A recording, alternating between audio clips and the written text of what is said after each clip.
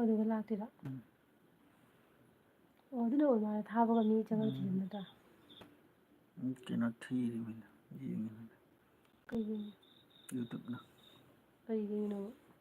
ꯌꯦꯡꯉꯤꯃꯤ ꯀꯔꯤ ꯀꯔꯤ ꯑꯁꯣꯏ ꯑꯉꯥꯝ ꯌꯥꯎꯕ ꯈꯣꯠꯄ ꯇꯣ ꯍꯧꯖꯤꯛꯇ ꯂꯥꯛꯏꯁꯦꯕ ꯑꯦꯛꯁꯇꯔꯅꯦꯜꯅꯤ ꯃꯣꯏ ꯅꯠꯇ꯭ꯔꯥ ꯅꯣꯇꯤꯐꯤꯀꯦꯁꯟ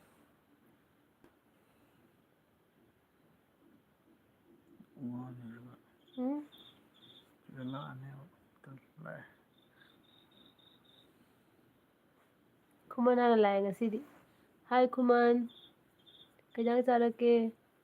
ꯅꯆꯦꯗꯤ ꯃꯤꯠ ꯌꯥꯗ꯭ꯔꯦꯕ ꯄꯨꯔꯥ ꯅꯆꯦ ꯃꯤꯠ ꯌꯥꯗ꯭ꯔꯦ ꯅꯆꯦꯒꯤ ꯃꯤꯠ ꯌꯥꯗ꯭ꯔꯦ ꯈꯨꯃꯟ ꯈꯥꯃꯦꯟ ꯕꯨꯛ ꯑꯂꯥꯎꯕꯤ ꯃꯥꯟ ꯂꯩꯔꯝꯃꯦ ꯃꯁꯛꯁꯦ ꯅꯪꯂꯣ ꯑꯩꯔꯣ ꯅꯪꯂꯣ ꯍꯥꯏꯁꯦ ꯑꯟꯖꯂꯤ ꯊꯣꯛꯆꯣꯝ ꯍꯥꯏ ꯆꯦ ꯍꯦꯜꯂꯣ ꯑꯟꯖꯂꯤ ꯆꯥꯛ ꯆꯥꯔꯕꯣ ꯀꯩ ꯏꯟꯖꯥꯡ ꯆꯥꯒꯦ ꯅꯆꯦ ꯌꯦꯜꯕꯤꯗ ꯂꯥꯛꯄꯤꯕꯒꯤ ꯊꯦꯡꯀ꯭ꯌꯨ ꯊꯦꯡꯀ꯭ꯌꯨ ꯑꯩ ꯉꯁꯤ ꯃꯤꯠ ꯌꯥꯝ ꯅꯨꯡꯉꯥꯏꯇꯦ ꯃꯌꯥꯝ ꯃꯤꯠꯁꯦ ꯅꯨꯡꯉꯥꯏꯇꯦꯕꯀꯣ ꯑꯩꯈꯣꯏ ꯗꯥꯅ ꯀꯣꯃꯦꯟꯁ ꯄꯥꯗꯣꯏꯅꯦ ꯉꯁꯤ ꯆꯦ ꯑꯩ ꯅꯥꯔꯕꯣꯏ ꯑꯅꯥꯕꯤ ꯃꯥꯜꯂꯕ ꯑꯩꯁꯦ ꯅꯥꯗꯦꯗ ꯃꯤꯠ ꯅꯨꯡꯉꯥꯏꯇ꯭ꯔꯤꯕ ꯃꯤꯠꯁꯦ ꯌꯥꯝ ꯅꯨꯡꯉꯥꯏꯇꯕ ꯉꯁꯤ ꯌꯥꯝ ꯀꯞꯄꯨꯔꯦ ꯑꯗꯨꯒꯤ ꯑꯟꯖꯂꯤꯅ ꯆꯦ ꯅꯥꯔꯕꯣ ꯅꯥꯗꯦ ꯑꯟꯖꯂꯤ ꯃꯤꯠꯁꯦ ꯅꯨꯡꯉꯥꯏꯇꯕꯩꯅꯤ ꯑꯁꯄꯔꯁ ꯂꯥꯛꯑꯦ ꯍꯥꯏ ꯅꯦꯅꯦ ꯑꯁꯄꯔꯁ ꯅꯪ ꯅꯈꯣꯡꯗꯣ ꯐꯔꯕꯣ ꯀꯩꯝ ꯇꯧꯗ꯭ꯔꯕꯣ ꯍꯧꯖꯤꯛ ꯔꯥꯖꯤꯞ ꯕꯣꯟꯗꯨ ꯍꯦꯞꯄꯤ ꯏꯃꯣꯏꯅꯨ ꯍꯦꯞꯄꯤ ꯏꯃꯣꯏꯅꯨ ꯍꯦꯞꯄꯤ ꯏꯃꯣꯏꯅꯨ ꯔꯟꯖꯅꯥ ꯅꯥꯎꯔꯦꯝ ꯀꯩꯅꯣ ꯂꯥꯏꯚ ꯑꯗꯨꯝ ꯊꯥꯒꯠꯄ꯭ꯔꯣ ꯍꯥꯏ ꯁꯨꯝ ꯊꯥꯒꯠꯂꯦ ꯄꯨꯡ ꯃꯥꯄꯟ ꯃꯥꯄꯟꯗ ꯁꯨꯝ ꯂꯥꯛꯑꯦꯀꯣ ꯑꯗꯨ ꯃꯌꯥꯝꯒ ꯋꯥꯔꯤ ꯁꯥꯟꯅꯁꯦꯅ ꯔꯤꯄꯤꯇꯥ ꯌꯨꯝꯅꯥꯝ ꯍꯥꯏ ꯍꯦꯜꯂꯣ ꯍꯦꯜꯂꯣ ꯑꯁꯄꯔꯁꯅ ꯐꯔꯦ ꯅꯦꯅꯦ ꯍꯥꯏ ꯀꯩ ꯏꯟꯖꯥꯡ ꯆꯥꯒꯦ ꯑꯁꯄꯔꯁ ꯉꯁꯤꯗꯤ ꯈꯨꯜ ꯉꯥꯛꯄ ꯆꯠꯇ꯭ꯔꯕꯣ ꯃꯌꯥꯝ ꯂꯥꯏꯛ ꯑꯝꯇ ꯇꯧꯕꯤꯌꯨ ꯄ꯭ꯂꯤꯖ ꯂꯥꯏꯛ ꯄ꯭ꯂꯤꯖ ꯆꯪꯁꯤꯜꯂꯛꯎ ꯅꯁꯛꯇꯣ ꯎꯅꯕ ꯂꯥꯏꯛ ꯇꯧꯕꯤꯌꯣ ꯉꯁꯤꯗꯤ ꯑꯩ ꯍꯧꯒꯠꯂꯛꯄꯗꯒꯤ ꯌꯥꯎꯔꯦ ꯉꯁꯤꯗꯤ ꯄꯥꯔꯃꯤꯁꯟ ꯐꯪꯉꯦ ꯗꯤꯁꯤꯒꯤ ꯗꯤꯁꯤꯅ ꯄꯥꯔꯃꯤꯁꯟ ꯄꯤꯔꯕꯣ ꯉꯁꯤ ꯗꯤꯁꯤꯅ ꯄꯥꯔꯃꯤꯁꯟ ꯄꯤꯔꯦ ꯉꯁꯤꯗꯤ ꯑꯦꯜꯕꯤ ꯑꯣꯀꯦ ꯑꯣꯀꯦ ꯃꯀꯣꯛꯇꯒꯤ ꯌꯥꯎꯕꯒꯤ ꯑꯣꯀꯦ ꯌꯥꯎꯔꯣ ꯍꯥꯏꯅ ꯑꯠꯆꯥ ꯈꯨꯃꯟꯅ ꯀꯩꯕ ꯆꯥꯛ ꯆꯥꯔꯤ ꯑꯃꯗꯣ ꯀꯥꯏ ꯄꯥꯎ ꯌꯥꯝ ꯑꯗꯨꯅꯤꯅꯦ ꯊꯨꯅ ꯂꯧꯅꯔꯝꯃꯤꯅ ꯉꯁꯤ ꯌꯥꯝ ꯊꯦꯡꯉꯦ ꯍꯥꯏꯕ ꯑꯃꯗꯣ ꯅꯨꯡꯉꯥꯏꯇꯦ ꯃꯥ ꯍꯥꯟꯅ ꯔꯤꯄꯤꯇꯁꯅ ꯂꯥꯛꯇꯕꯗꯣ ꯀꯩꯕ ꯍꯥꯏ ꯆꯤꯆꯦ ꯅꯨꯡꯁꯤ ꯌꯥꯏ ꯊꯦꯡꯀ꯭ꯌꯨ ꯗꯤꯄꯤꯇꯥ ꯅꯪ ꯀꯗꯥꯏꯒꯤ ꯑꯣꯏꯗꯣꯏꯅꯣ ꯆꯥꯛ ꯆꯥꯔꯕꯣ ꯀꯩ ꯏꯟꯖꯥꯡ ꯆꯥꯔꯒꯦ ꯗꯤꯄꯤꯀꯥꯁꯦ ꯀꯗꯥꯏꯒꯤ ꯑꯣꯏꯗꯣꯏꯅꯣ ꯁ꯭ꯋꯤꯠ ꯚꯤꯗꯤꯑꯣꯁꯅ ꯁ꯭ꯋꯤꯠ ꯚꯥꯏꯞꯁ ꯀꯤꯁ ꯀꯥꯏ ꯗꯩ ꯂꯣꯏꯊꯣꯛꯄ ꯆꯥꯐꯝꯅ ꯀꯩꯕ ꯆꯥꯛ ꯂꯣꯏꯗꯕꯗꯨꯅꯅꯦ ꯎꯝ ꯈꯨꯃꯟ ꯅꯤꯡꯊꯧ ꯊꯨꯒ꯭ꯔꯦꯗ ꯃꯦꯠꯄꯁꯦ ꯇꯧꯁꯜꯂꯣ ꯈꯔ ꯈꯨꯃꯟ ꯈꯪꯉꯕ ꯑꯗꯩꯗꯤ ꯔꯤꯄꯤꯇꯥꯅ ꯑꯣꯛ ꯀꯥꯏꯌꯦ ꯑꯣꯀꯦ ꯑꯣꯛ ꯍꯥꯏꯕ ꯑꯣ ꯑꯣꯛ ꯍꯥꯏꯕꯀꯣ ꯑꯣ ꯑꯗꯒꯤꯗꯤ Basanta love you from Manipur thank you thank you welcome Basanta welcome ꯑꯩꯒꯤ ꯑꯦꯜꯕꯤꯗ ꯂꯥꯛꯄꯤꯕꯒꯤ ꯀꯪꯂꯩꯄꯥꯛꯅ ꯊꯦꯡꯀ꯭ꯌꯨ ꯌꯩꯐꯔꯤ ꯑꯗꯩ ꯁꯨꯔꯝꯅ ꯖꯦ ꯁ꯭ꯔꯤꯔꯥꯝ ꯖꯦ ꯁ꯭ꯔꯤꯔꯥꯝ ꯔꯁꯄꯤꯇꯥꯅ ꯔꯤꯄꯤꯇꯥꯅ ꯅꯣꯛꯏꯌꯦ ꯁ꯭ꯃꯤꯀꯁ ꯕꯦꯟꯁꯣꯔ ꯀꯩꯕ ꯃꯦ ꯚꯤ ꯀꯣꯔꯤꯌꯥ ꯁꯦ ꯍꯨ ꯋꯦꯜꯀꯝ ꯋꯦꯜꯀꯝ ꯋꯦꯜꯀꯝ ꯋꯦꯜꯀꯝ ꯀꯣꯔꯤꯌꯥꯗꯩꯔ ꯁꯐꯝꯅ ꯀꯩꯕ ꯊꯣꯏꯕꯤ ꯀꯣꯔꯤꯌꯥꯗꯩꯔ ꯕꯣꯔꯤꯌꯥꯗꯩꯔꯁꯨ ꯈꯪꯄꯣꯟꯇꯦ ꯊꯣꯏꯕꯤꯁꯨ ꯃꯦꯠꯄ ꯀꯣꯔꯤꯌꯥꯒ ꯍꯥꯏꯖꯜꯂꯦ ꯌꯥꯡꯕꯅꯤ ꯕꯦꯠ ꯀꯃꯦꯟꯁ ꯑꯗꯨꯅꯦ ꯁꯧꯔꯚ ꯄ꯭ꯔꯖꯥꯄꯇꯤꯅ ꯀꯔꯦꯕ ꯖय श्री राम सौरभ जी वेलकम मेरे लाइफ में आने के लिए बहुत बहुत शुक्रिया नमस्ते सपोर्ट जय कीजिए श्री हमारे राम जय चैनल को श्री राम ꯊꯣꯏꯕꯤꯁꯅꯥꯅ ꯐꯥꯔꯁ ꯇꯥꯗ꯭ꯔꯦ ꯍꯥꯏꯔ ꯀꯞꯈꯔꯦ ꯊꯣꯏꯕꯤꯁꯅꯥ ꯀꯩꯁꯨ ꯀꯥꯏꯗꯦ ꯀꯞꯀꯅꯨ ꯅꯪꯅ ꯍꯥꯊꯨ ꯍꯥꯊꯨ ꯅꯪꯅ ꯆꯦꯜꯂꯛꯑꯝꯗꯣꯏꯗꯣ ꯈꯟꯕꯗ ꯅꯨꯡꯉꯥꯏꯇꯤꯌꯦ ꯅꯪ ꯒꯤꯠ ꯈꯨꯗꯤꯗꯤ ꯊꯤꯗ꯭ꯔꯀꯣ ꯒꯤꯠꯅ ꯖय ꯒꯤꯅ ꯁ꯭ꯔꯤꯔꯥꯝ ꯖय श्री राम ꯒꯤꯠꯖꯤ ꯔꯤꯞꯇꯥ ꯔꯦꯄꯤꯇꯥꯅ ꯀꯩꯕ ꯀ꯭ꯔꯤꯁꯅꯄꯨꯔꯅꯤ ꯀ꯭ꯔꯤꯁꯅꯄꯨꯔꯅꯤ ꯀ꯭ꯔꯤꯁꯅꯄꯨꯔꯗꯩꯔꯣ ꯅꯪꯁꯦ ꯑꯣ ꯊꯦꯡꯀ꯭ꯌꯨ ꯔꯤꯄꯤꯇꯥ ꯑꯩꯒꯤ ꯑꯦꯜꯕꯤꯗ ꯂꯥꯛꯄꯤꯕꯒꯤ ꯊꯦꯡꯀ꯭ꯌꯨ ꯁꯣ ꯃꯆ ꯒꯅꯗꯤꯞ ꯅꯨꯡꯉꯥꯏꯔꯤꯕꯣ ꯑꯅꯨ ꯑꯩ ꯀꯔꯤꯕ ꯕꯣꯏꯅꯥꯎ ꯑꯩ ꯃꯅꯤꯄꯨꯔꯗꯒꯤ ꯑꯣ ꯊꯦꯡꯀ꯭ꯌꯨ ꯅꯆꯦꯒꯤ ꯑꯦꯜꯕꯤꯗ ꯂꯥꯛꯄꯤꯕꯒꯤ ꯊꯦꯡꯀ꯭ꯌꯨ ꯁꯣ ꯑꯁꯄꯔꯁꯅ ꯃꯆ ꯑꯁꯄꯔꯁꯅ ꯆꯤꯡꯊꯔ ꯆꯠꯍꯜꯂꯣ ꯁꯨ ꯄꯥꯔꯀꯦ ꯑꯁꯄꯔꯁꯅ ꯅꯪ ꯆꯤꯡꯊꯔꯨꯕꯗꯣ ꯆꯦꯜꯂꯔꯣꯏꯕ ꯀꯃꯦꯟꯗꯣ ꯆꯤꯡꯍꯜꯂꯣꯔꯥ ꯑꯕꯨ ꯆꯠꯂ ꯗꯩꯗꯤ ꯃꯌꯥꯝ ꯄ꯭ꯂꯤꯖ ꯂꯥꯏꯛ ꯑꯁꯄꯔꯁꯅ ꯀꯩꯕ ꯇꯧꯁꯟꯕꯤꯌꯣꯀꯣ ꯂꯥꯏꯛ ꯇꯧꯗꯕ ꯌꯥꯎꯔꯗꯤ ꯂꯥꯏꯛ ꯇꯧꯁꯟꯕꯤꯌꯣ ꯁꯛꯇꯨꯅꯦ ꯈꯪꯉꯛꯄ 24ꯗ ꯂꯥꯟ ꯑꯃ ꯂꯩ ꯑꯆꯧꯕ ꯑꯩꯈꯣꯏꯁꯨ ꯌꯥꯎꯋꯦ ꯑꯣꯀꯦ ꯍꯌꯦꯡꯗꯤ 24ꯗ ꯀꯩꯅꯣꯗ ꯀꯪꯂꯥꯗ ꯇꯧꯅꯤ ꯍꯥꯏꯕꯗꯨꯔꯣ ꯁꯥꯄꯝꯅ ꯊꯣꯏꯕꯤ ꯑꯩꯅ ꯀꯧꯔꯝꯕꯒ ꯇꯥꯕꯤꯗꯦꯀꯣ ꯑꯩꯅ ꯐꯥꯁ ꯇꯥꯔꯦ ꯊꯤꯌꯥꯝꯅ ꯐ꯭ꯂꯥꯏꯡ ꯀꯤꯁ ꯇꯧꯁꯜꯂꯦ ꯕꯁꯟꯇ ꯀꯨꯃꯥꯔꯅ ꯈꯨꯃꯟ ꯅꯤꯡꯊꯧ ꯃꯤꯡ ꯍꯣꯡꯂꯕ꯭ꯔꯥ ꯗꯩꯕꯤꯇꯥꯅ ꯀꯔꯤ ꯍꯥꯏꯕ ꯃꯟꯖꯤꯇꯥ ꯃꯦꯔꯥ ꯐ꯭ꯔꯦꯟ ꯍꯦ ꯑꯣ ꯃꯟꯖꯤꯇꯥ ꯃꯦꯔꯥ ꯐ꯭ꯔꯦꯟ ꯍꯦ ꯗꯥꯅ ꯁꯗꯤ ꯀꯩ ꯃꯨꯗ꯭ꯔꯦ ꯐꯖꯔꯦ ꯎꯔꯕꯅꯤꯅ ꯑꯗꯨꯗꯩꯗꯤ ꯃꯟꯖꯤꯇꯥꯁꯦ ꯀꯔꯝꯕ ꯃꯟꯖꯤꯇꯥꯅꯣ ꯑꯗꯩꯗꯤ ꯁꯄꯝ ꯈꯨꯃꯟꯅꯒ ꯕꯁꯟꯇ ꯕ꯭ꯔꯣ ꯁꯧꯔꯞ नमस्ते नहीं अब जय श्री राम होगा जय श्री राम जय श्री राम जय श्री राम दे सपम कुमार 24 की रिजल्ट वेटिंग अदोने थोबी सनाना इनमा नंगी चाक थेंगे इनमा ngasi चाक थेंगे दुईने अइना अइसु लांगबसिदा लाइव नंगलरोइना चाकसु लांबगी चाक चाफम खंद्रे ꯅꯪ ꯑꯗꯨꯝ ꯒ꯭ꯌꯥꯟ ꯇꯥꯅ ꯆꯥꯔꯒ ꯂꯥꯛꯀꯦ ꯂꯩꯇꯦ ꯊꯣꯏꯕꯤꯁꯤꯅ ꯑꯗꯩꯗꯤ ꯀꯩꯁꯨꯝ ꯀꯥꯏꯗꯦꯅ ꯑꯩꯗꯤ ꯁꯍꯦꯗ 11ꯃꯛ ꯂꯩꯗꯣꯏꯅꯤ समंदर का पानी है करीब ब्लू ब्लू मेरा सोना का गल पूरा ग्लू ग्लू है दे मनिक मोनिका मयूम करी इंजांग चारगे चे है ꯉꯁꯤꯗꯤ ꯀꯥꯡꯉꯧ ꯑꯣꯏꯅ ꯆꯥꯔꯦ ꯀꯥꯡꯉꯧꯒ दैदी ओझा ꯆꯥꯛꯀ ओझा ꯍꯧꯔꯒ मेघाचंद्र वेलकम वेलकम ओझा तराम नोक्सरी ओझाबू वेलकम दा मेघा ओझा मेघा नंग फी रानी फी साहनग्रबो ꯑꯩꯈꯣꯏ ꯅꯨꯄꯤꯅ ꯃꯥ ꯔꯥꯅꯤ ꯐꯤꯁꯦ ꯑꯩꯈꯣꯏꯒꯤ ꯑꯣꯖꯥ ꯃꯦꯘꯥꯗ ꯁꯤꯡꯈ꯭ꯔꯦ ꯍꯥꯏꯔꯤ ꯑꯣꯖꯥ ꯃꯦꯘꯥ ꯀꯃꯥꯏꯅ ꯇꯧꯗꯣꯔꯤ ꯔꯥꯅꯤ ꯅꯠꯇꯦꯍꯦ ꯋꯥꯡꯈꯩꯅꯤ ꯋꯥꯡꯈꯩ ꯐꯤ ꯁꯤꯡꯈ꯭ꯔꯦ ꯍꯥꯏꯔꯤ ꯊꯣꯏꯕꯤ ꯁꯅꯥꯅ ꯆꯥꯛ ꯅꯃꯥꯏꯗꯣ ꯂꯣꯁꯨꯟꯗ ꯆꯥꯛꯇꯩ ꯏꯅꯝꯃꯗꯅ ꯍꯦꯟꯅ ꯂꯨꯏꯌꯦ ꯑꯁ ꯂꯥꯃꯁꯨ ꯆꯥꯛꯀ ꯎꯗꯦ ꯆꯦꯅꯦꯜꯁꯤꯗ ꯎꯏ ꯃꯤꯠꯇꯥꯏ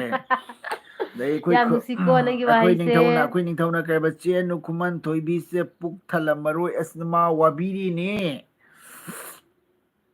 ꯑꯗꯩ ꯑꯁꯄꯔꯦꯁꯅ ꯀꯩꯕ ꯃꯥꯏꯕ ꯅꯨꯄꯥ ꯑꯃꯅ 24ꯗ ꯏꯃꯨ ꯂꯥꯏꯃꯨ ꯇꯥꯟꯕꯅ ꯂꯩ ꯍꯥꯏ ꯍꯣꯏ ꯑꯁꯤꯒꯤ ꯋꯥꯔꯤꯁꯦ ꯀꯃꯥꯏ ꯍꯥꯏꯗꯣꯏꯅꯣ ꯈꯪꯗꯦ ꯁꯨꯝ ꯑꯗꯨ ꯑꯣꯏꯇꯥꯔꯒꯁꯨ ꯑꯃꯕꯨ ꯑꯣꯏꯔꯕꯁꯨ ꯏꯁꯣꯔꯗ ꯊꯧꯅꯤꯁꯤꯀꯣ ꯃꯌꯥꯝ ꯁꯣꯏꯗ ꯉꯥꯝꯗꯅꯕ ꯑꯃꯕꯨ ꯑꯣꯏꯔꯁꯨꯀꯣ ꯌꯥꯝ ꯆꯦꯛꯁꯤꯟꯅ ꯈꯣꯡꯊꯥꯡ ꯈꯨꯗꯤꯡ ꯌꯥꯝ ꯆꯦꯛꯁꯤꯟ ꯇꯥꯔꯦꯀꯣ ꯑꯗꯩ ꯊꯣꯏꯕꯤ ꯆꯅꯥꯅ ꯇꯜꯂꯤ ꯁꯥꯄꯝꯅ ꯔꯥꯅꯤ ꯏꯅꯐꯤꯒꯤ ꯋꯥꯔꯤ ꯍꯧꯗꯣꯔꯛꯀꯅꯨ ꯃꯟꯖꯤꯇꯥ ꯕꯣꯟꯇꯔꯥꯄꯨꯔꯒꯤꯅꯤ ꯑꯗꯨꯗꯤ ꯅꯪ ꯌꯥꯝ ꯑꯉꯥꯡ ꯑꯣꯏꯔꯤꯅ ꯔꯨꯄꯤꯇꯥ ꯌꯨꯝꯁ ꯃꯟꯖꯤꯇꯥ ꯕꯣꯟꯇꯔꯥꯄꯨꯔꯒꯤꯅꯦ ꯃꯟꯖꯤꯇꯥꯗꯨꯗꯤ ꯑꯩꯈꯣꯏꯒꯤ ꯏꯆꯟꯅꯨꯄꯤꯒꯤ ꯃꯆꯥꯅꯨꯄꯤꯅꯤꯀꯣ ꯀꯅꯥꯅꯣ ꯃꯟꯖꯤꯇꯥ ꯀꯃꯥꯏꯅ ꯈꯪꯅꯔꯤꯕ ꯃꯥꯒ ꯃꯣꯏ ꯀ꯭ꯂꯥꯁꯃꯦꯠꯅꯦ ꯑꯩꯌꯦ ꯑꯣ ꯑꯗꯩꯗꯤ ꯑꯣꯖꯥ ꯃꯦꯘꯥꯅ ꯂꯩ ꯋꯥꯏ ꯑꯗꯩ ꯉꯥꯉꯣꯝ ꯊꯥꯡꯃꯩꯕꯟꯅ ꯀꯁꯥꯔ ꯀꯗꯥꯏꯗꯩꯅꯣ ꯀꯁꯥꯔ ꯁꯣꯅꯥꯏ ꯆꯥꯟꯗꯝ ꯂꯩꯀꯥꯏꯗꯒꯤꯅꯦ ꯑꯗꯨꯗꯩꯗꯤ ꯑꯣꯖꯥ ꯃꯦꯘꯥꯆꯟꯗ꯭ꯔꯅ ꯀꯩꯕ ꯂꯩꯌꯦ ꯊꯣꯏꯕꯤ ꯁꯅꯥꯅ ꯏꯅꯝꯃ ꯑꯩꯅ ꯇꯦꯛꯁ ꯊꯥꯕ ꯎꯕ꯭ꯔꯥ ꯀꯗꯥꯏꯗ ꯊꯥꯔꯛꯄꯩꯅꯣ ꯀꯩꯅꯣ ꯃꯦꯁꯦꯟꯖꯔꯗ ꯈꯪꯗꯦꯅꯦ ꯑꯩ ꯎꯗꯦꯅꯦ ꯃꯦꯘꯥꯆꯟꯗ꯭ꯔ ꯊꯣꯏꯕꯤꯁꯅꯥ ꯎꯗ꯭ꯔꯤꯌꯦ ꯑꯩ ꯌꯦꯡꯉꯨꯗ꯭ꯔꯤꯅꯦ ꯄꯤꯅꯤ ꯍꯥꯏ ꯄꯤ ꯑꯦꯟ ꯍꯥꯏ ꯄꯤꯅꯤ ꯍꯥꯏ ꯃꯥꯔꯦ ꯑꯁꯄꯔꯁꯅ ꯊꯧ ꯊꯨꯝ ꯂꯩ ꯁꯟ ꯍꯧꯔꯦ ꯊꯧ ꯊꯨꯝ ꯂꯩ ꯁꯟ ꯍꯧꯔꯦ ꯑꯗꯩ ꯆꯦ ꯑꯅꯨ ꯈꯨꯃꯟ ꯊꯣꯏꯕꯤꯁꯦ ꯄꯨꯛ ꯊꯤꯟꯂꯛꯂꯦ ꯀꯔꯤ ꯄꯨꯛ ꯊꯤꯜꯂꯛꯇ꯭ꯔꯦꯔ ꯊꯣꯏꯕꯤꯆꯅꯥꯅ ꯄꯨꯛ ꯊꯜꯂꯛꯇ꯭ꯔꯦꯕ ꯊꯜꯂꯛꯑꯦ ꯍꯥꯏꯕꯅꯦ ꯑꯗꯩ ꯁꯧꯔꯞꯅ ꯖꯦ श्रीराम सौरभजी जय श्रीराम सापमना ꯇ꯭ꯋꯤꯡꯀꯜ ꯔꯦꯕꯤꯇꯥꯗꯗꯤ ꯑꯅꯨ ꯅꯨꯡꯉꯥꯏꯔꯤꯕꯣ ꯔꯣꯕꯤꯇꯥ ꯂꯥꯛꯏꯌꯦ ꯔꯣꯕꯤꯇꯥ ꯋꯦꯜꯀꯝ ꯔꯣꯕꯤꯇꯥ ꯋꯦꯜꯀꯝ ꯑꯩꯒꯤ ꯍꯥꯏꯅꯤꯡꯉꯥꯏ ꯂꯩꯇꯅ ꯑꯦꯜꯕꯤꯗ ꯂꯥꯄꯤ ꯕꯔꯗꯦ ꯊꯥꯒꯠꯆꯔꯤ ꯊꯦꯡꯀ꯭ꯌꯨ ꯁꯣ ꯃꯆ ꯑꯩ ꯁꯧꯔꯚ ꯉꯁꯤꯁꯦ ꯃꯤ ꯃꯤꯁꯦ ꯌꯥꯝ जय श्री राम ꯅꯨꯡꯉꯥꯏꯇꯦ जय श्री राम ꯑꯩ ꯉꯁꯤꯁꯦ ꯃꯤꯁꯦ ꯌꯥꯝ ꯅꯨꯡꯉꯥꯏꯇꯅꯅꯦ रविता ने लाइक डन थैंक यू ꯐꯝꯃꯤꯁꯤꯐꯥꯎ सो ꯐꯕꯨ मच ꯀꯣꯛ रविता ꯆꯤꯛꯑꯦꯕ मेरे प्यारे भाई लोग बहन लोग प्लीज लाइक कीजिए प्लीज लाइक बहुत कम है ꯌꯥꯝ ꯅꯨꯡꯁꯤꯔꯕ ꯏꯆꯤꯟ ꯏꯅꯥꯎꯁꯤꯡ ꯌꯥꯔꯒꯗꯤ ꯂꯥꯏꯛ ꯇꯧꯁꯟꯕꯤꯌꯣ ꯄ꯭ꯂꯤꯖ ꯂꯥꯏꯛ ꯌꯥꯝ ꯋꯥꯠꯂꯤ ꯊꯣꯏꯕꯤ ꯆꯅꯥꯅ ꯆꯥꯛꯄꯨ ꯅꯨꯡꯇꯤꯒꯤ ꯆꯥ ꯂꯩꯁꯤꯗꯨꯕꯨ ꯄꯨꯛ ꯊꯟꯗ꯭ꯔꯁꯨ ꯌꯥꯏꯌꯦ ꯏꯆꯦ ꯀꯥꯅꯣꯟ ꯃꯂꯥ ꯉꯁꯤꯗꯤ ꯀꯅꯥꯅꯣꯃꯅ ꯍꯥꯟꯈꯔꯦ ꯍꯥꯏ ꯑꯅꯨꯕꯨꯡ ꯆꯥꯛꯆꯥ ꯉꯥ ꯆꯥꯕ꯭ꯔꯣ ꯉꯥ ꯆꯥꯗ꯭ꯔꯦ ꯉꯁꯤꯁꯦ ꯀꯩꯅꯣ ꯀꯩꯅꯣ ꯇꯧꯗꯦ ꯀꯥꯡꯍꯧ ꯆꯥꯎꯅ ꯄꯨꯖꯥ ꯇꯧꯗ꯭ꯔꯦ ꯏꯆꯦ ꯀꯥꯅꯣꯟ ꯑꯗꯨꯝ ꯀꯩꯅꯣ ꯇꯧꯅꯅꯦ ꯂꯩꯕꯥꯛ ꯏꯔꯥꯡ ꯊꯣꯛꯄꯁꯤꯗꯅꯦ ꯂꯥꯟ ꯇꯧꯕꯁꯤꯗꯅꯦ Saurabh ꯆꯥꯎꯅꯒ Prabhavati na ꯇꯧꯗ꯭ꯔꯦ Jai Sri Ram, ꯉꯁꯤꯁꯦ Jai Sri Ram, Saurabh ji, Saurabh Prabhavati ji, ꯑꯒꯣꯔꯕꯇꯤꯒ ꯑꯗꯒꯤꯗꯤ Rabita na ꯄꯇꯤꯠꯀ ꯀꯠꯂꯒ ꯑꯗꯨꯝ Prince ꯂꯣꯏꯁꯜꯂꯦ Saiga, Kap Khare, Saurabh Prabhavati ji, Jai Sri Ram, Jai Sri Ram. Robita ꯀꯩꯖꯥꯡ ꯆꯥꯔꯛꯀꯦ ꯔꯣꯕꯤꯇꯥ ꯀꯩꯖꯥꯡ ꯆꯥꯔꯛꯀꯦ ꯆꯥꯛ ꯆꯥꯔꯕꯣ ꯅꯪ ꯑꯩ ꯉꯁꯤ ꯃꯤꯠꯁꯦ ꯌꯥꯝ ꯅꯨꯡꯉꯥꯏꯇꯦ Che Khargosh ay. Jai Sri Ram. Thubisarana kay injang sarigi inamay. ꯑꯩꯈꯣꯏꯗꯤ ꯉꯁꯤꯗꯣ ꯀꯩꯅꯣ ꯑꯣꯏꯅ Rabbit ꯆꯥꯔꯦ Rabbit ꯀꯥꯡꯉꯧ ꯑꯣꯏꯅ ꯆꯥꯔꯦ Rabitana kay chak chadri hay. ꯑꯣ Yam ꯔꯣꯕꯤꯇꯥ ꯌꯥꯝ thengina ꯊꯦꯡꯅ express ꯆꯥꯏ kay ba nene ay thawai nungaiti yamna hoy hoy aduni ꯑꯗꯨꯅꯦ kamay nungaitano. ꯑꯁ ꯊꯋꯥꯏ ꯅꯨꯡꯉꯥꯏꯇꯕꯒꯤꯅꯦ Ise ꯑꯩꯁꯨ kanon ꯃꯤꯠꯁꯦ malana ꯉꯁꯤ kanano ꯅꯨꯡꯉꯥꯏꯇ꯭ꯔꯤꯁꯦꯀꯣ bungay. Deidi kanano bungay se keno oh keno ni mekha hay ba ni. Osa mekha Ripita na kay ba Jai Sri Ram chiche your video is so much beautiful. Like, thank you so thank you much. Thank you Adedai sapam na kay ba che Robita se Chara hen bani Saurabh na Jai Sri Ram Jai Sri Ram Jai Sri Ram Robita dai na prince hay ga jong usal dai Thobisana maibam na kay ba nga natradi aiga manare. Saurabh Prabhavati ji said Sri Ram sapam khuman thoibina che Robita oigi cheng leitabane hai. Ise kanamana ai khangde o kaino se ise kanamana kaino khangde hai ra. ꯑꯩꯈꯣꯏ ꯑꯣꯖꯥ ꯃꯦꯘꯥꯆꯟꯗ꯭ꯔ ꯈꯪꯗꯦ ꯍꯥꯏꯔꯣ ꯈꯪꯅꯗꯕꯅꯤ ꯃꯣꯏꯅꯤ ꯑꯣ ꯃꯕꯥꯅꯤ ꯈꯪꯅꯧ ꯁꯦ ꯑꯣꯖꯥ ꯃꯦꯘꯥꯆꯟꯗ꯭ꯔ ꯍꯥꯏꯅ ꯂꯥꯛꯄꯅꯦ ꯑꯗꯣ ꯈꯪꯅꯧ ꯑꯗꯩꯗꯤ ꯁꯧꯔꯕ ꯄ꯭ꯔꯕꯍꯥꯇꯤ ꯖय ꯁ꯭ꯔꯤ ꯔꯥꯝ ꯍꯥꯏꯅ ꯂꯥꯎꯕꯗ ꯁꯤꯒꯗ꯭ꯔꯦ ꯒꯅꯗꯤꯞꯅ ꯑꯩꯁꯨ ꯑꯥꯔꯃꯤꯗ ꯂꯩꯕꯅꯤ ꯅꯣꯏ ꯚꯤꯗꯤꯑꯣ ꯌꯦꯡꯉꯦ ꯀꯩꯕ ꯃꯇꯨꯝ ꯃꯇꯝ ꯂꯦꯜꯂꯤꯅꯤ ꯍꯦꯄꯤ ꯏꯃꯣꯏꯅꯨ ꯐꯤꯁ ꯇꯣꯟꯕ ꯆꯥꯗ꯭ꯔꯣ ꯑꯩ ꯕꯣꯏꯅꯥꯎ ꯉꯁꯤꯗꯤ ꯀꯩꯅꯣ ꯇꯧꯗ꯭ꯔꯦ ꯑꯩꯈꯣꯏ ꯏꯃꯣꯏꯅꯨꯁꯦ ꯌꯥꯝꯅ ꯆꯥꯎꯅ ꯁꯨꯝ ꯏꯔꯥꯠ ꯄꯨꯖꯥ ꯏꯔꯥꯠ ꯇꯧꯗ꯭ꯔꯦ ꯄꯤꯛꯅ ꯁꯨꯝ ꯑꯒꯣꯔꯕꯇꯤ ꯑꯗꯨꯝ ꯃꯣꯝꯗ ꯀꯩꯅꯣ ꯇꯧꯔꯒꯅꯦ ꯕꯇꯤ ꯇꯧꯔꯒ ꯑꯗꯨꯝ ꯈꯨꯔꯨꯝꯖꯔꯦꯀꯣ ꯏꯃꯥ ꯂꯩꯕꯥꯛꯇ ꯑꯋꯥ ꯑꯅꯥ ꯔꯕꯤꯇꯥ ꯇꯥꯔꯤꯁꯦ ꯖय ꯀꯣꯛꯍꯟꯕꯤꯔꯣ ꯁ꯭ꯔꯤꯔꯥꯝ ꯍꯥꯏꯅ ꯁꯧꯔꯕ ꯄ꯭ꯔꯚꯥꯕꯇꯤꯖꯤ ꯆꯥꯎꯅꯒꯗꯤ ꯇꯧꯗ꯭ꯔꯦ ꯍꯟꯗꯛꯁꯦ ꯔꯕꯤꯇꯥꯗ ꯑꯩꯅ ꯄ꯭ꯔꯤꯟꯁ ꯄꯩꯁꯥ ꯈꯔ ꯄꯤꯔꯛꯑꯣ ꯑꯗꯩ ꯊꯣꯏꯕꯤꯁꯅꯥꯅ ꯀꯩ ꯏꯅꯝꯃ ꯑꯩꯁꯨ ꯏꯁꯨꯛ ꯁꯨꯛꯇꯔꯤꯁꯦ ꯅꯨꯡꯉꯥꯏꯇꯦꯍꯦ ꯑꯩꯁꯨ ꯑꯗꯨꯅꯦ ꯁꯥꯄꯝ ꯉꯁꯤꯁꯦ ꯈꯨꯃꯟ ꯋꯥꯈꯜ ꯌꯥꯝ ꯅꯤꯡꯊꯧꯅ ꯀꯩꯕ ꯅꯨꯡꯉꯥꯏꯇꯦ ꯊꯣꯏꯕꯤ ꯏꯕꯦꯝꯃ ꯅꯈꯨꯠ ꯍꯥꯝꯗ꯭ꯔꯤ ꯃꯥꯜꯂꯦ ꯆꯥꯛ ꯆꯥꯔꯛꯄꯗꯒꯤ ꯔꯕꯤꯇꯥꯅ ꯗꯥꯕꯨꯡ ꯉꯥꯏ ꯅꯣꯛꯊꯈ꯭ꯔꯦ ꯑꯗꯩ ꯏꯆꯦ ꯀꯥꯅꯣꯟ ꯃꯂꯥꯅ ꯀꯩꯕ ꯈꯪꯗꯦꯀꯣ ꯑꯣ ꯊꯣꯏꯕꯤꯁꯅꯥꯅ ꯍꯥꯃꯦ ꯏꯕꯨꯡꯉꯣ ꯁꯧꯔꯕ ꯄ꯭ꯔꯚꯥꯕꯇꯤ ꯖय ꯁ꯭ꯔꯤ ꯔꯥꯝ ꯖय ꯁ꯭ꯔꯤ ꯔꯥꯝ ꯑꯗꯩꯗꯤ ꯈꯨꯃꯟꯅ ꯀꯩꯕ ꯆꯦ ꯔꯨꯕꯤꯇꯥ ꯍꯣꯏꯒꯤ ꯆꯦꯡ ꯂꯩꯇꯕꯅꯤ ꯃꯁꯛꯁꯦ ꯅꯨꯡꯁꯥꯒ ꯎꯁꯜꯂꯛꯑꯦ ꯑꯩꯈꯣꯏꯒꯤ ꯁꯧꯔꯕꯖꯤꯅ ꯖय ꯁ꯭ꯔꯤ ꯔꯥꯝ ꯁꯨꯝ ꯁ꯭ꯔꯤ ꯔꯥꯝꯁꯤ ꯀꯩꯅꯣ ꯁꯣꯟꯅ ꯁꯨꯝ ꯋꯥꯟꯊꯈꯤꯗ꯭ꯔꯣ ꯀꯩꯅꯣꯝ ꯇꯧꯔꯤꯃꯤꯁꯦ ꯔꯣꯕꯤꯇꯥ ꯗꯥꯏꯔꯤ ꯄ꯭ꯔꯤꯟꯁ ꯑꯁꯦꯡꯕꯅꯤ ꯁꯕꯝ ꯈꯨꯃꯟ ꯊꯣꯏꯕꯤ ꯊꯣꯏꯕꯤ ꯔꯥꯝꯁꯨ ꯃꯗ ꯋꯥꯟꯊꯈꯤꯗꯣꯔꯦ ꯀꯥꯅꯣꯟ ꯕꯂꯥ ꯏꯆꯦ ꯀꯥꯅꯣꯟ ꯕꯂꯥ ꯅꯁꯛꯇꯣ ꯁꯥꯄꯝ ꯎꯠꯂꯣ ꯍꯥꯏꯕꯅꯤꯗ ꯏꯆꯦ ꯀꯥꯅꯣꯟ ꯕꯂꯥꯅ KMC ꯁꯥꯄꯝ KMC ꯑꯩꯈꯣꯏ ꯗꯥꯁꯦ ꯁꯧꯔꯕ ꯉꯥꯏꯍꯥꯛꯇꯪ ꯍꯟꯗꯛ ꯌꯦꯡꯉꯦꯅ ꯀꯃꯥꯏꯅ ꯂꯩꯊꯣꯛꯈꯤꯒꯦ ꯍꯥꯏꯅ ꯌꯦꯡꯒꯦ ꯅꯪ ꯑꯣꯏꯅ ꯌꯦꯡꯒꯦ ꯁꯧꯔꯕ ꯄ꯭ꯔꯚꯥꯕꯇꯤꯖꯤꯅ ꯀꯩꯕ ꯖय ꯁ꯭ꯔꯤꯔꯥꯝ ꯍꯟꯗꯛ ꯐꯤꯔꯥꯡꯒꯁꯦ ꯃꯃꯥꯏ ꯆꯨꯝꯊꯣꯛꯈ꯭ꯔꯦ ꯁꯣꯝꯗ ꯑꯃꯨꯛ ꯖय ꯁ꯭ꯔꯤꯔꯥꯝ ꯖय ꯁ꯭ꯔꯤꯔꯥꯝ ꯑꯗꯩ ꯁꯥꯄꯝ ꯈꯨꯃꯟ ꯊꯣꯏꯕꯤꯅ ꯆꯦ ꯔꯣꯕꯤꯇꯥ ꯑꯗꯩ ꯕꯤꯖꯦꯇꯥ ꯑꯊꯣꯛꯄ ꯃꯆꯦꯁꯦ ꯇꯨꯝꯅꯤꯡꯉ ꯃꯥꯜꯂꯦ ꯇꯨꯝꯅꯤꯡꯕ ꯅꯠꯇꯦ ꯍꯣꯏ ꯈꯔꯁꯨ ꯇꯨꯝꯅꯤꯡꯕ ꯅꯠꯇꯦ ꯑꯩꯅ ꯌꯦꯡꯉꯨꯕ ꯍꯀꯥꯝ ꯆꯟ ꯂꯩꯔꯝꯃꯦ ꯑꯣꯏꯔ ꯃꯥꯜꯂꯦ ꯃꯥꯁꯦ ꯗꯩꯊꯣꯏꯕꯤ ꯁꯅꯥꯃꯥꯏꯕꯝꯅ ꯎꯪꯈꯔꯦ ꯁꯧꯔꯕ ꯄ꯭ꯔꯚꯥꯕꯇꯤꯅ ꯖय ꯁ꯭ꯔꯤꯔꯥꯝ ꯁꯥꯄꯝ ꯈꯨꯃꯟ ꯊꯣꯏꯕꯤꯅ ꯆꯦ ꯔꯣꯕꯤꯇꯥ ꯄꯩꯁꯥ ꯊꯥꯔꯣ ꯍꯥꯏꯕꯅꯣ ꯖय ꯑꯩ ꯃꯤꯠꯁꯦ ꯁ꯭ꯔꯤꯔꯥꯝ ꯇꯨꯝꯅꯤꯡꯕꯇ ꯔꯣꯕꯤꯇꯥꯅ ꯃꯥꯟꯕꯅꯦ ꯊꯥꯔꯛꯂꯣ ꯊꯣꯏꯕꯤꯁꯅꯥꯅ ꯗꯥꯕꯨꯡ ꯗꯥꯕꯨꯡ ꯎꯕꯨꯗꯦ ꯏꯁꯄꯦꯛꯁꯦ ꯄꯛꯆꯩꯌꯦ ꯑꯩꯈꯣꯏ ꯗꯥꯅꯕꯨ ꯇꯧꯔꯗꯤ ꯂꯣꯏ ꯄꯛꯆꯕꯅꯤꯗ ꯃꯥ ꯊꯣꯏꯕꯤꯁꯅꯥꯟ ꯇꯧꯊꯣꯔꯛꯄꯁꯦ ꯂꯣꯏ ꯄꯛꯆꯕꯅꯤ ꯅꯠꯇ꯭ꯔ ꯃꯌꯥꯝ ꯈꯨꯃꯟꯅ ꯀꯩꯕ ꯆꯦ ꯀꯥꯅꯣꯟ ꯍꯋꯥ ꯄꯅꯤꯔ ꯑꯅꯧꯕꯤ ꯂꯥꯜꯃꯍꯟ ꯆꯥꯏ ꯆꯦ ꯀꯥꯅꯣꯟ ꯍꯋꯥ ꯄꯅꯤꯔ ꯑꯉꯧꯕꯤ ꯂꯥꯜꯃꯍꯟ ꯆꯥꯏ ꯖय ꯁ꯭ꯔꯤꯔꯥꯝ ꯑꯁꯄꯔꯦꯁꯅ ꯅꯦꯅꯦ ꯎꯕꯗ ꯊꯋꯥꯏ ꯅꯨꯡꯉꯥꯏꯇꯦꯁꯦ ꯍꯥꯏꯅ ꯁꯥꯎꯕꯤꯒꯅꯨꯀꯣ only Jai Shri Ram. Okay, okay. Only Jai Shri Ram. Haina mu hairo mayam haiba matamda only Jai Shri Ram haina hairo. Asparasna kay haiba. Jai Shri Ram, Jai Shri Ram. Saurapat daidi kainona sapam na kaiba Jai Shri Ram बोलते बोलते जाएगा ऊपर गांव में बिजिता तो बोलना चे नंग संपूर्ण बने है न फजइये रोबिता ना नोक्ता करे तो बिचना में बने इना मसु ने तौरी खुदिंग पक्चई अमन हेंदे अमन तादे इना कैसा नहीं है बिचना Daily chicken malana kareba imoinu puja taudro sapam Rabita Rabita nagab only Jai Sri Ram Jai Sri Ram na haiba they loire. ondogre I love my God Jai Sri Ram I love my God love you Sri Ram I love you I want to love you I want to love. I love you Ramji Ramji Namaskar Namaskar. Jai Sri Ram Jai Sri Ram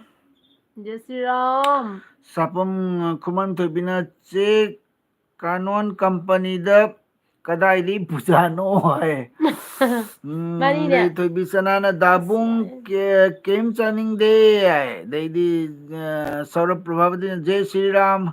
masi ngasi na mechi ga mic we thajala ba khang ni tauri se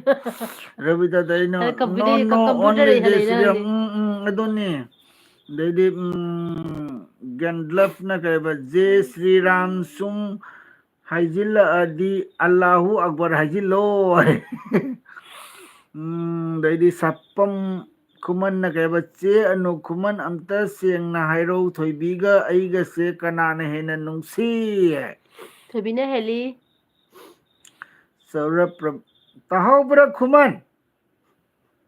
Jai Shri Ram na hanjan hanjan haiba sumaina nana natai ma som hayalo rana che so sapam na ke Jai Shri Ram Jai Shri Ram Jai Shri Ram Rabita daina cookie lakladi ai ngasi metke adone ngaina layo Robita me na ba layo lady da. daidi sapam khuman thoibi gaine ngasai yam munna paru dene Thobina paninga masuna. Jai Shri Ram oh mana thoibi napagi maram ai ngasai kok thadarude okay mi khwaina nupigi maning na napi nangna nupai maning nappa ba no Megachandra message kakre thoibi sanana yam phazai ngasi imoinu na chandau ma le ngasi dagi awat pa leitana ingna chikna na de yektana pan ba oiro thank you so much imoinu gi rup lawraga lakpi ba haini ngai tan thagachre sapam khuman thoibi na hele haiba natro phare dudi ai gai tumgre इसे कनो करी company दनो सपम मासे LB company the लैबने थैबिसना Maibam दाबुंग करीम नरक कनो है नोक्थरे दुगा सौर प्रभाव दिन अल्लाह को दे दिया बला अल्लाह को दे दिया बला बी लाभ की साइन उधर बला बो गया मच खेलने Jai Shri Ram to bisanana ina matani khunung siama aina hele haibagi Jai Shri Ram Saurabh Prabhavati ji Xnox na kareba are you from India yes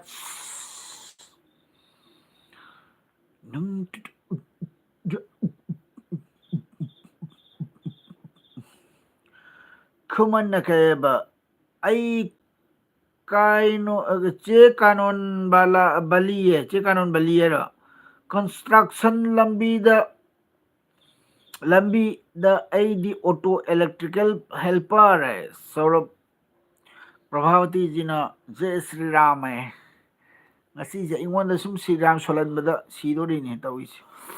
dabung comments to khara tapna pabiyo nakong sagai dore volume laithau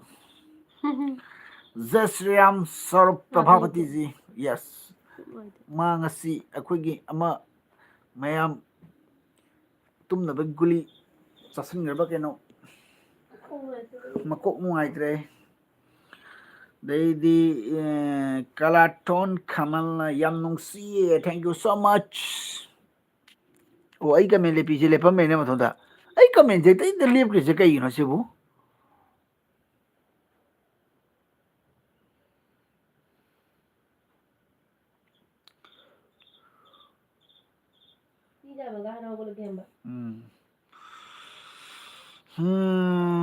Deidi kenona ke dabung comment to bisanana ke light roi Leitharoi Nakoldu Leithawo I Noktare Jai Sri Ram Sri Saurabh Prabhapati ji Megha Chandra 9 lakhs done like done. Thank you so much. आप सभी को मेरा नमस्कार. Please मेरे like कीजिए. Like सबने जय हिंद जय हिंद जय हिंद जय हिंद नहीं और नंग सु तौदोरे ना थोई बिसना ना कई नो इनम हौजिक Kido mi yam laga haira o hairi roy sapam na keba Jai Sri Jai Hind Lex Jai Sri se kan Jai Sri Ram o ngasigi LB se Jai Sri Ram da tadori tawri se kanglei pak na yai phare Himalay pak na yai phare Manipur Zindabad Hanubadagi wa inde se budi Himalay pak na yai phare khoi hanuba nakong mana pangba hanubado madugi mawade sunglo lodre he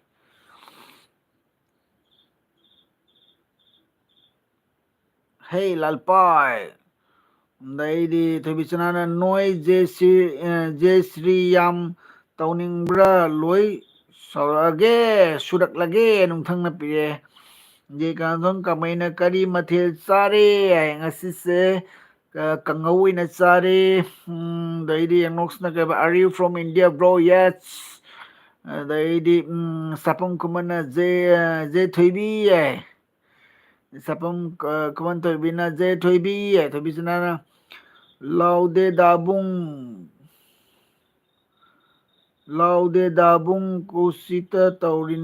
kusita taurini magi wa darkar oidre sapam na je 3 by je thoibi sapam na je ibai thoibi sana na je jeranga taurakanu ko sapam na but I am still not a kareba fan on my way कटलत कमाइना के बाद सही क्या सुरगे 43 running सपमना ओ खंगे मवाल केंतोना अय मसिदगी फिरान पाय बने पासे met के met खरोए के no ay Coke चिछले दा माई के नो थोई बिसना ना नंगी फ्रेंड सी ओइदी नोकपदा सिरे बुंग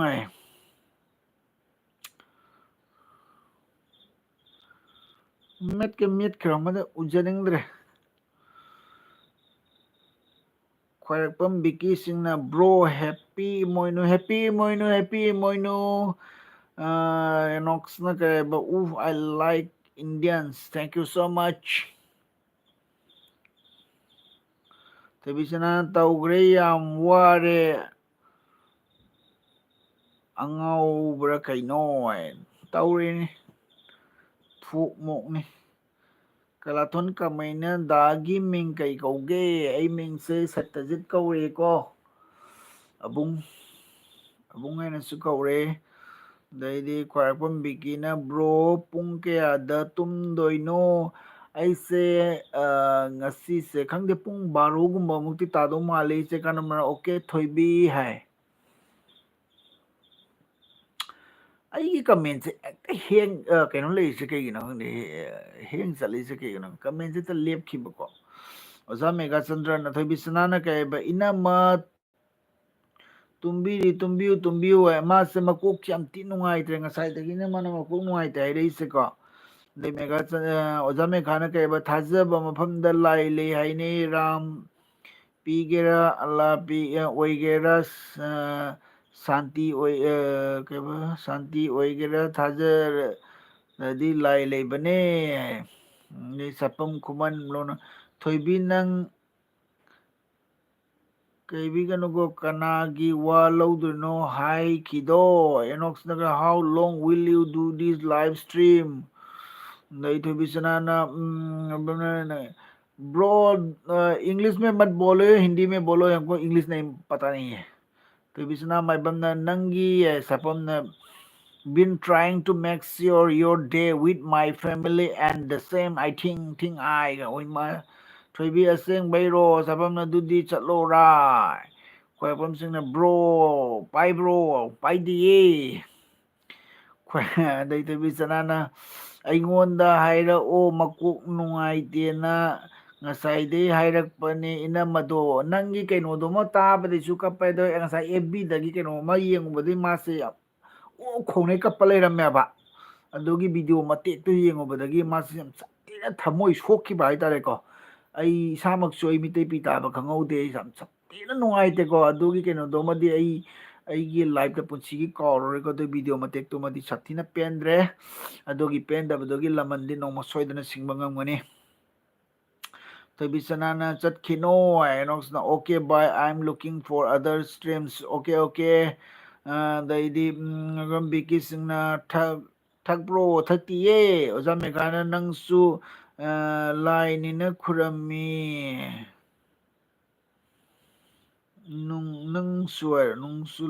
ꯅꯨꯡꯁꯨ ꯂꯥꯏꯅꯤꯅ ꯈꯨꯔꯝꯃꯤ ꯑꯗꯨꯅꯦ ꯅꯨꯡꯗꯁꯨ ꯁꯨꯝ ꯂꯥꯏꯅꯦꯅ ꯈꯨꯔꯝꯃꯤꯗꯨꯅꯦ ꯑꯩꯈꯣꯏ ꯑꯣ ꯃꯥꯏ ꯒꯣꯗ ꯑꯃꯤꯔ ꯈꯥꯟꯒꯤ ꯐꯤꯂꯝꯗꯨꯒ ꯁꯨꯝ ꯀꯩꯅꯣ ꯂꯩꯕꯗꯣ I am not telling you by okay ꯏꯆꯦ ꯀꯩꯅꯣꯃꯅ ꯁꯥꯏꯅꯁ ꯇꯧꯔꯗꯤ ꯀꯣꯛ ꯅꯨꯡꯉꯥꯏꯇꯕꯅꯦ ꯍꯣꯏ ꯈꯤꯇꯪ ꯀꯩꯅꯣ ꯇꯧꯕꯗ ꯅꯥꯇꯣꯟ ꯐꯨꯟꯕꯒꯨꯝꯕ ꯀꯩꯒꯨꯝꯕ ꯇꯧꯔꯦꯕꯀꯣ ꯑꯗꯨꯒ ꯃꯥ ꯀꯩ ꯇꯧꯋꯤ ꯁꯥꯐꯝꯅ ꯑꯣ ꯑꯩꯒꯤ ꯋꯥ ꯏꯟꯗꯦ ꯍꯥꯏꯕ ꯅꯠꯇ꯭ꯔꯣ ꯍꯥꯏ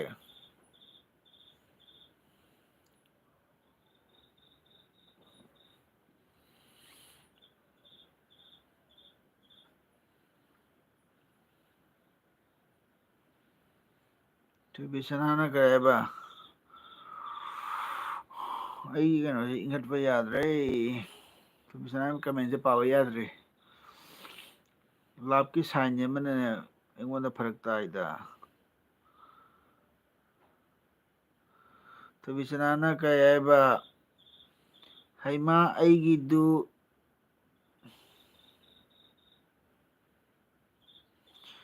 ꯍꯩꯃꯥ ꯑꯩꯒꯤꯗꯨꯁꯨ ꯇꯥꯕꯗ ꯀꯞꯄꯤꯔꯣ ꯑꯩ ꯊꯥꯔꯛꯑꯝꯗ꯭ꯔꯗꯤ ꯐꯗꯧꯅꯤ ꯑꯩꯅ ꯊꯥꯈꯤꯕꯗꯣ ꯑꯩ ꯐꯥꯎꯕ ꯌꯦꯡꯕꯗ ꯑꯩꯁꯨ ꯇꯨ ꯆꯨꯡꯕ ꯈꯪꯍꯧꯗꯦ ꯑꯗꯨꯅꯦ ꯃꯟꯖꯤꯇꯥ ꯅꯨꯡꯃꯥꯏꯊꯦꯝꯅ ꯚꯥꯏ ꯗꯗꯥ ꯆꯦ ꯌꯥꯎꯔꯣꯏꯗ꯭ꯔꯣ ꯆꯦꯁꯦ ꯃꯀꯣꯛ ꯅꯨꯡꯉꯥꯏꯇꯦꯅ ꯍꯤꯞꯄꯤ ꯃꯥ ꯉꯥꯛꯇꯪ ꯍꯤꯞꯄꯒ ꯃꯥ ꯑꯃꯨꯛ ꯌꯥꯎꯒꯦ ꯍꯥꯏꯌꯦꯕꯀꯣ ꯃꯥ ꯉꯁꯤꯁꯦ ꯈꯤꯇꯪ ꯀꯩꯅꯣ ꯇꯧꯔꯦꯅ ꯍꯥꯏꯌꯦꯕ ꯃꯀꯣꯛꯁꯦ ꯌꯥꯝ ꯅꯨꯡꯉꯥꯏꯇ꯭ꯔꯦꯅ ꯏꯆꯦ ꯀꯥꯅꯣꯟꯕꯂꯥꯅ ꯀꯩ ꯍꯥꯏꯕ ꯏꯆꯦꯁꯨ ꯁꯥꯏꯅꯁ ꯑꯣꯄꯔꯦꯁꯟ ꯇꯧꯈ꯭ꯔꯦ ꯑꯗꯨꯅꯦ ꯑꯩꯗꯤ ꯑꯣꯄꯔꯦꯁꯟꯒꯗꯤ ꯇꯧꯍꯜꯂꯔꯣꯏꯗ ꯁꯨꯝ ꯌꯦꯡꯊꯣꯛꯀꯦ ꯀꯩꯅꯣ ꯇꯧꯕ ꯀꯥꯟꯗ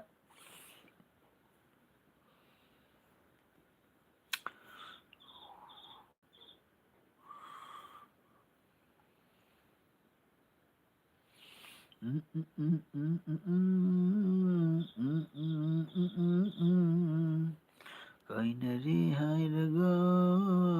ꯒꯧꯃꯌꯕꯔ ꯀꯌꯥꯗ ꯂꯩꯅ ꯕꯤꯗꯥꯏ ꯍꯥꯏ ꯃꯌꯥꯝ ꯑꯗꯨꯅꯤ ꯑꯋꯥ ꯅꯨꯡꯉꯥꯏ ꯀꯩꯗꯧꯅꯤ ꯀꯪꯂꯩꯄꯥꯛꯀꯤ ꯋꯥꯔꯤꯁꯤꯗꯤ ꯂꯣꯏꯕ ꯅꯥꯏꯔꯔꯣꯏ ꯀꯩꯅꯣꯅꯁꯨ ꯑꯩꯈꯣꯏꯒ ꯑꯉꯝꯕꯁꯤꯡꯅꯁꯨ ꯀꯔꯤꯒꯨꯝꯕ ꯑꯝꯇ ꯇꯧ ꯉꯝꯗ꯭ꯔꯕꯅꯤꯅ ꯃꯣꯏꯒꯤ ꯃꯈꯥꯗ ꯑꯩꯈꯣꯏ ꯁꯨꯝ ꯂꯩꯔꯤꯃꯦꯀꯣ ꯃꯣꯏꯅ ꯄꯋꯥꯔꯗ ꯃꯣꯏ ꯄꯨꯝꯅꯃꯛ ꯄꯥꯏꯁꯤꯜ ꯄꯋꯥꯔ ꯄꯥꯏꯔꯒꯕꯨ ꯀꯔꯤꯝ ꯇꯧ ꯉꯝꯗ꯭ꯔꯕꯅꯦꯕ ꯇꯜꯂꯤꯗ ꯃꯁꯤꯒꯤ ꯍꯥꯏꯔꯨꯔꯒꯗꯤ ꯊꯋꯥꯏ ꯌꯥꯝ ꯄꯦꯟꯗꯦ ꯑꯗꯩꯗꯤ ꯑꯥꯏ ꯑꯦꯝ ꯐ꯭ꯔꯣꯝ ꯅꯣꯠ ꯇꯦꯂꯤꯡ ꯕꯥꯏ ꯕꯥꯏ ꯍꯥꯏ ꯌꯥꯝ ꯋꯥꯕꯅꯤ ꯈꯥꯡꯕꯗ ꯊꯣꯏꯕꯤꯁꯅꯥꯅ ꯀꯩ ꯍꯥꯏꯕ ꯊꯣꯏꯕꯤꯁꯅꯥꯅ ꯏꯅꯝꯃꯗꯣ ꯃꯁꯥꯅ ꯍꯧꯒꯠꯇ꯭ꯔꯗꯤ ꯍꯧꯗꯣꯛꯄꯤꯔꯒꯅꯨ ꯁꯦ ꯗꯥꯕꯨꯡꯅ ꯇꯧꯔꯁꯨ ꯆꯞ ꯃꯥꯟꯅꯩ ꯑꯣꯀꯦ ꯑꯣꯀꯦ ꯊꯣꯏꯕꯤꯆꯅꯥ ꯊꯦꯡꯀ꯭ꯌꯨ ꯏꯆꯦ ꯀꯥꯡꯂꯨ ꯌꯥꯝ ꯋꯥꯕꯅꯦ ꯈꯥꯡꯕꯗ ꯍꯣꯏ ꯑꯗꯨꯅꯦꯕ ꯑꯗꯩ ꯑꯣꯖꯥ ꯃꯦꯘꯥꯅ ꯀꯩꯕ ꯀꯔꯤ ꯌꯦꯟꯁꯥꯡ ꯆꯥꯒꯦ ꯑꯣꯖꯥꯕꯨ ꯉꯁꯤꯁꯦ ꯀꯥꯡꯍꯧ ꯑꯣꯏꯅ ꯆꯠꯁꯜꯂꯦ ꯃꯥꯁꯦ ꯃꯁꯥ ꯅꯨꯡꯉꯥꯏꯇꯕ ꯉꯁꯥꯏ ꯆꯥꯛ ꯊꯣꯡꯉꯝꯗꯥꯏꯗꯀꯣ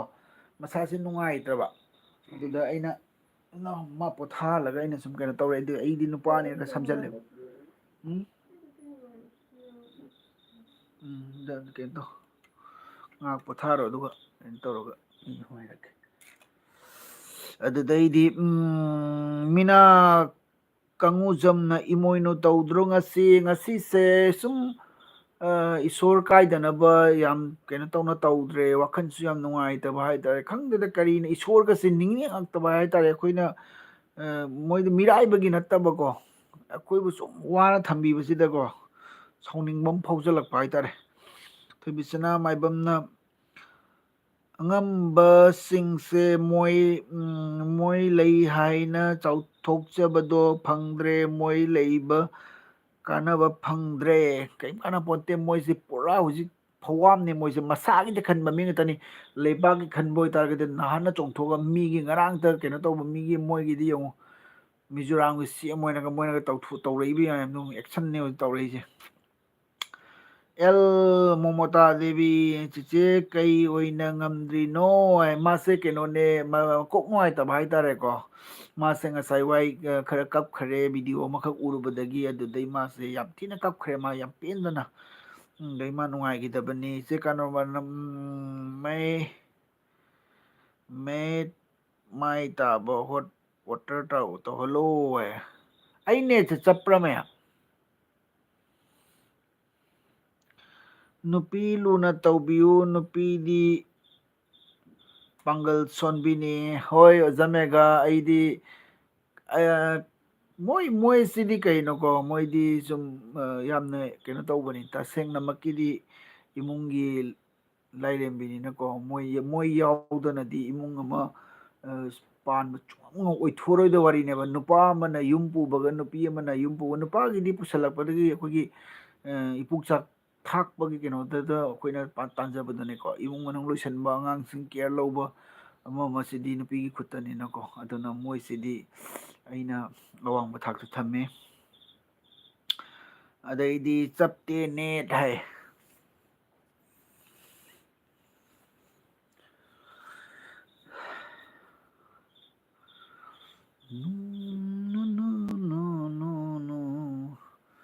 ꯑꯁꯤꯁꯦ ꯑꯩ ꯉꯔꯥꯡꯁꯦꯀꯣ ꯂꯥꯏꯚꯁꯦ ꯄꯨꯡ 12 ꯈꯔ ꯍꯦꯜꯂꯒ ꯂꯣꯏꯁꯜꯂꯦ ꯑꯗꯨꯒ ꯑꯩ ꯂꯥꯏꯚ ꯂꯣꯏꯔꯒ ꯉꯔꯥꯡꯁꯦ ꯑꯩ ꯅꯨꯡꯗꯥꯡꯒꯤ ꯄꯨꯡ 2-2:30 ꯊꯕꯛ ꯁꯨꯔꯦꯀꯣ ꯑꯗꯨꯒ ꯑꯩꯁꯦ ꯑꯇꯩꯁꯨ ꯁꯨꯈꯤꯒꯗꯕꯅꯦꯕꯀꯣ ꯑꯗꯨꯒ ꯀꯩꯅꯣ ꯇꯧꯕ ꯍꯥꯏꯇꯥꯔꯦ ꯈꯨꯠꯁꯦ ꯏꯪꯃꯟꯗꯅ ꯈꯨꯠꯁꯦ ꯈꯨꯠꯂꯥꯏ ꯊꯥꯡ ꯉꯝꯗꯕ ꯑꯗꯨꯗꯩꯗꯤ ꯑꯩꯁꯦ ꯑꯗꯨꯝ ꯂꯣꯏꯁꯜꯂꯦ ꯑꯗꯨꯒ ꯄꯨꯡ 5 ꯇꯥꯗ꯭ꯔꯤꯉꯩꯗ ꯑꯃꯨꯛ ꯍꯧꯒꯠꯂꯒ ꯑꯗꯨꯝ ꯁꯨꯕꯁꯤꯅ ꯅꯨꯡꯊꯤꯟꯒꯤ ꯄꯨꯡ 2 ꯁꯨꯡꯍꯧ ꯍꯧꯒꯠꯇꯕꯤꯗ ꯁꯨꯔꯕꯅꯦꯕ ꯑꯗꯨꯒ ꯅꯨꯡꯊꯤꯟꯒꯤ ꯄꯨꯡ 2ꯗ ꯑꯩꯁꯦ ꯂꯣꯏꯁꯤꯟꯕꯅꯦꯕ ꯑꯗꯨꯒ ꯑꯩ ꯄꯣꯊꯥꯔꯦ ꯑꯩ ꯉꯁꯤꯁꯦ ꯄꯣꯊꯥꯔꯦ ꯄꯣꯊꯥꯕꯩꯗꯤ ꯇꯨꯝꯕꯗꯤ ꯉꯝꯗꯦ ꯏꯃꯨꯡ ꯃꯅꯨꯡꯒꯤ ꯑꯇꯩ ꯀꯣꯟꯁꯪꯗꯤ ꯁꯨꯗ꯭ꯔꯦꯕꯀꯣ ꯇꯣꯝꯕ ꯊꯣꯛꯆꯣꯝꯅ ꯑꯅꯤ ꯁꯨꯗꯦꯅ ꯉꯁꯤꯗꯤ ꯁꯨꯔꯝꯃꯦ ꯃꯥ ꯃꯀꯣꯛ ꯅꯨꯡꯉꯥꯏꯇꯕꯗꯒꯤ ꯄꯣꯊꯥꯅ ꯂꯩꯈ꯭ꯔꯦ ꯃꯥ ꯀꯣ ꯑꯗꯨꯅꯤꯗ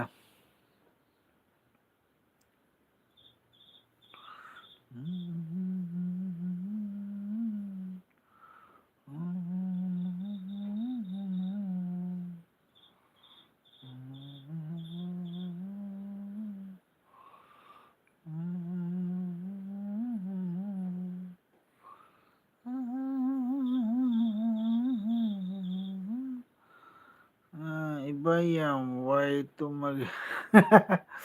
ꯇꯨꯝꯃꯣ ꯏꯃꯥ ꯏꯄꯦꯝꯃ ꯅꯪ ꯑꯩꯒꯤ ꯀꯩꯅꯣ ꯅꯪꯁꯦ ꯄꯨꯡ 2 ꯃꯌꯥꯔ ꯅꯪ ꯇꯧꯔꯝꯃꯤꯗꯣ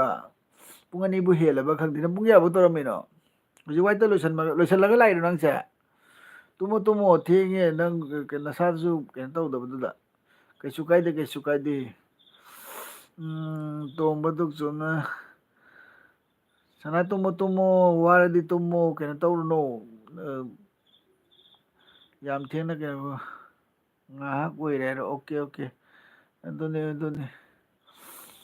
ꯅꯨꯡꯇꯤꯒꯤ ꯋꯥꯗꯤ ꯋꯥꯕꯅꯦ ꯁꯥꯊꯤꯅ ꯋꯥꯕꯅꯦ ꯇꯣꯝꯕ ꯇꯧꯆꯣꯝꯅ ꯀꯔꯤ ꯏꯟꯖꯥꯡ ꯆꯥꯕꯤꯔꯒꯦ ꯏꯇꯥꯎꯕꯨ ꯍꯥꯏꯗꯤ ꯑꯩ ꯀꯩꯅꯣ ꯇꯧꯔꯦ ꯑꯩ ꯉꯁꯤ ꯀꯥꯡꯁꯣꯏ ꯆꯥꯔꯦꯀꯣ ꯑꯗꯩꯗꯤ ꯀꯩꯅꯣꯅ ꯄꯨꯡ ꯄꯥꯟꯒꯤ ꯁꯨꯟ ꯍꯥꯏꯕꯅꯤ ꯄꯥꯡꯒꯜ ꯁꯣꯟꯕꯅꯤ ꯍꯥꯏꯒꯗ꯭ꯔꯥ ꯀꯔꯤꯒꯤ ꯈꯠꯅꯕ ꯍꯧꯔꯤꯅꯣ ꯁꯅꯥꯁꯦ ꯉꯥꯏꯍꯥꯛ ꯑꯣꯏꯔꯦ ꯁꯅꯥꯅ ꯀꯩꯕ ꯉꯁꯤꯁꯦ ꯃꯤ ꯁꯨꯝ ꯂꯩꯕꯗꯨꯒ ꯃꯤ ꯌꯥꯝ ꯂꯩ ꯑꯗꯨꯏ ꯅꯨꯡꯉꯥꯏꯕꯅꯦ ꯑꯩꯒꯤꯗꯤ ꯉꯁꯤ ꯃꯤ ꯌꯥꯝ ꯋꯥꯠꯂꯦ ꯍꯧꯒꯠꯂꯛꯄꯗ ꯌꯥꯝ ꯂꯩꯔꯝꯃꯦ ꯑꯗꯩ ꯁꯨꯝ ꯇꯞꯊꯈꯔꯦ ꯑꯗꯩ ꯀꯩꯅꯣ ꯇꯧꯋꯦ ꯃꯤꯁꯦ ꯀꯩꯅꯣ ꯇꯧꯋꯦꯕ ꯑꯣꯗꯤꯌꯦꯟꯁꯁꯦ ꯑꯉꯥꯎꯕ ꯑꯣꯗꯤꯌꯦꯟꯁ ꯈꯛꯇꯅꯦꯕ ꯅꯣꯡꯃ ꯀꯩꯅꯣ ꯇꯧꯔꯦ ꯑꯩꯈꯣꯏꯒꯤ ꯀꯩꯅꯣ ꯇꯧꯗꯕꯩ ꯋꯥꯔꯤ ꯅꯠꯇꯕ ꯕꯨꯡ ꯅꯪꯉꯣꯟꯗ ꯍꯥꯏꯕ ꯅꯠꯇꯦꯀꯣ ꯑꯣꯀꯦ ꯑꯣꯀꯦ ꯏꯆꯟ ꯀꯩꯁꯨ ꯀꯥꯏꯗꯤꯌꯦ ꯁꯅꯥ ꯇꯨꯝꯃꯣ ꯇꯨꯝꯃꯣ ꯋꯥꯔꯅꯤ ꯇꯨꯝꯃꯣ ꯊꯣꯏꯕꯤꯁꯅꯥꯅ ꯑꯩ ꯉꯥꯏꯍꯥꯛ ꯈꯤꯇꯪ ꯊꯥꯗꯔꯛꯈꯤꯒꯦꯀꯣ ꯊꯣꯏꯕꯤꯁꯅꯥ ꯗꯥꯕꯨꯡꯉꯣꯏꯁꯦ ꯋꯥꯗ ꯐꯖꯅ ꯋꯥꯔꯦ ꯋꯥꯗꯤ ꯐꯖꯅ ꯋꯥꯔꯦ ꯅꯨꯡꯗꯤꯜꯁꯨ ꯄꯣꯊꯥ ꯐꯪꯗꯕ ꯅꯨꯡꯗꯥꯡꯁꯨ ꯑꯃꯨꯛ ꯑꯩꯈꯣꯏ ꯃꯌꯥꯝꯒꯤꯗꯃꯛꯇ ꯗꯥꯕꯨꯡ ꯏꯅꯝꯃ ꯍꯧꯖꯤꯛ ꯑꯣꯏꯕ ꯁꯤꯗꯩ ꯍꯦꯟꯅ ꯅꯨꯡꯉꯥꯏꯅ ꯄꯥꯟꯕ ꯑꯣꯏꯌꯨ ꯀꯨꯏꯀꯣ ꯊꯦꯡꯀ꯭ꯌꯨ ꯁꯣ ꯃꯆ ꯑꯁꯦꯡꯕꯩꯅꯦ ꯑꯩꯈꯣꯏꯁꯦ ꯄꯣꯊꯥꯕꯒꯤ ꯁꯔꯨꯛꯁꯤꯗꯤ ꯌꯥꯝ ꯊꯤꯅ ꯋꯥꯠꯂꯦꯀꯣ ꯑꯗꯣ ꯅꯈꯣꯏꯅ ꯅꯍꯥ ꯑꯣꯏꯔꯤꯉꯩꯗ ꯑꯃꯨꯛ ꯍꯌꯦꯡ ꯑꯍꯟ ꯑꯣꯏꯔꯒꯗꯤ ꯁꯨꯝ ꯄꯣꯊꯥꯃꯟꯗꯅ ꯑꯃꯨꯛ ꯇꯟꯗꯣꯏꯅꯦꯕ ꯑꯩꯅ ꯁꯤꯒꯤ ꯀꯩꯅꯣꯁꯤꯃ ꯈꯪꯍꯧꯔꯤꯁꯤꯅꯀꯣ ꯑꯩꯈꯣꯏꯒꯤ ꯑꯍꯟ ꯑꯩꯈꯣꯏꯒꯤ ꯑꯩꯒ ꯂꯩꯃꯤꯟꯅꯕ ꯑꯩꯈꯣꯏ ꯕꯕꯥꯗꯣ ꯃꯥꯅ ꯍꯥꯏꯔꯝꯃꯦꯕꯀꯣ ꯑꯩꯗꯤ ꯑꯩꯈꯣꯏꯅ ꯕꯕꯥ ꯊꯕꯛ ꯁꯨꯅꯨ ꯊꯕꯛ ꯁꯨꯅꯨ ꯊꯕꯛ ꯁꯨꯅꯨ ꯍꯥꯏꯅ ꯍꯥꯏꯕꯁꯤꯗꯀꯣ ꯃꯥ ꯍꯥꯏꯌꯦꯕ ꯑꯩ ꯁꯨꯒꯦꯅꯦ ꯑꯩꯉꯣꯟꯗ ꯈꯥꯝꯃꯛꯀꯅꯨꯅꯦ ꯑꯩꯒꯤꯁꯨ ꯄꯣꯊꯥꯕ ꯃꯇꯝ ꯂꯥꯛꯀꯅꯤ ꯑꯗꯣ ꯑꯩꯁꯦ ꯄꯣꯊꯥꯃꯟꯗꯅ ꯇꯜꯂꯛꯀꯅꯤ ꯍꯥꯏꯅ ꯑꯗꯣ ꯃꯥꯁꯦ ꯑꯍꯟ ꯑꯣꯏꯅ ꯊꯕꯛ ꯁꯨꯕ ꯉꯝꯃꯛꯇꯕꯗꯒꯤ ꯄꯣꯊꯥꯕ ꯃꯇꯝꯁꯤꯗ ꯑꯩꯈꯣꯏꯅ ꯃꯥꯁꯦ ꯊꯕꯛ ꯁꯨꯕ ꯉꯝꯗ꯭ꯔꯦꯅ ꯑꯩꯅ ꯁꯨꯝ ꯎꯖꯕꯗ ꯃꯥꯅ ꯑꯩꯗꯤ ꯃꯇꯝ ꯂꯦꯟꯖꯕ ꯋꯥꯖꯕꯗꯣ ꯊꯕꯛ ꯁꯨꯕꯁꯨ ꯉꯝꯖꯗꯕ ꯑꯗꯨꯒ ꯐꯝꯃꯒ ꯁꯨꯝ ꯂꯩꯕ ꯍꯤꯞꯄ ꯇꯨꯝꯕ ꯆꯥꯕ ꯍꯤꯞꯄ ꯇꯨꯝꯕ ꯆꯥꯕ ꯇꯧꯕꯗꯣ ꯃꯉꯣꯟꯗ ꯌꯥꯝ ꯋꯥꯖꯕꯗꯨꯅꯦꯕ ꯑꯗꯩ ꯊꯣꯏꯕꯤꯆꯅꯥꯅ ꯑꯩꯅ ꯑꯌꯨꯛꯇꯒꯤ ꯋꯤꯁ ꯄꯤꯕꯅꯤ ꯅꯣꯏꯗ ꯀꯔꯤꯝ ꯍꯥꯏꯕꯤꯔꯛꯇꯦ ꯋꯥꯔꯤꯗꯣ ꯐꯥꯒꯤ ꯇꯧꯕꯅꯤ ꯉꯥꯏꯍꯥꯛ ꯅꯣꯛꯁꯦꯅ ꯀꯩꯁꯨ ꯀꯥꯏꯗꯦꯌꯦ ꯊꯣꯏꯕꯤꯆꯅꯥ ꯑꯣꯖꯥ ꯃꯦꯒꯥꯆꯟꯗ꯭ꯔꯅ ꯅꯨꯄꯤꯗꯤ ꯀꯦꯖꯕ ꯅꯧꯖꯕꯅ ꯄꯛꯆꯩ ꯅꯨꯄꯤꯗꯤ ꯂꯩꯔꯥꯡꯒ ꯄꯥꯡꯈꯛꯅꯤ ꯑꯗꯨꯅꯤ ꯂꯩꯔꯥꯡꯒꯁꯨ ꯄꯥꯡꯈꯛ ꯀꯩꯅꯣ ꯇꯧꯅꯔꯤꯗꯨꯅꯤꯀꯣ ꯃꯣꯏꯗꯤ ꯇꯨ ꯁꯣꯟꯖꯕꯤꯅꯦꯕꯀꯣ ꯃꯌꯥꯝ ꯂꯥꯏꯛ ꯇꯧꯕꯤꯌꯨ ꯄ꯭ꯂꯤꯖ ꯂꯥꯏꯛ ꯌꯥꯝ ꯊꯤꯅ ꯋꯥꯠꯂꯦ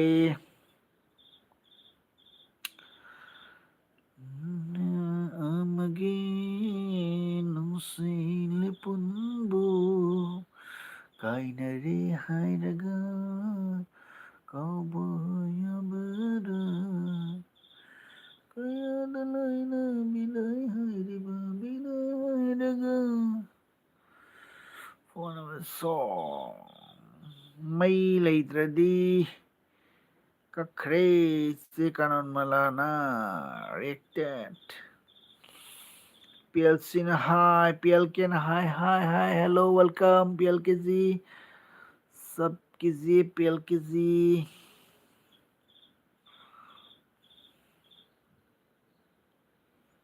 पलक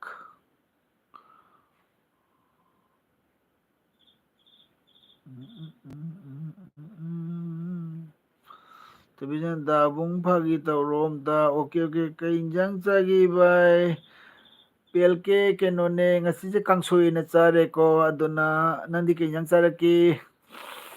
ꯐꯥꯒꯤꯁꯦ ꯀꯩꯗꯧꯗꯣꯏꯅꯣ ꯐꯥꯒꯤ ꯇꯧꯐꯝ ꯂꯩꯇ꯭ꯔꯦ ꯅꯨꯡꯇꯤꯒꯤ ꯇꯧꯃꯟꯗꯅ ꯑꯩꯁꯦ ꯀꯣꯛ ꯉꯥꯎꯔꯦꯕ ꯐꯥꯒꯤꯁꯦ ꯀꯃꯥꯏꯅ ꯇꯧꯗꯣꯏꯅꯣ ꯒ꯭ꯌꯥꯟ ꯇꯥꯗ꯭ꯔꯦꯕ ꯑꯩꯁꯦ ꯁꯟ ꯅꯥꯟꯊꯣꯛꯈ꯭ꯔꯕ ꯈꯪꯗꯦ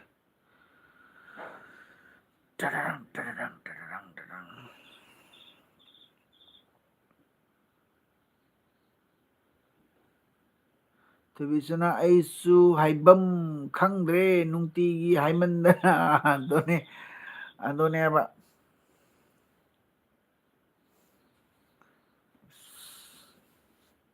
ꯃꯥꯟꯕꯁꯦ ꯉꯁꯤꯗꯤ ꯍꯅꯨꯕ ꯁꯥꯈꯤ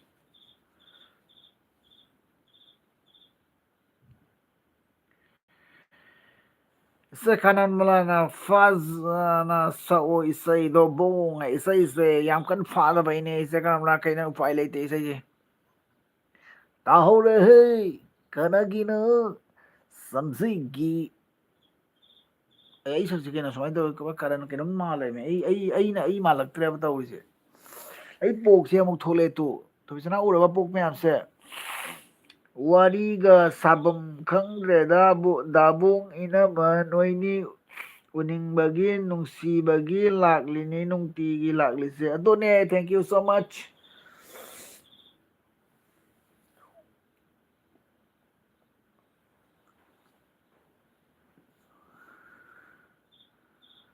सभी लोग मेरे चैनल को लाइक कीजिए सब्सक्राइब कीजिए वरना मेरा नाम मिलंग सना है मिलंग सना मेरे आंख को देखकर डरो मत क्योंकि मैं खुद डरता हूँ मैं खुद से डरता हूँ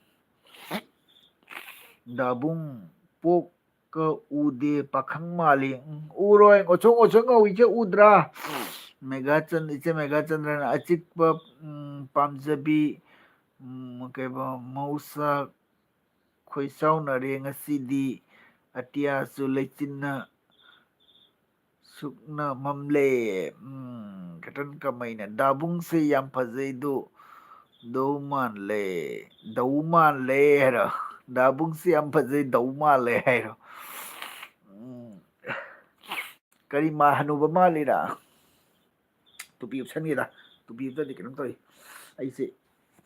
senaka Puspa Gupta na hi Puspa ji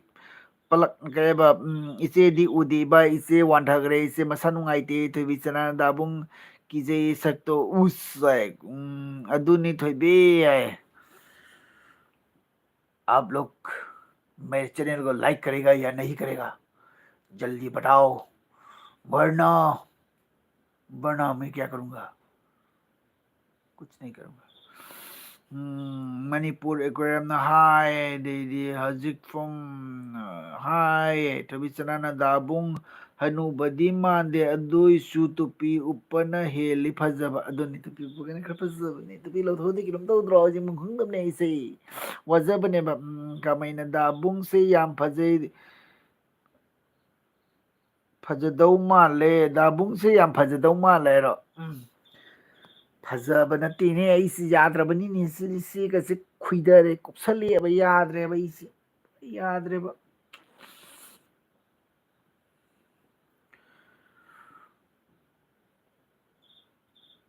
no ma'am कना नो शेरम तो बियो से ग्रेगरी इंगल लगा ऐसे याम करी तौरगे मपान लई हुई ने खि पंगा ले फे तौइसे चे देखो जामे खाने के ओजा बुंग फागी दी अवतबी पान बदौना फागी पान बने ओजा बुंगी फागी दी अवतबी पान बना फागी पान बने ingasi sara ki mina ai ni bi sa lam dong ni hai ma maya mi moi no mi sida ne pisa khare jinjere ki sen khare jinjere ki men lak piro ki dro ki mina hai ne ri bani khan ba isa ki jon isa ki jon la ni youtube ta chang ba se phatti hai khane kana na kai jonar ba khudi khadi khudi jon ba kai jidi ko khudi lei ba da nei jari ji lei ba khot ba da nei jari ba dai di rone wala kaka nene do tumgrabo ma keno tawre ma tumdri ma se wandhari masa nungai makok nungai ta na keno tawre ko space ngasi kai ba su soi ra nadagai di Tabisana na mi chani Supho re congratulations okay thank you katon ka maina pakhang man le thank you so much ise kanon khuman mang khraba thoibi thabisana ise kanon wari tahubane daidi katason ka maina pakhang male aseng bai man bra thank you. Rekha, namaste, Rekha ji, welcome. Tabisana dabung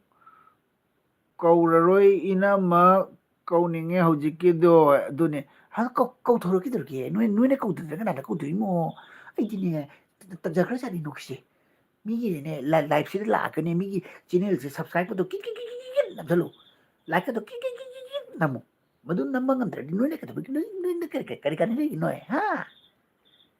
ꯀꯔꯤꯅꯣ ꯈꯪꯗꯦꯕ ꯅꯣꯏ ꯇꯧꯔꯤꯁꯤꯕꯣ ꯑꯩꯗꯤ ꯉꯝꯖꯔꯔꯣꯏ ꯍꯥꯏꯁꯤꯅꯤ ꯔꯣꯅꯥꯂꯤꯌꯥ ꯊꯣꯡꯉꯥꯝꯅ ꯀꯩꯕ ꯂꯩ ꯅꯨꯃꯤꯠꯇꯒꯤ ꯅꯩꯔꯤꯅꯣ ꯑꯣ ꯀꯔꯤ ꯅꯨꯃꯤꯠꯇꯒꯤ ꯅꯥꯔꯤꯅꯣ ꯍꯥꯏꯔꯣ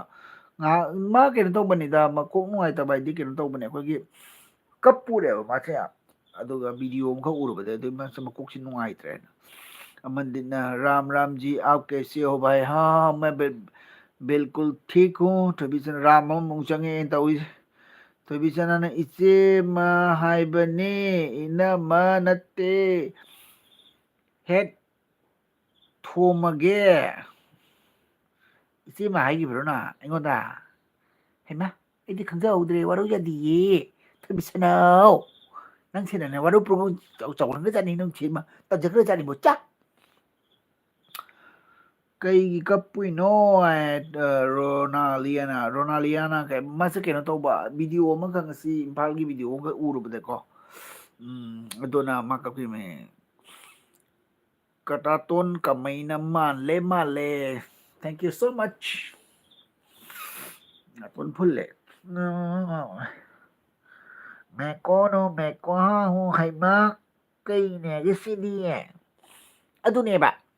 ꯅꯣꯏꯅꯅꯦ ꯑꯩꯁꯦ ꯁꯤꯗꯗꯒꯤ ꯉꯥꯏ ꯂꯩꯕ ꯑꯩꯅꯅꯦ ꯑꯩꯁꯦ ꯂꯩꯁꯥꯕꯤ ꯄꯨꯈꯝ ꯐꯥꯖꯔꯛꯄꯗ ꯉꯥꯏꯔꯤꯕꯅꯤꯌꯦ ꯉꯥꯏꯔꯤꯕ ꯅꯣꯏꯅꯅꯦ ꯍꯦꯛꯇꯅꯦ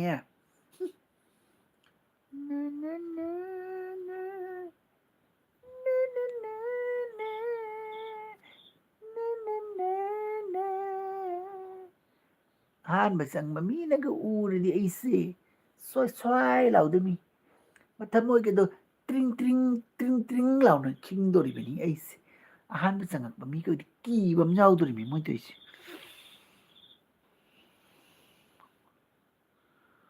ꯃꯥꯡꯒꯣꯜ ꯀꯥꯔꯒꯦ ꯍꯥꯏꯔꯣ ꯍꯩꯃꯥ ꯀꯅꯥ ꯃꯥꯡꯒꯣꯜꯅꯣ ꯀꯥꯗꯣꯏꯁꯤꯕꯨ ꯑꯩꯒ ꯃꯥꯡꯒꯣꯜ ꯀꯥꯗꯣꯏꯔꯣ ꯍꯔꯤ ꯀꯦꯅꯕꯒ ꯂꯩꯔꯝꯃꯤꯅꯦ ꯃꯥꯏ ꯄꯤꯕ ꯀꯔꯤꯅꯣꯅꯤ ꯀꯗꯥꯏꯗꯅ ꯇꯥ ꯂꯩꯔꯝꯃꯤ ꯆꯠꯀꯩꯗꯧꯅꯕꯅꯣ ꯁꯤꯕꯨ ꯁꯝꯖꯦꯠꯀ ꯌꯥꯎꯏꯅꯦ ꯄꯥꯁꯨ ꯁꯝꯖꯦꯠꯅ ꯍꯥꯠꯅꯕ ꯃꯔꯤꯁꯦ ꯇꯧꯔꯒ ꯀꯔꯤ ꯈꯨꯠꯂꯥꯏꯅꯣ ꯁꯤꯕꯨ ꯈꯪꯖꯗꯦꯅꯦ ꯁꯤꯕꯨ ꯑꯩꯗꯤ ꯄꯣꯛ ꯈꯔ ꯆꯥꯊꯣꯛꯅꯕ ꯃꯥꯜꯂꯦ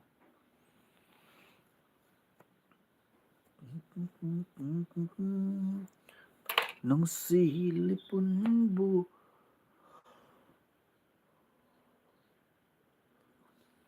ꯍꯀꯥꯝ ꯆꯜꯂꯤꯕ ꯁꯣꯝꯗ ꯂꯩꯊꯣꯛꯑꯒ ꯗꯥꯕꯨꯡ ꯅꯪ ꯀꯩꯗꯧꯔꯦ ꯍꯥꯏꯕꯅꯣ ꯑꯩꯁꯦ ꯈꯪꯗꯦꯅꯦ ꯏꯕꯦꯝꯃ ꯃꯅꯤꯡꯒꯤꯅꯦ ꯂꯥꯏꯃꯨꯒ ꯐꯪꯅꯔꯕ ꯈꯪꯗꯦ ꯍꯥꯏꯕꯅꯤ ꯑꯩꯁꯦ ꯀꯩꯗꯧꯅꯣ ꯈꯪꯗꯦ ꯍꯛꯆꯥꯡꯁꯦ ꯄꯪꯊꯦꯛꯇ ꯊꯦꯛꯅꯤꯡꯉꯤꯁꯦ ꯀꯩꯒꯤꯅꯣ ꯈꯪꯗꯦ ꯉꯁꯤꯁꯦ ꯊꯛꯄꯣꯏ ꯃꯀꯣꯏ ꯌꯥꯝ ꯇꯧꯔꯤꯁꯦ ꯀꯔꯤꯒꯤꯅꯣ ꯈꯪꯗꯦꯕ ꯑꯩꯁꯦ ꯃꯤ ꯉꯥꯎꯄꯟꯕ ꯈꯔ ꯁꯥꯎꯅꯤꯡꯗꯅ ꯃꯗꯩꯗꯤ ꯇꯟꯖꯈ꯭ꯔꯖꯥꯠꯅꯤ ꯅꯣꯏꯁꯤꯅ ꯃꯤ ꯌꯥꯝ ꯋꯥꯠꯂꯦ ꯉꯁꯤꯁꯦ ꯁꯥꯎꯅꯤꯡꯉꯦ ꯌꯥꯝꯅ ꯏꯆꯦ ꯀꯩꯅꯣꯅ ꯕꯨꯡ ꯏꯆꯦꯒꯤ ꯀꯃꯦꯟ ꯄꯥꯔꯛꯑꯣ ꯑꯃ ꯏꯆꯦ ꯀꯃꯦꯟ ꯊꯥꯗꯣꯛꯑꯝꯃꯕꯣ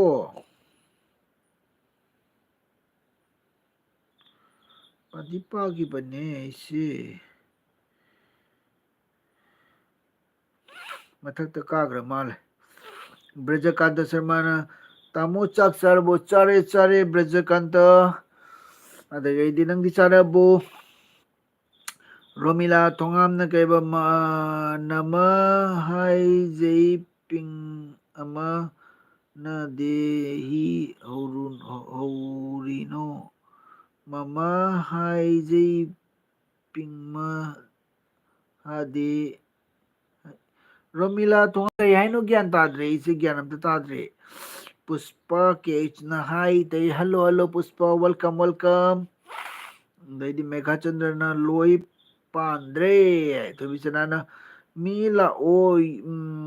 ꯃꯤ ꯂꯥꯛꯑꯣ ꯌꯣꯡ ꯉꯛꯇ ꯉꯥꯏꯔꯦ ꯅꯣꯏꯕꯨ ꯀꯩꯗꯧꯔꯤꯒꯦ ꯅꯌꯨꯝꯗ ꯂꯥꯛꯂꯒ ꯅꯁꯝ ꯐꯣꯏꯗ꯭ꯔꯤꯈꯩ ꯌꯥꯝ ꯊꯨꯅ ꯂꯥꯛꯑꯣ ꯊꯣꯏꯕꯤꯁꯅꯥ ꯅꯨꯡ ꯇꯧꯔꯒꯦ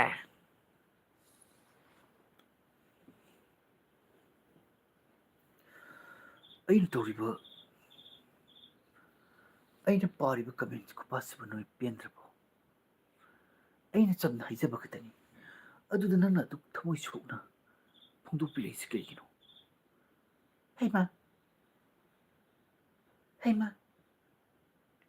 ꯏꯆꯦ ꯊꯣꯏꯕꯤꯁꯅꯥ ꯅꯪꯅ ꯀꯔꯤꯒꯤ ꯑꯗꯨꯛ ꯌꯥꯝꯅ ꯋꯥꯔꯧꯕꯤꯅꯣ ꯀꯩꯅꯣ ꯑꯗꯩꯗꯤ ꯀꯇꯣꯟ ꯀꯃꯥꯏꯅ ꯗꯥꯅ ꯇꯧꯕ ꯈꯨꯗꯤꯡꯃꯛ ꯂꯣꯏ ꯐꯖꯩ ꯂꯣꯏ ꯄꯛꯑꯦ ꯇꯧꯕ ꯈꯪꯗꯪꯃꯛ ꯃꯥꯏ ꯄꯥꯛꯎꯔꯣ ꯊꯦꯡꯀ꯭ꯌꯨ ꯁꯣ ꯃꯆ ꯊꯣꯏꯕꯤꯁꯅꯥꯅ ꯀꯩꯅꯣ ꯀꯩꯕ ꯔꯣꯅꯥꯂꯤꯌꯥꯅ ꯀꯩꯕ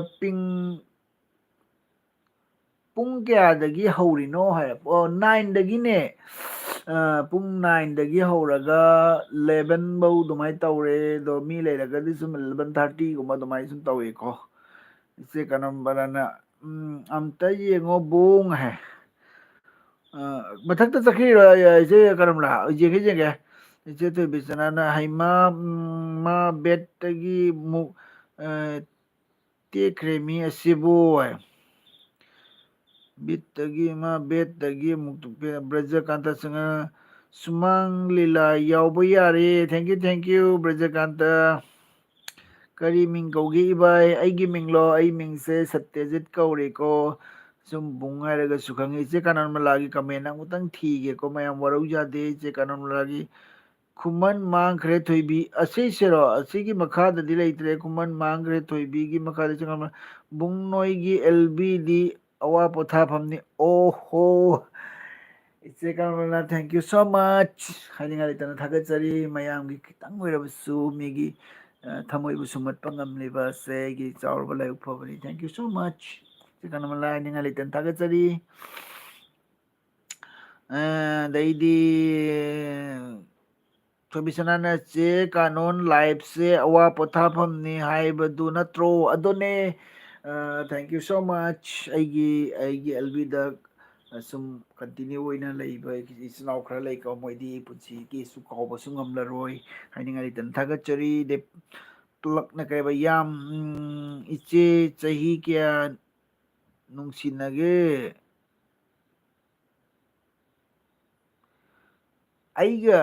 ꯑꯩ ꯅꯨꯄꯤꯒꯔꯣ ꯆꯍꯤꯒ ꯐꯥꯗ꯭ꯔꯤꯗ ꯊꯥ 2 ꯈꯛꯇꯅꯤ ꯅꯨꯡꯁꯤꯅꯍꯧꯔꯤꯕ ꯑꯗꯨꯗꯩꯗꯤ ꯔꯣꯅꯥꯂꯤꯌꯥꯅ ꯀꯩꯕ ꯀꯀꯥ ꯀꯩ ꯏꯟꯁꯥꯡ ꯆꯥꯔꯒꯦ ꯉꯁꯤꯁꯦ ꯉꯧꯊꯣꯡ ꯇꯧꯔꯦ ꯀꯥꯡꯍꯧ ꯇꯧꯔꯦꯀꯣ ꯏꯆꯦ ꯀꯥꯅꯣꯟꯕꯔꯅ ꯅꯪ ꯊꯣꯏꯕꯤ ꯍꯥꯏ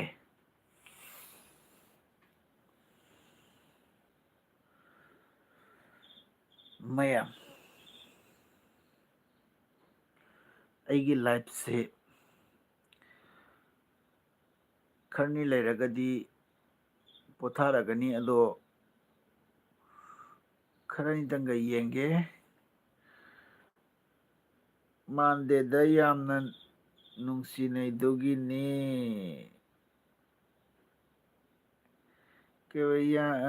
ꯌꯥꯝ ꯏꯆꯦ ꯆꯍꯤ ꯀꯌꯥ ꯅꯨꯡꯁꯤꯅꯒꯦ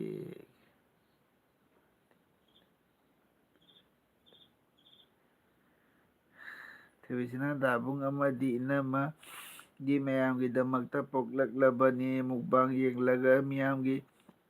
ꯆꯥꯅꯤꯡꯕ ꯄꯣꯛꯍꯟꯕ ꯂꯥꯏꯞꯇꯅ ꯅꯣꯛꯍꯟꯕ ꯄꯦꯜꯍꯟꯕ ꯊꯦꯡꯀ꯭ꯌꯨ ꯁꯣ ꯃꯆ ꯊꯣꯏꯕꯤꯁꯅꯥ ꯊꯦꯡꯀ꯭ꯌꯨ ꯁꯣ ꯃꯆ ꯄꯨꯁꯄꯥꯅ ꯆꯦ ꯑꯅꯨꯗꯤ ꯎꯍꯜꯂꯛꯑꯣ ꯃꯥꯁꯦ two Anu Khuman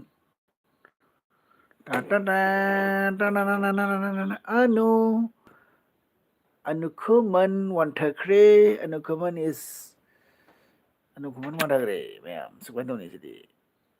ma ngasi makok nungaite haibako adugineba oriyade dang dang dang dang dang dang nungsilpunbu kainari hairaga kauba yabara Bisana sapamna kaiba nokthagare Bisana kaiba Thengbirakanu thank you ga haibirakanu ibung phajaba Sum thagalimida mayam thagane na kinune ibu thagapaka jadra waise kainu khangdi nang chinne thagatli sawi ngangi sawi chai sawi isi gyan men ka tajadre dai kari haidoino khangde Kayno sinai le mekha chan ija koi maya kuina nungsina bana phaiko hai hoi hoi jaga mai ise na awa potha basidi mi ise na awa potha basida mi amana jetle hai kanana jetlino sibo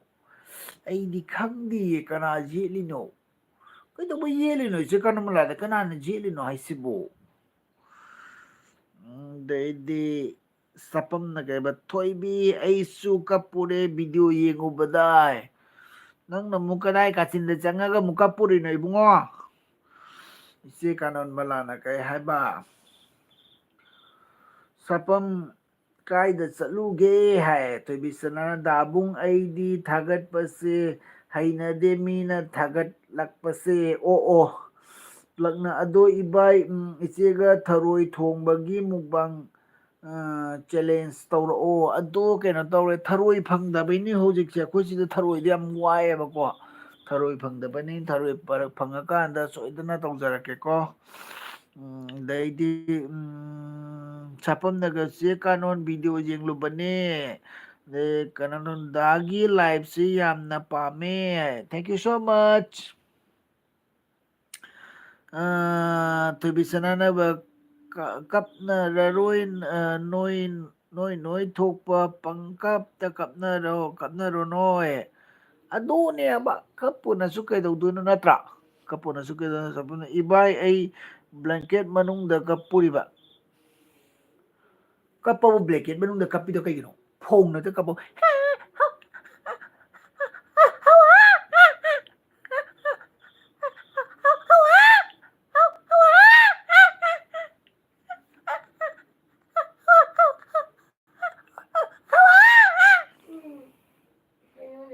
ꯑꯉꯥꯡ ꯀꯞꯄꯩꯅꯦ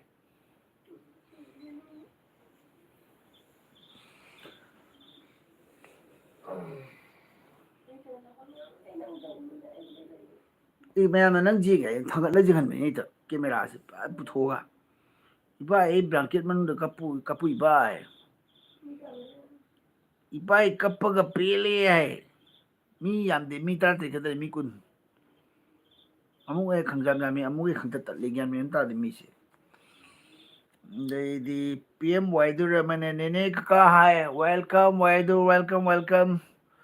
ꯊꯣꯏꯕꯤꯁꯅꯥ ꯀꯞꯄꯁꯦ ꯊꯋꯥꯏ ꯅꯨꯡꯉꯥꯏꯇꯕꯒꯤ ꯀꯞꯅꯤꯡꯕ ꯄꯣꯛꯄꯕꯨꯗꯤ ꯇꯥꯕꯅꯤ ꯑꯗꯨꯕꯨ ꯀꯞꯄꯒ ꯀꯥꯔꯤꯕ ꯀꯥꯟꯅꯕ ꯐꯪꯅꯅꯤ ꯑꯗꯨ ꯃꯍꯨꯠ ꯊꯧꯅꯥ ꯂꯩꯅ ꯀꯞꯅ ꯂꯦꯟꯕꯅ ꯐꯠꯇ꯭ꯔꯕꯣ ꯇꯞꯄꯗꯕ꯭ꯔꯣ ꯀꯅꯥꯒꯤ ꯚꯤꯗꯤꯑꯣ ꯌꯦꯡꯂꯤꯅꯣ ꯁꯥꯄꯝ ꯏꯕꯥꯏꯒꯤ ꯑꯉꯥꯡ ꯑꯍꯦꯟꯕ ꯂꯩꯔꯕꯣ ꯀꯞꯄꯤꯁꯦ ꯅꯦꯅꯦ ꯀꯥꯏꯋꯥꯏꯗ ꯀꯩꯗꯧꯔꯒꯦ ꯀꯀꯥ ꯋꯥꯏꯗꯨꯔ ꯃꯥ ꯃꯁꯥ ꯉꯝꯗ꯭ꯔꯦ ꯃꯥ ꯃꯀꯣꯛ ꯅꯨꯡꯉꯥꯏꯇ꯭ꯔꯦ ꯑꯗꯨꯒꯤ ꯃꯥ ꯍꯤꯞꯄꯤꯌꯦ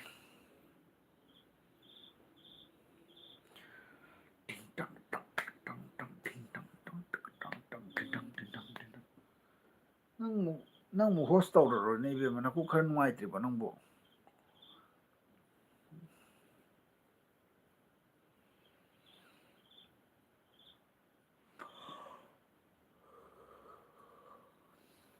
ꯄꯨꯡ ꯑꯃꯇꯪ ꯇꯧꯔ ꯂꯣꯏꯁꯤꯜꯂꯁꯤꯔ ꯈꯪꯗꯦꯗ ꯋꯥꯏꯕ ꯍꯛꯆꯥꯡ ꯄꯨꯡ ꯑꯃ ꯇꯧꯔꯒ ꯍꯥꯏꯔꯦ ꯄꯨꯡ ꯑꯃ ꯐꯥꯗꯤ ꯇꯧ ꯂꯩꯔꯝꯃꯦ ꯏꯆꯦ ꯀꯥꯅꯣꯟ ꯂꯩꯐꯥꯎ ꯑꯃꯣꯏꯕꯤꯒꯤ ꯑꯣꯖꯥ ꯕꯨꯡꯒꯤ ꯂꯥꯏꯐꯁꯤꯗꯤ ꯀꯞꯄꯨ ꯀꯞꯅꯤꯡꯉꯦ ꯑꯣꯖꯥ ꯃꯦꯘꯥ ꯀꯞꯀꯤꯅꯨ ꯉꯥꯏꯈꯣ ꯊꯣꯏꯕꯤꯆꯅꯅ ꯀꯞꯅꯔꯅꯨ ꯅꯣꯏꯅ ꯀꯞꯄꯒ ꯀꯨꯀꯤ ꯂꯣꯏ ꯁꯤꯔꯅꯤ ꯍꯥꯏꯕ꯭ꯔꯣ ꯑꯗꯨꯏꯗꯤ ꯀꯞꯄꯨ ꯌꯥꯏꯌꯦ ꯄꯤ ꯑꯦꯝ ꯋꯥꯏꯗꯨ ꯔꯃꯟꯅ ꯕꯤ ꯀꯨꯟꯖꯦ ꯕꯦꯔꯤꯒꯤ ꯏꯁꯩ ꯑꯝꯇ ꯁꯛꯂꯛꯑꯣ ꯑꯁꯤꯠ ꯅꯥꯎꯔꯦꯝꯅ ꯍꯥꯏ ꯏꯆꯝꯅ ꯑꯣ ꯁꯛꯄ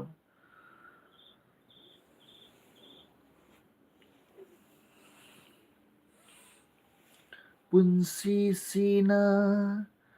ꯑꯍꯥꯟꯕ ꯃꯪꯐꯥꯎꯅꯔꯛꯄ ꯃꯤꯀꯨꯞꯇ ꯉꯥꯏꯗꯨꯅ ꯂꯩꯔꯝꯃꯤ ꯁꯥꯟꯇꯤꯒꯤ ꯌꯦꯛꯅꯕ ꯀꯌꯥ ꯀꯌꯥ ꯃꯥꯂꯦꯝꯁꯤꯗ ꯗꯤꯌꯥ ꯕ꯭ꯂꯣꯛꯁ ꯗ ꯑꯅꯨꯗꯤ ꯎꯗꯦꯅ ꯑꯗꯣ ꯑꯅꯨꯃ ꯉꯥꯛꯇꯪ ꯂꯩꯔ ꯍꯧꯒꯠꯂꯛꯀꯦ ꯑꯃ ꯃꯀꯣꯛ ꯅꯨꯡꯉꯥꯏꯇꯅ ꯍꯤꯞꯇꯔꯤꯀꯣ ꯑꯗꯨꯒꯤ ꯋꯥꯎ ꯋꯥꯎ ꯊꯕꯤꯁꯅꯥ ꯋꯥꯎ ꯋꯥꯎ ꯄꯨꯟꯁꯤꯁꯤꯅ ꯑꯍꯥꯟꯕ ꯃꯪꯐꯥꯎꯅꯔꯛꯄ ꯃꯤꯀꯨꯞꯇ ꯉꯥꯏꯗꯨꯅ ꯂꯩꯔꯝꯃꯤ ꯁꯥꯟꯇꯤꯒꯤ ꯌꯦꯛꯅꯕ ꯀꯌꯥ ꯀꯌꯥ ꯃꯥꯂꯦꯝꯁꯤꯗ ꯑꯗꯨꯕꯨ ꯌꯥꯝꯅ ꯊꯤꯖꯔꯣꯏ ꯁꯥꯟꯇꯤꯒꯤ ꯍꯧꯔꯛ ꯏꯁꯩ ꯃꯌꯦꯛ ꯀꯥꯎꯈ꯭ꯔꯦ ꯍꯧꯔꯛꯐꯝꯗꯣ ꯑꯗꯨꯕꯨꯒꯤ ꯃꯦꯘꯥꯆꯟꯗ꯭ꯔ ꯌꯥꯝ ꯐꯖꯩ ꯑꯗꯣ ꯏꯕꯥꯏ ꯀꯞꯄꯗꯤ ꯍꯩꯔꯦ ꯍꯨꯏꯅꯥꯎ ꯃꯆꯥ ꯈꯣꯡꯕꯗꯧꯅ ꯑꯝꯇ ꯈꯣꯡꯕꯤꯌꯨ ꯍꯣꯏ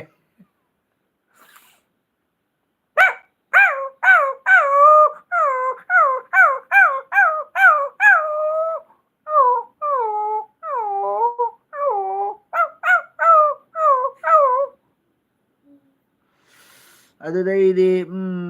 ꯁꯥꯐꯝꯅ ꯀꯩꯕ ꯉꯁꯤꯒꯤ ꯗꯣꯂꯨ ꯀꯥꯂꯤꯅꯒꯔꯗ ꯄ꯭ꯔꯣꯒꯥꯝ ꯂꯩ ꯀꯨꯟꯖꯕꯤꯍꯥꯔꯤꯒ ꯃꯧ ꯑꯃ ꯏꯁꯩ ꯁꯛꯄ ꯆꯠꯈꯤ ꯑꯣ ꯀꯥꯂꯤꯅꯒꯔꯗ ꯑꯁꯤꯠ ꯅꯥꯎꯔꯦꯝꯅ ꯏꯁꯩ ꯌꯥꯝ ꯍꯩꯌꯦ ꯊꯦꯡꯀ꯭ꯌꯨ ꯁꯣ ꯃꯁ ꯗꯤꯌꯥ ꯕ꯭ꯂꯣꯛꯅ ꯍꯥꯏ ꯆꯦ ꯀꯥꯅꯣ ꯅꯥꯏꯅ ꯍꯥꯏ ꯇꯧꯔꯦ ꯗꯤꯌꯥ ꯕ꯭ꯂꯣꯛꯁꯅ ꯗ ꯃꯥꯜꯂꯤꯅꯦ ꯍꯥꯏ ꯊꯣꯏꯕꯤꯁꯅꯥ ꯏꯅꯝꯃꯗꯣ ꯀꯔꯤꯕ ꯈꯪꯂꯒ ꯍꯧꯒꯠꯂꯛꯄ ꯇꯥꯔꯦ ꯁꯣꯏꯗ꯭ꯔꯦ ꯍꯧꯒꯠꯂꯛ ꯃꯥ ꯈꯨꯔꯨꯅ ꯊꯤꯜꯂꯛꯏꯅꯤ ꯏꯆꯦ ꯀꯅꯃꯅ ꯗꯤꯌꯥ ꯀꯦꯝꯁꯤ ꯑꯁꯤꯠ ꯉꯥꯎꯔꯝꯅ ꯉꯁꯤꯁꯦ ꯅꯪꯁꯦ ꯇꯧꯒꯦꯇ ꯍꯩꯌꯦ ꯍꯥꯏ ꯁꯥꯄꯝ ꯈꯨꯃꯟ ꯂꯥꯏꯅ ꯑꯣꯟ ꯍꯥꯏ ꯌꯥꯝ ꯃꯥꯜꯂꯦ ꯍꯥꯏ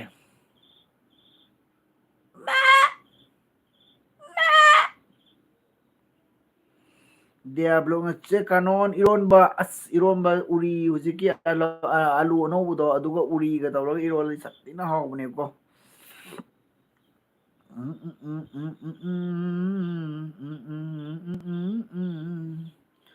ꯀꯥꯏꯅꯔꯦ ꯑꯩꯁꯨ ꯍꯛꯀꯥꯝ ꯆꯟꯕꯁꯦ ꯁꯤꯗꯣꯔꯦꯗ ꯇꯧꯔꯤꯁꯦ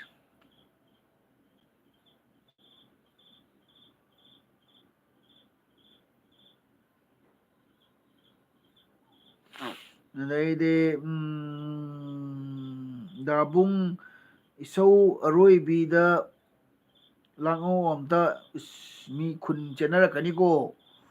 ꯏꯆꯦ ꯀꯥꯅꯣꯟ ꯃꯂꯥꯅ ꯀꯩꯕ ꯁꯥꯄꯝ ꯑꯃꯨꯛ ꯀꯥꯏꯗꯥꯏ ꯃꯦꯘꯥꯆꯟꯗ꯭ꯔꯅ ꯏꯀꯥꯏ ꯈꯪꯗꯕ ꯍꯧꯗꯣꯡꯅ ꯈꯣꯡꯕꯗꯣ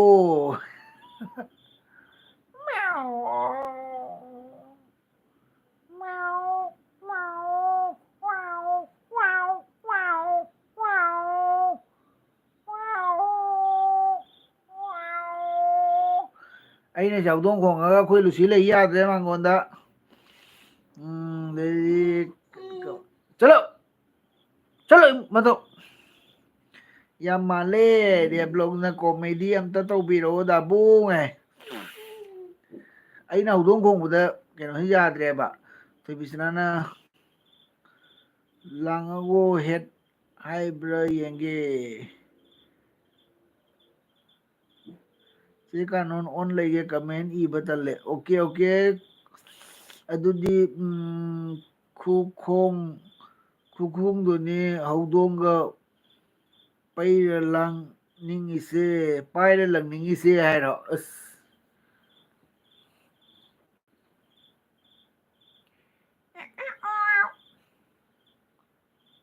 ꯃꯦꯗꯥꯝ ꯌꯥꯝ ꯀꯨꯏ ꯇꯧꯔꯔꯣꯏꯁꯦ ꯉꯁꯤꯁꯦ ꯋꯥꯏꯕ ꯑꯩꯁꯦ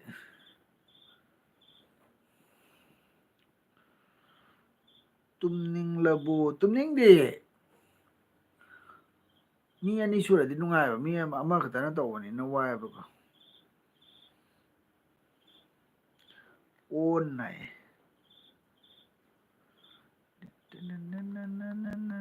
ꯁꯤꯠꯅ ꯀꯩꯕ ꯏꯃꯥ ꯏꯄꯥ ꯃꯤꯠꯅ ꯎꯕ ꯂꯥꯏꯅꯤ ꯍꯥꯏꯕꯗꯨ ꯀꯥꯎꯔꯔꯣꯏꯌꯦ ꯊꯕꯤꯆꯅꯥꯅ ꯀꯨꯏꯅ ꯊꯥꯗ꯭ꯔꯁꯨ ꯅꯣꯡꯃꯒꯤ ꯁꯣꯏꯕꯤꯅꯨ ꯑꯣꯀꯦ ꯑꯣꯀꯦ ꯊꯣꯏꯕꯤꯁꯅꯥ ꯍꯣꯏ ꯅꯣꯡꯃꯒꯤ ꯉꯥꯏꯍꯥꯛ ꯉꯥꯏꯍꯥꯛꯇꯤ ꯇꯧꯒꯦ ꯀꯣꯃꯦꯗꯤ ꯑꯝꯇ ꯇꯧꯕꯤꯔꯛꯑꯣ ꯗꯥꯕꯨ ꯀꯣꯃꯦꯗꯤꯁꯦ ꯀꯩ ꯇꯧꯗꯣꯏꯅꯣ ꯑꯩ ꯒ꯭ꯌꯥꯟ ꯇꯥꯗ꯭ꯔꯦ ꯃꯤ ꯑꯅꯤ ꯇꯧꯔꯒꯗꯤ ꯅꯨꯡꯉꯥꯏꯒꯗꯕꯅꯦꯕ ꯃꯤ ꯑꯃꯇꯅ ꯇꯧꯕꯁꯦ ꯀꯣꯃꯦꯗꯤ ꯊꯣꯛꯑ ꯌꯥꯗꯦꯕꯀꯣ ꯄꯥꯡꯒꯟ ꯁꯥꯔꯛꯀꯦꯀꯣ ꯇꯟꯕ ꯌꯥꯔꯣꯏꯀꯣ ꯁꯥꯐꯝ ꯍꯥꯏ ꯅꯣꯏ ꯃꯌꯥꯝꯅ ꯇꯧꯔꯤꯕꯁꯦ ꯀꯩꯅꯣ ꯇꯧꯔꯤꯕꯁꯤ ꯍꯥꯏꯃ ꯍꯩ ꯑꯅꯨ ꯅꯪꯕꯨ ꯍꯧꯒꯠꯂꯕꯗꯦ ꯃꯌꯥꯝꯅ ꯅꯪꯕꯨ ꯀꯩꯅꯣ ꯊꯤꯔꯤꯕꯁꯤ ꯅꯪ ꯇꯥꯗ꯭ꯔꯕꯩ ꯀꯔꯤꯅꯣ ꯇꯧꯔꯤꯕꯁꯦ ꯂꯩꯂꯥ ꯑꯩꯒ ꯂꯩꯂꯥ ꯑꯍꯤꯡꯅ ꯋꯥꯟꯊꯔꯒ ꯇꯧꯔꯤꯕꯁꯤ ꯀꯔꯤ ꯇꯧꯔꯤꯕꯅꯣ ꯇꯧꯔꯤꯁꯤ ꯑꯦꯜꯕꯤ ꯑꯍꯤ ꯊꯥꯖꯤꯜꯂꯒ ꯏꯇꯣꯝꯇ ꯂꯣꯜꯂꯒ ꯂꯩꯔꯤꯕꯁꯦ ꯑꯩ ꯋꯥꯗ꯭ꯔꯦꯕꯅꯤ ꯇꯧꯔꯤꯁꯤ ꯀꯔꯤꯅꯣ ꯇꯧꯔꯤꯕꯁꯤ ꯃꯁꯤ ꯅꯨꯄꯤ ꯑꯍꯤꯡꯅ ꯋꯥꯟꯊꯈ꯭ꯔꯤꯕ ꯆꯥꯕ ꯊꯛꯄꯁꯨ ꯈꯤꯇꯪ ꯆꯥꯁꯤꯟꯕꯒ ꯍꯦꯛꯇ ꯇꯨꯝꯅꯤꯡꯕ ꯍꯦꯛꯇ ꯇꯧꯕ꯭ꯔꯥ ꯈꯪꯗꯦ ꯈꯤꯇꯪ ꯆꯥꯁꯤꯜꯂꯒ ꯍꯦꯛꯇ ꯇꯨꯝꯅꯤꯡꯉꯛꯄ ꯆꯥꯁꯤꯜꯂꯒ ꯍꯦꯛꯇ ꯇꯨꯝꯅꯤꯡꯉꯛꯄ ꯀꯔꯤꯅꯣ ꯇꯧꯔꯤꯕꯁꯤ ꯏꯇꯣꯝꯇ ꯑꯉꯥꯎꯕ ꯑꯗꯨꯃꯥꯏꯅ ꯃꯣꯕꯥꯏꯜ ꯃꯃꯥꯡ ꯑꯍꯤꯡꯗ ꯐꯝꯂꯒ ꯏꯇꯣꯝꯇ ꯑꯉꯥꯎꯕ ꯑꯗꯨꯃꯥꯏꯅ ꯈꯣꯏ ꯂꯥꯎ ꯂꯥꯎꯔꯒ ꯂꯩꯔꯤꯕꯁꯤ ꯀꯔꯤꯝꯇ ꯈꯪꯗ꯭ꯔꯤꯕꯁꯤ ꯀꯔꯤꯒꯤꯅꯣ ꯀꯔꯤꯝꯇ ꯈꯪꯗ꯭ꯔꯤꯕꯁꯤ ꯀꯔꯤꯒꯤꯅꯣ ꯍꯥꯏꯕꯅꯤ ꯑꯩꯕꯨ ꯑꯉꯥꯎꯕ ꯑꯗꯨꯃꯥꯏꯅ ꯃꯣꯕꯥꯏꯜ ꯑꯍꯤꯡꯒꯤ ꯃꯃꯥꯡ ꯑꯍꯤꯡꯗ ꯐꯝꯂꯒ ꯃꯁꯤꯗ ꯂꯣꯟꯈ꯭ꯔꯤꯕ ꯑꯩꯁꯦ ꯀꯔꯤꯅꯣ ꯇꯧꯔꯤꯕꯁꯤ ꯑꯁꯝ ꯑꯩꯁꯦ ꯀꯔꯤꯅꯣ ꯇꯧꯔꯤ ꯑꯉꯥꯎꯕ ꯑꯍꯤꯡ ꯑꯩꯒꯤ ꯅꯨꯄꯤ ꯑꯩꯒꯤ ꯐꯥꯇꯤꯃꯥ ꯑꯍꯤꯡꯅ ꯀꯩꯗꯧ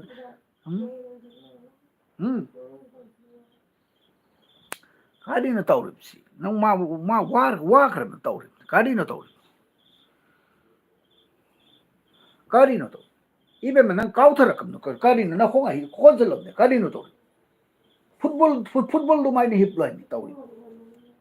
ꯀꯔꯤꯝꯇ ꯎꯗꯦꯅꯤ ꯀꯔꯤꯅꯣ ꯇꯧꯔꯤ ꯃꯊꯣꯡ ꯃꯍꯝ ꯑꯝꯇ ꯈꯪꯗ꯭ꯔꯕꯅ ꯃꯥꯅ ꯂꯣꯟꯈ꯭ꯔꯤꯕ ꯑꯩ ꯀꯔꯤꯅꯣ ꯇꯧꯔꯤꯕ ꯉꯁꯤꯒꯤ ꯑꯦꯜꯕꯤ ꯑꯍꯤꯅꯦ ꯀꯔꯤꯅꯣ ꯈꯪꯅꯤ ꯉꯁꯥꯏ ꯑꯍꯤꯡꯗꯤꯅꯦ ꯃꯤꯒꯁꯦ ꯆꯥꯝꯃ ꯈꯔ ꯆꯅꯤ ꯈꯔ ꯍꯦꯛꯇ ꯎꯔꯨ ꯍꯦꯛꯇ ꯄꯥꯏꯁꯤꯜꯂꯛꯄꯅꯤ ꯍꯧꯖꯤꯛ ꯂꯣꯏꯅ ꯁ꯭ꯋꯥꯏꯔꯧꯅ ꯃꯥꯅ ꯍꯋꯥ ꯃꯤꯊꯥꯏꯒꯨꯝꯅꯅꯦ ꯍꯦꯛꯇ ꯃꯥꯡꯈ꯭ꯔꯤꯕꯅꯦꯃꯤ ꯀꯔꯤꯅꯣ ꯇꯧꯔꯤꯕꯁꯤ ꯑꯩ ꯀꯔꯝꯅ ꯇꯧꯗꯣꯏꯅꯣ ꯇꯧꯔꯤꯁꯤ ꯀꯔꯤꯅꯣ ꯈꯪꯗ꯭ꯔꯦꯅ ꯇꯧꯔꯤꯁꯤ ꯂꯣꯜꯈꯤꯕ ꯃꯌꯥꯝ ꯑꯁꯤ ꯏꯃꯥ ꯀꯃꯦꯟ ꯃꯌꯥꯝꯁꯤꯗꯤ ꯀꯔꯤꯅꯣ ꯇꯧꯔꯤꯕꯁꯦ ꯂꯣꯏ ꯅꯜꯂꯒ ꯂꯩꯔꯝꯃꯦ ꯀꯃꯦꯟ ꯃꯌꯥꯝꯁꯤ ꯑꯝꯇ ꯄꯥꯊꯔꯛꯀꯦ ꯍꯥꯏꯕꯅꯤ ꯅꯣꯏ ꯉꯥꯛꯇꯪ ꯉꯥꯏꯌꯣ ꯍꯥꯏꯕꯅꯤ ꯀꯩꯅꯣ ꯅꯣꯏꯕꯨ ꯆꯥꯛ ꯇꯣꯛꯄꯗ ꯉꯥꯏꯅꯔꯤꯕ ꯅꯠꯇ꯭ꯔꯣ ꯐꯃꯨꯡ ꯑꯍꯤꯡꯗ ꯀꯥꯔꯒ ꯃꯣꯕꯥꯏꯜ ꯑꯍꯤ ꯄꯥꯏꯔꯒ ꯑꯣꯠꯂ ꯂꯩꯔꯤꯕꯗꯨ ꯅꯣꯏꯕꯨ ꯀꯔꯤꯒꯤꯅꯣ ꯉꯥꯏꯍꯥꯛꯇꯁꯨ ꯄꯣꯊꯥꯁꯤ ꯀꯩꯅꯣ ꯀꯃꯦꯟ ꯑꯍꯤ ꯃꯌꯥꯝ ꯅꯟꯈ꯭ꯔꯦ ꯉꯥꯛꯇ ꯄꯥꯔꯛꯀꯦꯀꯣ ꯀꯃꯦꯟ ꯑꯍꯤ ꯑꯝꯇ ꯄꯥꯔꯛꯀꯦ ꯏꯃꯩꯃ ꯀꯔꯤꯅꯣ ꯇꯧꯔꯤꯕꯁꯤ ꯀꯃꯦꯟ ꯃꯌꯥꯝ ꯑꯍꯤꯅ ꯂꯣꯏ ꯅꯜꯂꯒ ꯂꯩꯔꯝꯅꯤ ꯏꯃꯥꯏ ꯕꯤꯖꯅ ꯀꯨꯏꯅ ꯕ꯭ꯂꯣꯛꯅ ꯊꯣꯏꯕꯤꯁꯅꯥ ꯍꯦꯛ ꯇꯧꯔꯛꯇ꯭ꯔꯕ ꯁꯞꯇ꯭ꯔꯗꯣ ꯈꯪꯉꯨ ꯗꯥꯕꯨꯡ ꯑꯣꯀꯦ ꯀꯃꯦꯟꯗꯤ ꯑꯩ ꯏꯔꯛꯂꯔꯣꯏꯀꯣ ꯑꯣꯟꯂꯩꯒꯦ ꯑꯣꯀꯦ ꯀꯩꯁꯨ ꯀꯥꯏꯗꯦ ꯗꯥꯕꯨꯡ ꯅꯨꯡꯉꯥꯏꯔꯤꯕꯣ ꯀꯦꯁ ꯕꯦꯕꯤꯅ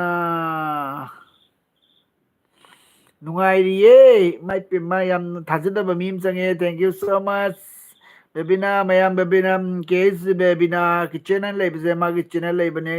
ꯑꯩꯈꯣꯏ ꯏꯗꯣꯝꯆꯥꯒꯤ ꯃꯆꯥꯅꯨꯄꯤꯅꯤ ꯃꯌꯥꯝ ꯃꯉꯣꯟꯗꯁꯨ ꯁꯞꯄꯣꯔꯠ ꯇꯧꯕꯤꯌꯨꯀꯣ ꯊꯦꯡꯀ꯭ꯌꯨ ꯁꯣ ꯃꯆ ꯗꯤꯌꯥꯅ ꯗꯥꯕꯨꯡ ꯅꯣꯛꯄꯗ ꯁꯤꯔꯦ ꯑꯁꯤꯠ ꯅꯥꯎꯔꯦꯝꯅ ꯅꯣꯛꯄꯗ ꯂꯣꯏꯔꯦ ꯑꯗꯩ ꯏꯃꯥ ꯏꯕꯦꯝꯃ ꯎꯄꯤꯕ ꯇꯨꯄꯤꯗꯨꯒ ꯀꯌꯥꯗ ꯃꯥꯜꯂꯦ ꯑꯗꯨꯅꯤ ꯃꯥꯟꯗ꯭ꯔꯥ ꯀꯔꯤꯅꯣ ꯅꯪꯅ ꯈꯜꯂꯤꯕꯗꯨ ꯈꯨꯃꯟ ꯁꯥꯄꯝꯅ ꯑꯩ ꯀꯥꯅꯣꯟ ꯄ꯭ꯂꯤꯖ ꯀꯃꯦꯟ ꯏꯕ ꯇꯜꯂꯦ ꯑꯣꯀꯦ ꯗꯤꯌꯥꯕꯨꯅ ꯚꯥꯂꯣ ꯊꯣꯏꯕꯤꯆꯅꯥꯅ ꯑꯩ ꯁꯤꯔꯦꯍꯦ ꯑꯁꯤꯅ ꯉꯁꯤꯒꯤ ꯑꯦꯜꯕꯤꯁꯦ ꯌꯦꯡꯅꯤꯡꯃꯟꯈꯤꯅ ꯆꯪꯂꯛꯄꯅꯤ ꯆꯥꯛ ꯆꯥꯗ꯭ꯔꯤ ꯑꯩꯈꯣꯏ ꯑꯣꯀꯦ ꯊꯦꯡꯀ꯭ꯌꯨ ꯁꯣ ꯃꯆ ꯆꯪꯕꯤꯔꯛꯄꯒꯤꯗꯃꯛꯇ ꯍꯥꯏꯅꯤꯡꯉꯥꯏ ꯂꯩꯇꯅ ꯊꯥꯒꯠꯆꯔꯤ Pam naurem thoibi nang dum comment i buko diana anu yauram ladi nungairamgadabne adune ba mana tunjin ge do ngai muslim sabana hena nokninge kuki muk sarora akau to koma kai tôi ka tau ma ti boy cho ko mai tu gi ba tu mo tu i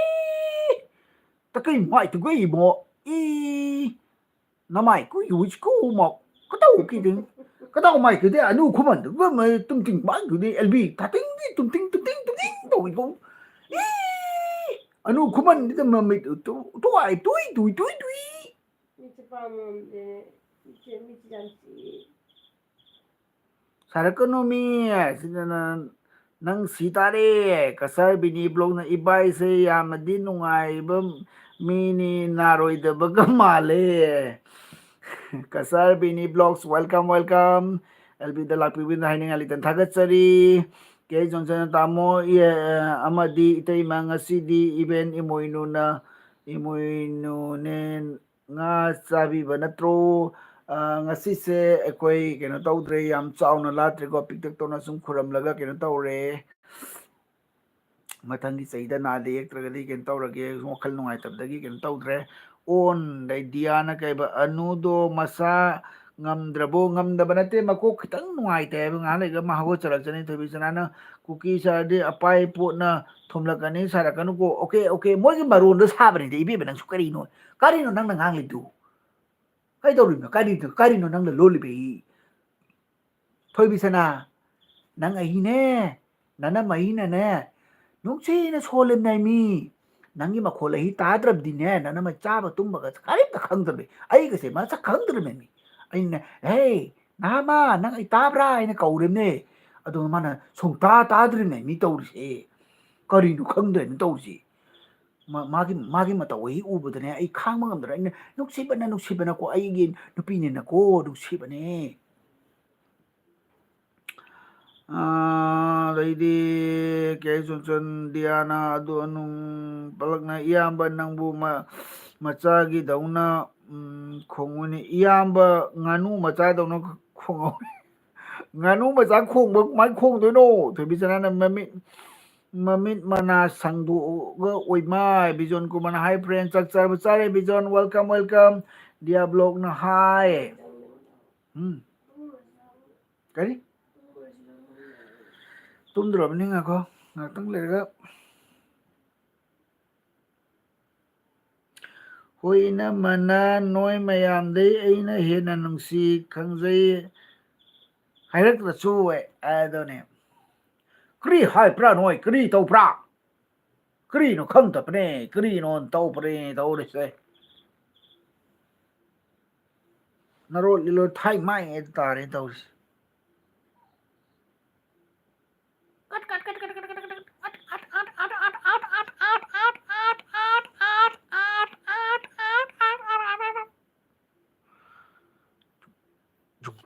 jungka thamai thai mai naro lilo thai mai ai sin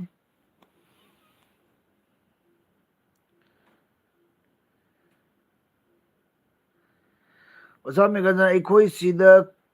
karinoma ngasi paikhi Jamaica kari oidono idi mathakta paigri raise drone gi type ta nandra kenogi rocket ka kapsala yalo khongoi hoi friend marak ta su khara nganna tumu hakchang sokani adone khangde bijon ai habit oi gren tawrise hangoi khono da bu noi myam chang nai jing ngau han do ren tawise bu kari no tai chumo a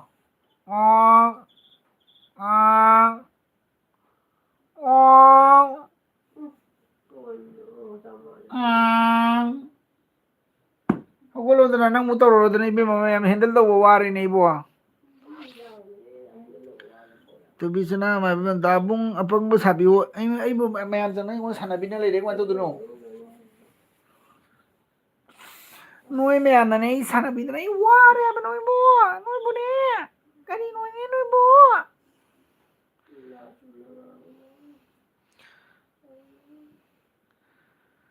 ꯅꯨꯡꯁꯤꯕ ꯑꯃꯒꯤ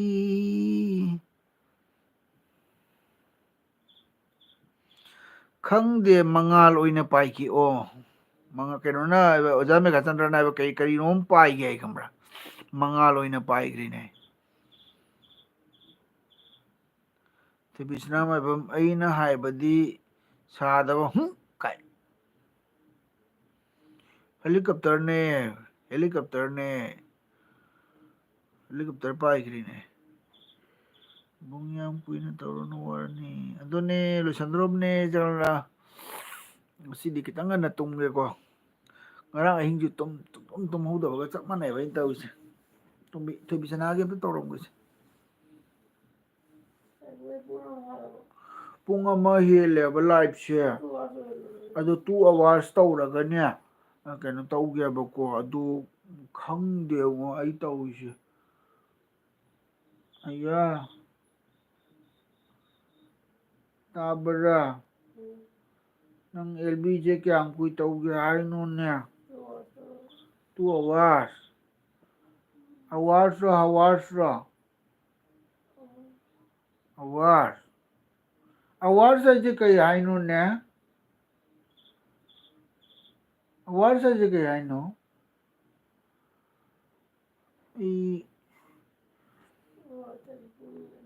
hours ꯍꯥꯏꯗꯤ ꯄꯨꯡ ꯑꯩꯈꯣꯏꯅ ꯀꯩꯅꯣꯗꯒ ꯑꯩꯈꯣꯏꯒꯤ ꯀꯤꯇꯣꯟꯗꯒ ꯂꯩꯕ ꯄꯨꯡꯗꯣ hours ꯍꯥꯏꯕ꯭ꯔꯣ ꯑꯣ ꯄꯨꯡ ꯍꯥꯏꯁꯦ hours ꯍꯥꯏꯕꯣꯏꯔꯦ ꯑꯗꯨꯗꯤ ꯍꯌꯦꯡ ꯑꯩꯈꯣꯏꯅ hours ꯍꯥꯏꯁꯦ ꯏꯪꯂꯤꯁꯅꯤꯀꯣ ꯑꯗꯨꯏꯗꯤ ꯍꯌꯦꯡ ꯑꯩꯈꯣꯏꯅ ꯃꯤꯒꯤ ꯀꯩꯅꯣꯗꯒ ꯂꯥꯏꯐꯝꯗꯒ ꯌꯩꯕ ꯃꯇꯝꯗ ꯄꯨꯡ ꯌꯩꯌꯨ ꯀ ꯍꯥꯏꯕꯁꯤ hours ꯌꯩꯌꯨ ꯍꯥꯏꯗꯣꯏꯅꯤꯅꯦ ꯑꯣ ꯈꯪꯉꯦ ꯆꯤꯆꯦ ꯑꯅꯨ ꯈꯪꯉꯦ ꯁꯤꯝꯕꯅꯤ ꯐ꯭ꯔꯦꯟ ꯉꯟꯅ ꯇꯨꯝꯕ ꯍꯥꯏꯕꯁꯤ ꯍꯛꯆꯥꯡ ꯐꯕꯅꯦ ꯑꯗꯨꯅꯤ ꯅꯠꯇꯦ ꯃꯣꯝꯕꯤ ꯗꯤꯌꯥꯕ꯭ꯂꯣꯛꯅ ꯀꯩꯕ ꯃꯣꯝꯕꯤ ꯃꯈꯣꯜꯗ ꯑꯅꯧꯕ ꯋꯥꯔꯤ ꯃꯣꯝꯕꯤ ꯃꯈꯣꯜ ꯁꯥꯕ ꯍꯩꯇꯤꯌꯦ ꯔꯖꯦꯟꯗ꯭ꯔꯅ ꯅꯠꯇꯦ ꯕꯤꯖꯣꯟꯅ ꯄꯥꯔꯦ ꯅꯨꯄꯤ ꯁꯥꯔꯛꯑꯣ ꯊꯣꯏꯕꯤꯁꯅꯥꯅ ꯚꯦꯔꯤ ꯒꯨꯗ ꯍꯣꯏ ꯕꯨꯡ ꯗꯤꯌꯥꯕ꯭ꯂꯣꯛꯅ ꯗꯥꯕꯨꯡ ꯀꯣꯃꯦꯗꯤꯒꯤ ꯀꯣꯆꯤꯡꯒ ꯇꯧꯔꯛꯄ꯭ꯔꯣ ꯇꯧꯔꯛꯇꯦꯗ ꯁꯨꯝ ꯇꯧꯔꯤꯖꯥꯠꯅꯤꯗ ꯃꯥꯟꯅꯕ ꯁꯨꯝ ꯃꯌꯥꯝꯒꯤ ꯃꯇꯧ ꯇꯝꯃꯒ ꯕꯤꯖꯟ ꯀꯨꯃꯥꯔꯅ ꯑꯣꯀꯦ ꯐ꯭ꯔꯦꯟ ꯒꯨꯗ ꯅꯥꯏꯠ ꯍꯧꯖꯤꯛ ꯃꯩꯀꯥꯞꯄꯤ ꯈꯨꯃꯟꯒꯤ ꯑꯦꯛꯇꯤꯡ ꯇꯧꯔꯛꯀꯦ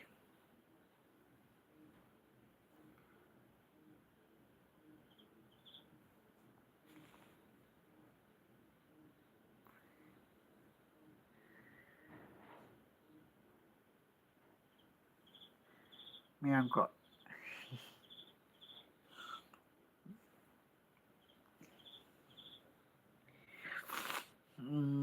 ꯗꯥꯕꯨꯡ ꯅꯪꯅ ꯉꯟꯅ ꯇꯨꯝꯃꯣ ꯉꯁꯤꯗꯤ ꯅꯣꯏ ꯃꯤꯒꯤ ꯄꯦꯟꯅꯕ ꯇꯧꯕꯗ ꯋꯥꯔꯝꯂꯅꯤꯀꯣ ꯑꯗꯨꯅꯦꯕ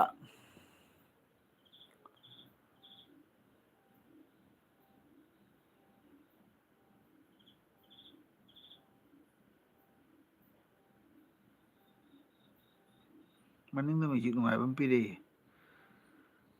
ꯒꯪꯒꯥꯙꯔ ꯁꯔꯥ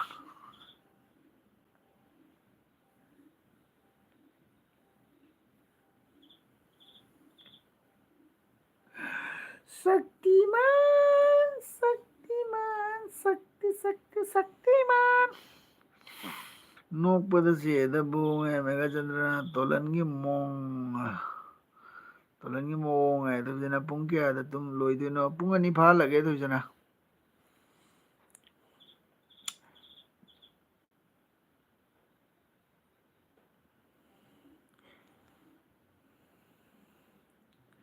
ꯅꯣꯏ ꯃꯌꯥꯝꯁꯦ ꯑꯩꯅꯅꯦ ꯈꯨꯗꯛ ꯆꯠꯆꯔꯤꯃꯤꯅ ꯃꯃꯥ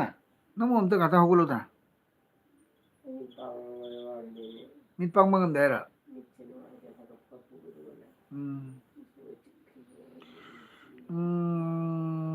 ꯗꯥꯕꯨꯡ ꯑꯩꯅ ꯍꯥꯏ ꯇꯥꯗꯦ ꯗꯥꯕꯨꯡ ꯑꯩꯅ ꯍꯥꯏꯗꯤ ꯇꯥꯗꯦ ꯀꯩ ꯍꯥꯏꯅꯣ ꯀꯇꯥꯇꯣꯟ ꯀꯥꯃꯩ ꯍꯥꯏꯔ ꯀꯔꯤ ꯍꯥꯏꯅꯣ ꯈꯪꯍꯧꯗ꯭ꯔꯦ ꯋꯥꯔꯧ ꯌꯥꯗꯦꯀꯣ ꯀꯔꯤ ꯍꯥꯏꯅꯣ ꯈꯪꯍꯧꯗ꯭ꯔꯦ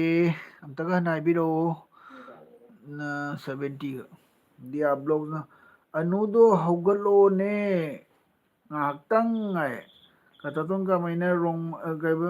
ꯔꯣꯡꯃꯩ ꯂꯣꯟ ꯈꯪꯂꯗꯤ ꯍꯥꯏꯔꯛꯑꯣ ꯑꯃꯨꯛꯇ ꯔꯣꯡꯃꯩ ꯃꯔꯣꯟ ꯈꯪꯗꯦ ꯑꯩꯗꯣ ꯉꯁꯥꯏꯗ ꯁꯨꯝ ꯄꯪꯉꯥꯟꯗ ꯉꯥꯡꯁꯤꯜꯂꯤꯃꯤ ꯅꯣꯏꯒꯤ ꯇ꯭ꯔꯥꯏꯕꯦꯜꯒꯤ ꯃꯔꯣꯟ ꯍꯥꯏꯐꯦꯠ ꯃꯥꯟꯅꯕꯅ ꯁꯨꯝ ꯇꯧꯕꯅꯤꯗ ꯑꯩꯅ ꯑꯗꯨꯅꯦ ꯀꯩꯅꯣ ꯊꯣꯛꯂꯛꯑꯦ ꯑꯩꯈꯣꯏꯒꯤ ꯃꯣꯝꯕꯤ ꯊꯣꯛꯂꯛꯑꯦ ꯇꯣ ꯃꯣꯝꯕꯤ is good morning ꯃꯣꯝꯕꯤ welcome to my live stream ꯃꯣꯝꯕꯤ my sweetheart my darling you are coming to my ꯃꯌꯥꯝ ꯋꯥꯔꯧ ꯌꯥꯗꯦꯀꯣ ꯑꯩ ꯉꯁꯤ ꯃꯤꯠꯁꯦ ꯌꯥꯝ ꯅꯨꯡꯉꯥꯏꯇꯕ ꯈꯪꯕ ꯑꯗꯨꯒꯤꯅꯦ ꯃꯤꯠꯁꯦ ꯌꯥꯝ ꯆꯤꯛꯏ ꯍꯥꯏꯕ ꯆꯠꯂꯒꯦ ꯆꯠꯂꯒꯦ ꯍꯥꯏꯔꯣ ꯀꯩꯒꯤꯅꯣ ꯅꯣꯏ ꯆꯠꯈꯤꯅꯨ ꯀꯩꯗꯧꯔꯒꯦ ꯃꯌꯥꯝ ꯄꯨꯝ ꯂꯩꯃꯤꯟꯅꯁꯤ ꯀꯩꯗꯧꯔꯒꯦ ꯍꯩꯃꯥ ꯀꯔꯤꯅꯣ ꯇꯧꯔꯤꯕꯁꯤ ꯃꯁꯤꯅ ꯏꯅꯥꯛ ꯑꯩꯗꯅꯦ ꯂꯣꯜꯈ꯭ꯔꯤꯕ ꯇꯣꯕꯤꯁꯅ ꯏꯅꯝꯃ hi guys welcome back to my channel good morning hi welcome to my channel ꯀꯔꯤꯅꯣ ꯈꯪꯗꯦ ꯄꯉꯥꯡꯇ ꯉꯥꯡꯉꯦ ꯉꯥꯡꯉꯤꯅꯦ ꯀꯔꯤꯅꯣ ꯀꯣꯃꯦꯟꯁ ꯄꯥꯕꯗꯤ ꯉꯝꯃꯣꯏ ꯑꯁꯦꯡꯃꯛꯀꯤ ꯇꯧꯕꯁꯤ ꯃꯤꯠꯁꯦ ꯅꯨꯡꯉꯥꯏꯇꯦꯕ ꯌꯥꯝꯅ ꯑꯅꯨ ꯍꯧꯒꯠꯂꯛꯑꯦꯍꯦ ꯑꯗꯨ ꯀꯔꯤ ꯃꯥꯜꯂꯤ ꯌꯦꯡꯉꯨ ꯊꯣꯏꯕꯤꯁꯅꯥꯅ ꯏꯅꯝꯃ hi guys welcome back to my channel good morning ꯍꯥꯏ ꯑꯦꯃꯦꯒꯥ ꯆꯟꯗꯅ ꯃꯌꯥꯝ ꯍꯥꯏ ꯍꯥꯏ ꯍꯥꯏ ꯀꯃꯦꯟꯗꯣ ꯂꯥꯟꯅ ꯍꯥꯏ ꯂꯥꯟꯅ ꯃꯌꯥꯝ ꯑꯩꯒꯤ ꯄꯨꯡꯄꯥꯗ ꯑꯦꯜꯕꯤꯗ ꯄꯥꯎ ꯑꯗꯨꯁꯨ ꯐꯥꯒꯤꯅꯤ ꯑꯦꯜꯕꯤꯗ ꯂꯥꯛꯄꯤꯕꯒꯤ ꯊꯦꯡꯀ꯭ꯌꯨ ꯗꯤꯌꯥꯕ꯭ꯂꯣꯅ ꯃꯌꯥꯝ ꯗꯥꯒ ꯑꯅꯨꯒ ꯀꯣꯃꯦꯗꯤ ꯃꯆꯥ ꯑꯝꯇ ꯇꯧꯕꯤꯔꯛꯑꯣ ꯉꯁꯤꯗꯤ ꯁꯣꯔꯤ ꯃꯌꯥꯝ ꯋꯥꯔꯧꯕ ꯌꯥꯗꯦ ꯉꯁꯤꯁꯦ ꯀꯔꯤꯝ ꯇꯧꯅꯤꯡꯗꯦꯀꯣ ꯃꯥꯁꯦ ꯉꯁꯤꯁꯦ ꯖꯦꯟꯗꯦꯝ ꯃꯄꯠꯄꯤ ꯑꯣꯜꯂꯦ ꯉꯁꯤꯁꯦ ꯃꯥꯁꯦ ꯄꯠꯊꯔꯦ ꯉꯁꯤꯁꯦ ꯌꯥꯝ ꯏꯃꯣꯁꯅꯦꯜ ꯑꯣꯏꯈꯔꯦ ꯉꯁꯥꯏꯀꯣ ꯑꯌꯨꯛꯇ ꯑꯗꯨꯒ ꯑꯩ ꯑꯗꯨꯝ ꯅꯨꯡꯉꯥꯏꯇꯕꯗꯨꯅ ꯃꯇꯨꯡ ꯃꯅꯥꯎ ꯃꯉꯣꯟꯗ ꯏꯃꯣꯁꯅꯦꯜ ꯚꯤꯗꯤꯑꯣꯅꯦ ꯐꯦꯁꯕꯨꯛ ꯀꯛꯊꯠꯇꯣꯔꯤꯕꯅꯤꯅ ꯐꯦꯁꯕꯨꯛꯇ ꯌꯦꯡꯖꯦꯅ ꯐꯦꯁꯕꯨꯛꯇꯗꯤ ꯌꯥꯝ ꯊꯥꯒꯠꯂꯛꯏꯗꯅ ꯃꯇꯦꯛ ꯃꯇꯦꯛ ꯌꯥꯝ ꯊꯥꯒꯠꯂꯛꯏꯗꯅ ꯏꯃꯣꯁꯅꯦꯜ ꯑꯣꯏꯕ ꯚꯤꯗꯤꯑꯣ ꯃꯗꯨ ꯍꯦꯛ ꯌꯦꯡꯕꯗ ꯃꯥꯁꯦ ꯃꯤꯠꯁꯦ ꯄꯨꯔꯥ ꯕꯔꯕꯥꯠ ꯑꯣꯏꯗꯧꯔꯕꯅꯤ ꯈꯖꯥꯏꯁꯦ ꯐꯥꯛ ꯊꯥꯔꯗꯤ ꯏꯪ ꯂꯥꯎ ꯀꯞꯀꯅꯤꯗꯣ ꯇꯨꯝꯅꯤꯡꯂꯕ ꯅꯪꯕꯨ ꯌꯥꯝꯅ ꯏꯕꯦꯝꯃ ꯇꯨꯝꯅꯤꯡꯕ ꯍꯥꯏꯗꯤ ꯏꯁꯥꯁꯦ ꯕꯣꯔꯤꯡ ꯑꯣꯏꯅ ꯆꯨꯔꯗꯣꯏꯅꯦꯕ ꯖꯦꯟꯗꯦꯝ ꯅꯠꯇꯦ ꯎꯔꯤ ꯍꯋꯥꯏ ꯑꯄꯠꯄꯤꯅꯦ ꯍꯌꯦꯡ ꯏꯁꯥ ꯈꯤꯡꯅ ꯂꯥꯛꯀꯦ ꯍꯌꯦꯡꯗꯤꯀꯣ ꯉꯁꯤꯁꯤꯃꯗꯤ ꯑꯅꯨꯗꯣ ꯋꯥꯔꯧꯕ ꯌꯥꯗꯦ ꯃꯌꯥꯝ ꯎꯏꯍꯜꯂꯣ ꯗꯥꯕꯨꯡ ꯁꯨꯝ ꯇꯧꯕꯤꯔꯛꯎ ꯃꯥ ꯎꯏꯍꯜꯂ ꯑꯩ ꯇꯧꯔꯛꯑꯣ ꯍꯥꯏꯔꯣ ꯀꯩ ꯈꯟꯗꯩꯗꯨꯗꯤ ꯍꯧꯗꯣꯛꯄꯒꯤ ꯇꯨꯝꯍꯟꯈꯤꯕ ꯐꯠꯇ꯭ꯔꯗꯨꯗꯤ ꯀꯩꯅꯣ ꯅꯣꯏꯁꯨ ꯄꯪꯍꯥꯏꯗ ꯍꯥꯏꯖꯤꯜꯂꯛꯑꯦ ꯖꯟꯃꯦꯒꯥꯅ ꯀꯩ ꯍꯥꯏꯕ ꯏꯔꯣꯟꯕ ꯑꯍꯥꯎꯕ ꯆꯥꯕꯩꯅꯦ ꯃꯌꯥꯝ ꯁꯞꯄꯣꯔꯠ ꯇꯧꯁꯟꯕꯤꯌꯣ ꯍꯥꯏ ꯂꯥꯏꯛ ꯁꯥꯃꯨꯃꯥ ꯇꯧꯗꯕ ꯌꯥꯎꯔꯒ ꯂꯥꯏꯛ ꯇꯧꯁꯟꯕꯤꯌꯣ ꯃꯌꯥꯝ ꯁꯥꯃꯨꯃꯥ ꯑꯩ ꯗꯤꯜꯂꯤꯗꯒꯤ ꯂꯥꯛꯑꯦꯅꯦꯍꯦ ꯄ꯭ꯔꯥꯏꯝ ꯃꯤꯅꯤꯁꯇꯔ ꯎꯅꯔꯨꯔꯕꯅꯤꯅꯦ ꯁꯥꯃꯨꯃꯥ ꯀꯩꯅꯣ ꯀꯩ ꯂꯥꯡꯉ ꯀꯩꯅꯣ ꯇꯧꯔꯤꯁꯤꯕꯣ ꯇꯣꯂꯟ ꯑꯩ ꯇꯜꯂꯦ ꯁꯥꯃꯨꯃꯥ ꯑꯩ ꯃꯟꯇ꯭ꯔꯤ ꯎꯅꯔꯨꯔꯕꯅꯤꯅꯦ ꯌꯦꯁ ꯇꯅꯤꯅꯦ ꯈꯨꯝꯃꯤꯁꯦ ꯁꯥꯃꯨꯃꯥ ꯗꯥꯏꯂꯣꯛ ꯇꯧꯔꯣ ꯃꯌꯥꯝꯗ ꯀꯔꯤꯅꯣ ꯗꯥꯏꯂꯣꯛ ꯇꯧꯗꯣꯏꯁꯦ ꯃꯌꯥꯝ ꯀꯔꯤꯅꯣ ꯇꯧꯗꯣꯏꯁꯦ ꯈꯪꯗꯦ ꯀꯃꯦꯟꯁꯨ ꯂꯦꯞꯈ꯭ꯔꯦ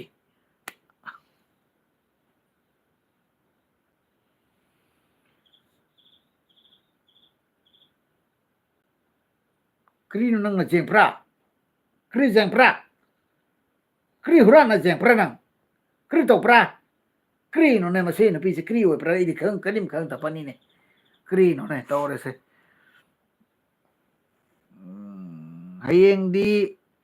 ꯅꯣꯛꯁꯤꯀꯣ ꯏꯅꯃꯥꯏ ꯅꯣꯛꯁꯦ ꯅꯣꯛꯁꯦ ꯍꯌꯦꯡ ꯑꯗꯩꯗꯤ ꯏꯁꯩꯁꯨ ꯁꯛꯁꯦ ꯅꯣꯛꯁꯨ ꯀꯇꯟꯗꯣ ꯅꯣꯛꯁꯦ ꯀꯃꯥꯏꯅ ꯑꯥꯏ ꯔꯨꯏ ꯅꯪꯇ ꯖ꯭ꯌꯥꯅꯦ ꯑꯥꯏ ꯔꯨꯏ ꯅꯪꯇ ꯖ꯭ꯌꯥꯅꯦ ꯔꯣꯡꯃꯩ ꯃꯔꯣꯜꯁꯦ ꯀꯩꯅꯣ ꯑꯩꯈꯣꯏ ꯁꯤꯗꯗꯤ ꯔꯣꯡꯃꯩ ꯂꯩꯌꯦꯕ ꯑꯩꯈꯣꯏꯅ ꯈꯪꯗꯕꯩ ꯏꯃꯥꯟꯅꯕꯁꯤꯡ ꯂꯩꯕ ꯍꯛꯆꯟꯅ ꯂꯧꯔꯨꯗꯦ ꯑꯗꯨꯒꯤꯅꯦꯕ ꯑꯥꯏ ꯔꯨꯏ ꯅꯪꯇ ꯖ꯭ꯌꯥꯅꯦ ꯍꯥꯏꯁꯦ ꯀꯔꯤ ꯍꯥꯏꯅꯣ ꯁꯤꯕꯨ ꯑꯩ ꯈꯪꯗ꯭ꯔꯦ ꯅꯪ ꯁꯣꯝꯗ ꯊꯥꯡꯅ ꯖꯥꯟꯒꯤꯒ ꯍꯥꯏꯔꯤ ꯌꯥꯠꯂꯣ ꯅꯪꯁꯨ ꯑꯥꯏꯔꯨꯏ ꯀꯥꯏꯅꯤ ꯃꯥ ꯎꯔꯤꯗꯨ ꯖꯦꯁꯟꯒꯦ ꯍꯥꯏꯔꯣ ꯑꯥꯏꯔꯨꯏ ꯅꯪꯇ ꯖ꯭ꯌꯥꯅꯦ ꯍꯥꯏꯁꯦ ꯀꯔꯤ ꯍꯥꯏꯅꯣ ꯀꯇꯥ ꯇꯣꯟ ꯀꯥꯃꯩ ꯁꯤ ꯀꯔꯤ ꯍꯥꯏꯅꯣ ꯒ꯭ꯌꯥꯟ ꯇꯥꯗ꯭ꯔꯦ ꯑꯝꯇ ꯍꯥꯏꯕꯤꯔꯛꯑꯣ ꯑꯅꯣꯏ ꯅꯣꯛꯄꯗ ꯁꯤꯔꯦꯗ ꯗꯤꯌꯥꯕ꯭ꯂꯣꯛꯅ ꯀꯨꯀꯤꯗꯤ ꯁꯥꯔꯛꯀꯅꯨꯀꯣ ꯁꯥꯔꯣꯏꯗ ꯐꯥꯒꯤ ꯇꯧꯕꯅꯤꯗ ꯊꯣꯏꯕꯤꯆꯅ ꯉꯁꯤ ꯏꯅꯝꯃꯅ ꯅꯣꯛꯄ ꯎꯗꯕꯁꯦ ꯊꯋꯥꯏ ꯆꯥꯛꯑꯦ ꯍꯥꯏ ꯊꯣꯏꯕꯤꯆꯅꯥꯅ ꯑꯩ ꯅꯪ ꯉꯁꯥꯏꯗꯩ ꯅꯨꯡꯁꯤ ꯅꯣꯛꯏꯁꯤꯗꯤ ꯍꯥꯏꯕ꯭ꯔꯥ ꯀꯩꯅꯣ ꯍꯥꯏꯗꯥꯏꯅꯦ ꯄꯥꯎꯅ ꯏꯆꯦꯁꯨ ꯋꯥ ꯉꯥꯡꯉꯣꯏ ꯉꯁꯤꯁꯦ ꯈꯪꯗꯦ ꯀꯩꯗꯧꯔꯕꯅꯣ ꯈꯪꯗꯦ ꯉꯁꯤꯁꯦ ꯑꯩ ꯃꯃꯤꯠ ꯆꯤꯡꯉꯒꯦ ꯌꯦꯡꯉꯨ ꯇꯧꯔꯨꯕꯗꯨꯗ ꯑꯩ ꯅꯠꯇꯦ ꯑꯗꯨ ꯕꯤꯠ ꯁꯤꯡꯕ ꯁꯤꯡꯗꯕꯩ ꯅꯠꯇꯦ ꯍꯥꯏꯕ ꯃꯤꯒꯤ ꯅꯨꯡꯉꯥꯏꯇꯕꯗ ꯍꯥꯏꯗꯤ ꯅꯨꯡꯉꯥꯏꯇꯕꯅꯤ ꯈꯪꯉꯦꯗꯅ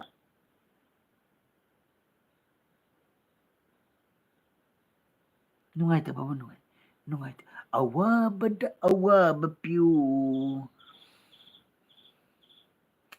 ꯗꯩꯗꯤ ꯀꯔꯤꯕ ꯏꯖꯦ ꯕꯨꯡ ꯌꯥꯝ ꯃꯥꯜꯂꯦ ꯗꯤꯌꯥ ꯕ꯭ꯂꯣꯛꯅ ꯀꯩꯕ ꯑꯅꯨꯅ ꯅꯣꯛꯄꯅꯤ ꯇꯥꯅꯤꯡꯉꯤꯁꯦ ꯅꯪꯒꯤ ꯃꯥꯏ ꯈꯨꯅꯣꯛꯁꯦ ꯚꯥꯏꯔꯦꯜ ꯆꯠꯈ꯭ꯔꯕꯅꯦ ꯄꯜꯅ ꯐꯨꯕꯤꯅꯨꯅꯦ ꯑꯩꯒꯤ ꯈꯨꯅꯣꯛꯇꯣ ꯌꯥꯝꯅ ꯃꯑꯣꯡ ꯆꯥꯗꯕꯅꯦꯕ ꯈꯪꯕ꯭ꯔꯥ ꯑꯗꯨꯅ ꯍꯥꯏꯗꯤ ꯐꯥꯒꯤꯒ ꯇꯧꯔꯒ ꯌꯥꯝꯅ ꯅꯣꯛꯅꯤꯡꯕ ꯃꯇꯥꯡꯁꯦ ꯑꯩꯁꯦ ꯅꯣꯛꯄꯁꯦ ꯑꯩꯅ ꯅꯣꯛꯄꯗꯣ ꯇꯥꯕꯕꯨ ꯍꯪꯒꯣꯏ ꯗꯥꯕꯨꯡꯅ ꯀꯩꯕ ꯑꯁꯦꯡꯕꯗꯤ ꯏꯀꯥꯏꯖꯩ ꯍꯥꯏꯕ ꯗꯥꯕꯨꯡꯅ ꯃꯤꯠ ꯁꯤꯡꯕ꯭ꯔꯕꯨ ꯂꯦꯛꯊꯔꯛꯀꯅꯤ ꯑꯗꯨꯅ ꯀꯃꯥꯏꯅ ꯍꯣꯏ ꯃꯥꯅꯦ ꯍꯣꯏ ꯃꯥꯅꯦ ꯀꯩ ꯍꯥꯏꯅꯣ ꯑꯊ ꯈꯪꯍꯧꯗ꯭ꯔꯦ ꯅꯪ ꯉꯁꯥꯏ ꯃꯉꯛ ꯀꯩꯅꯣ ꯇꯧꯅꯤ ꯍꯥꯏꯕꯗꯨꯔ ꯑꯣ ꯍꯥꯏꯕꯅꯤ ꯑꯗꯨ ꯑꯣꯏꯗꯣꯏꯔꯣ ꯀꯤꯕꯨ ꯀꯤꯖꯩ ꯅꯣꯏꯗꯤ अमनदीप हेलो जी नमस्ते आप दोनों कैसे हम दोनों बहुत अच्छे हैं आप थैंक यू कैसे सो हो मच मेरे एलबी में आने के लिए बहुत बहुत शुक्रिया दी आप लोग ना अनुगी खुनोक्तुनी अꯩꯅ ꯇꯥꯕꯗ ꯌꯥꯝꯅ ꯅꯨꯡꯉꯥꯏꯖꯩ ꯃꯥꯏ ꯈꯨꯅꯣꯛꯇꯣ ꯕꯦꯔꯥꯅꯤ ꯃꯥꯏ ꯈꯨꯅꯣꯛꯇꯣ ꯑꯩ ꯀꯃꯥꯏꯅ ꯅꯣꯛꯄꯗꯣ ꯃꯥꯏ ꯈꯨꯅꯣꯛ ꯑꯃ ꯂꯩꯗꯅ ꯁꯨꯃꯥꯏꯅ ꯅꯣꯛꯄ꯭ꯔꯥ ꯁꯤꯂꯩ ꯑꯝꯇ ꯅꯣꯛꯑꯣꯕ ꯑꯩ ꯅꯣꯛꯅꯤꯡꯗꯦ ꯍꯥꯏꯕ ꯍꯧꯖꯤꯛꯇ ꯅꯪꯕꯣ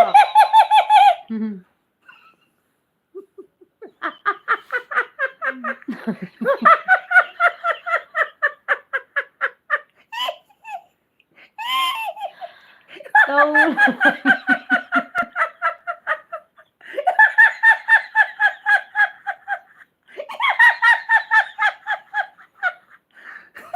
ꯅꯣꯛꯅꯤꯡꯕꯗꯤ ꯂꯥꯏ ꯁꯥꯎꯅꯤꯡꯉꯛꯇꯣꯔꯦ ꯑꯁꯦꯡꯕ ꯅꯣꯛꯅꯤꯡꯕꯗꯤ ꯂꯥꯏ ꯁꯥꯎꯅꯤꯡꯉꯛꯇꯣꯔꯦ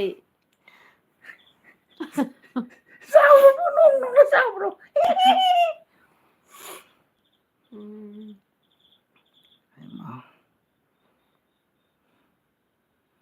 ꯑꯩ ꯅꯪꯕꯨ ꯅꯨꯡꯁꯤ ꯍꯥꯏꯕꯅꯦ ꯑꯣ ꯑꯁ ꯑꯗꯨ ꯃꯔꯣꯟꯗꯣ ꯑꯃꯨꯛ ꯈꯪꯍꯧꯗꯕ ꯖꯥꯠꯅꯤꯍꯦ ꯀꯩꯅꯣꯒꯤ ꯁꯦꯝꯕ ꯂꯩꯗꯨꯗꯤ ꯀꯩꯅꯣꯒꯤ ꯑꯥꯏꯔꯤ ꯅꯪꯇꯖꯦꯅꯦ ꯇꯧꯕꯗꯣ ꯀꯩꯁꯥꯝꯊꯣꯡ ꯈꯨꯜꯒꯤ ꯏꯆꯜꯂꯣ ꯑꯗꯨꯗꯣ ꯑꯥꯏꯔꯤ ꯅꯪꯇꯖꯦꯅꯦ ꯑꯣ ꯑꯩ ꯅꯪꯕꯨ ꯅꯨꯡꯁꯤ ꯏꯃꯥ ꯌꯥꯏ ꯑꯗꯣ ꯑꯗꯨ ꯑꯇꯩ ꯑꯃ ꯍꯩꯇ꯭ꯔꯁꯨ ꯑꯇꯣꯞꯄ ꯍꯩꯔꯗꯤ ꯌꯥꯔꯦ ꯔꯣꯡꯃꯩ ꯎꯅꯕ ꯃꯤ ꯔꯣꯡꯃꯩ ꯅꯨꯄꯤ ꯎꯅꯕꯗ ꯑꯥꯏꯔꯤ ꯅꯪꯇ ꯖꯦꯅꯦ ꯖꯦꯅꯦ ꯁꯤꯡꯉꯕꯥꯛ ꯄꯥꯏ ꯇꯥꯅꯔꯛꯇꯅꯀꯣ ꯊꯦꯡꯛ ꯌꯨ ꯁꯣ ꯃꯆ ꯇꯥꯛꯄꯤꯔꯛꯄꯒꯤꯗꯃꯛꯇ ꯀꯊꯥꯇꯣꯟ ꯀꯥꯃꯩ ꯊꯦꯡꯛ ꯌꯨ ꯁꯣ ꯃꯆ ꯇꯥꯛꯄꯤꯔꯛꯄꯒꯤꯗꯃꯛꯇ ꯍꯥꯏꯅꯤꯡꯉꯥꯏ ꯊꯥꯒꯠꯆꯔꯤ ꯄꯛꯅ ꯍꯩꯃꯥ ꯍꯣꯃꯣ ꯌꯥꯝ ꯃꯥꯜꯂꯦ ꯍꯥꯏ ꯑꯩꯈꯣꯏꯗꯥꯁꯨ ꯍꯣꯃꯣ ꯑꯗꯨꯅꯦꯕ ꯃꯥꯟꯕꯅꯤ ꯍꯣꯃꯣ ꯑꯩꯁꯤ ꯍꯣꯃꯣ ꯃꯥꯟꯕꯅꯤ ꯍꯣꯃꯣ ꯃꯥ ꯍꯣꯃꯣ ꯀꯩꯅꯣ ꯈꯪꯗꯦ ꯅꯣꯏꯅꯦ ꯄꯪꯉꯥꯏ ꯑꯩꯁꯦ ꯄꯪꯉꯧꯗ ꯁꯥꯎꯂꯛꯏꯁꯦ ꯀꯩꯅꯣ ꯈꯪꯗꯦ ꯃꯤ ꯆꯠꯂꯍꯦ ꯇꯧꯅꯨ ꯇꯨꯀꯠꯆꯩ ꯀꯔꯤꯅꯣ ꯈꯪꯗꯦꯕ ꯇꯜꯂꯤꯁꯦ ꯅꯪ ꯅꯪ ꯍꯌꯦꯡꯗꯤ ꯑꯦꯜꯕꯤ ꯆꯥꯎ ꯍꯜꯂꯛꯑꯔꯣꯏ ꯑꯦꯜꯕꯤ ꯍꯩꯃꯥ ꯑꯩꯒꯤ ꯃꯥ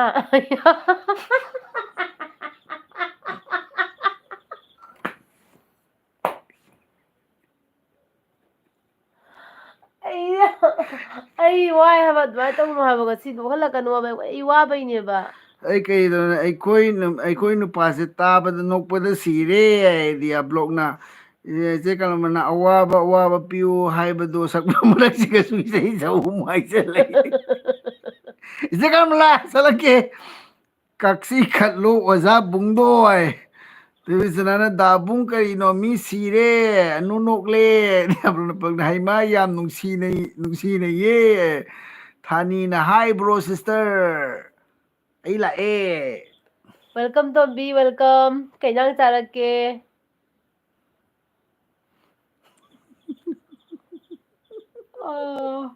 ꯍꯀꯥꯝ ꯆꯟꯗ ꯁꯨꯝ ꯂꯩꯔꯦ ꯍꯥꯏꯕꯁꯦ your next subscriber still not finish ꯁꯇ꯭ꯔꯤꯝꯁ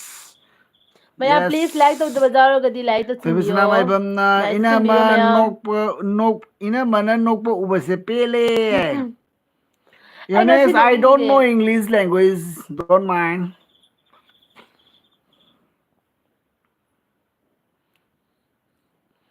ꯅꯨꯡꯁꯤꯕ ꯑꯃ ꯀꯩꯅꯣꯒꯤ ꯏꯁꯩꯗꯣ ꯑꯋꯥꯕꯗ ꯑꯋꯥꯕ ꯄꯤꯌꯨ ꯑꯗꯨ ꯀꯗꯥꯏ ꯅꯨꯡꯉꯥꯏꯕꯗ ꯅꯨꯡꯉꯥꯏꯕ ꯍꯥꯞꯄꯨ ꯍꯥꯏꯕ ꯀꯩꯅꯣ ꯏꯁꯩ ꯑꯃ ꯂꯩꯕꯅꯤ ꯑꯗꯨ ꯏꯁꯩ ꯂꯩꯕ꯭ꯔꯣ ꯂꯩꯕꯅꯤ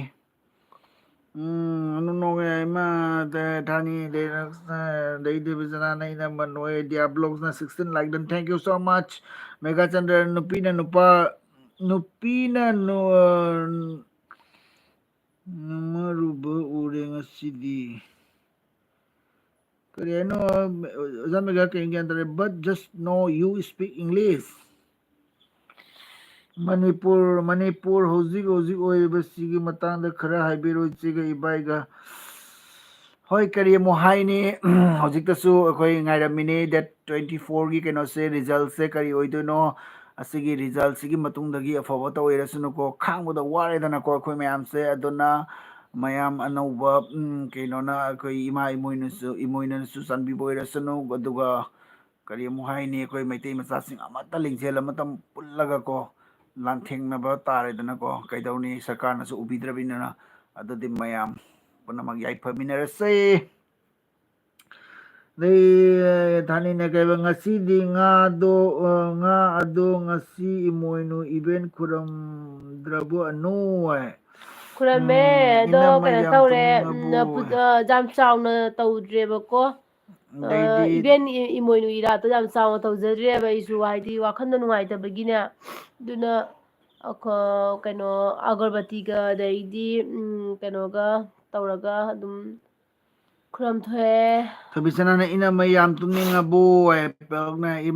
hidaki manamda adugi isaido hidaki manamda adu isaido amtang sakpiro ibai hidaki manamda du itadri you from Northeast India, yes. ꯍꯤꯗꯥꯛꯀꯤ ꯃꯅꯝꯗ ꯍꯥꯏꯁꯤꯅꯤ Megachandra nupina nupa phuba ure ngasidi yaiba. ꯅꯠꯇꯦ ꯍꯥꯏꯕ ꯑꯩꯈꯣꯏ ꯗꯥꯅ ꯍꯣꯃꯣꯁ ꯍꯥꯏꯗꯨꯕꯨ ꯀꯩꯅꯣ ꯍꯥꯏꯕ ꯑꯩ ꯇꯜꯂꯦ ꯍꯥꯏꯕ ꯄꯥꯝꯖꯗꯦꯕ ꯑꯗꯨꯒꯤ ꯁꯥꯎꯅꯤꯡꯅꯦ ꯐꯨꯗꯕ Dunia se humona phawrabani ibima. YouTube se humo tani. ꯃꯥ ꯀꯩꯅꯣꯅꯦ ꯗꯥꯅ ꯑꯗꯨꯃꯥꯏꯅ ꯇꯧꯅꯨꯕ They are so beautiful. Thank you so much, Manipur. Rob Gaming na yapare. Thank you, Ibai. Next na, I like the Loktak from Manipur. Okay. Thabisana my inama chauba pitpa thamoibu sing adi chap manaida natra. Thani na imoino ꯃꯥꯅꯦ ꯃꯥꯅꯦ video ꯌꯥꯝ ꯆꯨꯝꯃꯦ lahobro uninge ngasi lahodre ꯚꯤꯗꯤꯑꯣꯒ ꯂꯧꯗ꯭ꯔꯦ video ꯉꯁꯤꯁꯦ lahodre hakchang su nungaitaba kariga sum dum thamaitama thandogen tawreba ko adaidi akhoi yumsisu keno tawbanina ko yamna keno tawdaba taanena yam chaku tawdasu keno tawidana ko aduna isorna thawjanbiragadi mathang saida igi yum macha ma sajari jama cheta ma loisalaga nana luna nana ima event gi puja do yam kento sengna tawjaba ngamjaba oijage don ka baina comment jamna mandana paba Kamen yamandana paba ngamlaroi yamandana paba ngamlaroi haiba sapong kumana uire nosna you look like guys bro just how now Diablog na kay no dabung ay kamen padi ema Diablog ng kamen na lithaw ra ba tayo ay sonda higat na rin da Diablo 16 like dan pagre ke no dia dapag na hidaki manamda lirakpa khonggulni gilasta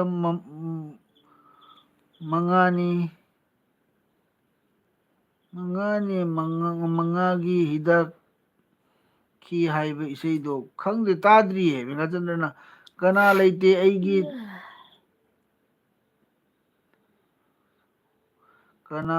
aigi taibang sida haibado sao phabra sida Khaira Sikana fuba nate bung dai thabisana na inama tumtho o wara male ꯊꯕꯤꯁꯅꯥ ꯄꯨꯡ 2 ꯐꯥꯎꯗꯤ ꯂꯩꯔꯒꯦꯀꯣ ꯋꯥꯔꯁꯨ ꯋꯥꯅ 30 minutes wali 30 minutes ay khatang khat ko next na see if my edit the beautifuls or not yes I don't know what you want to say yam kangwe mong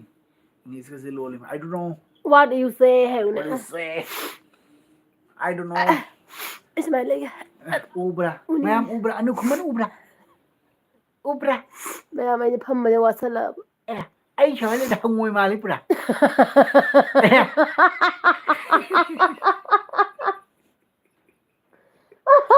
Yo,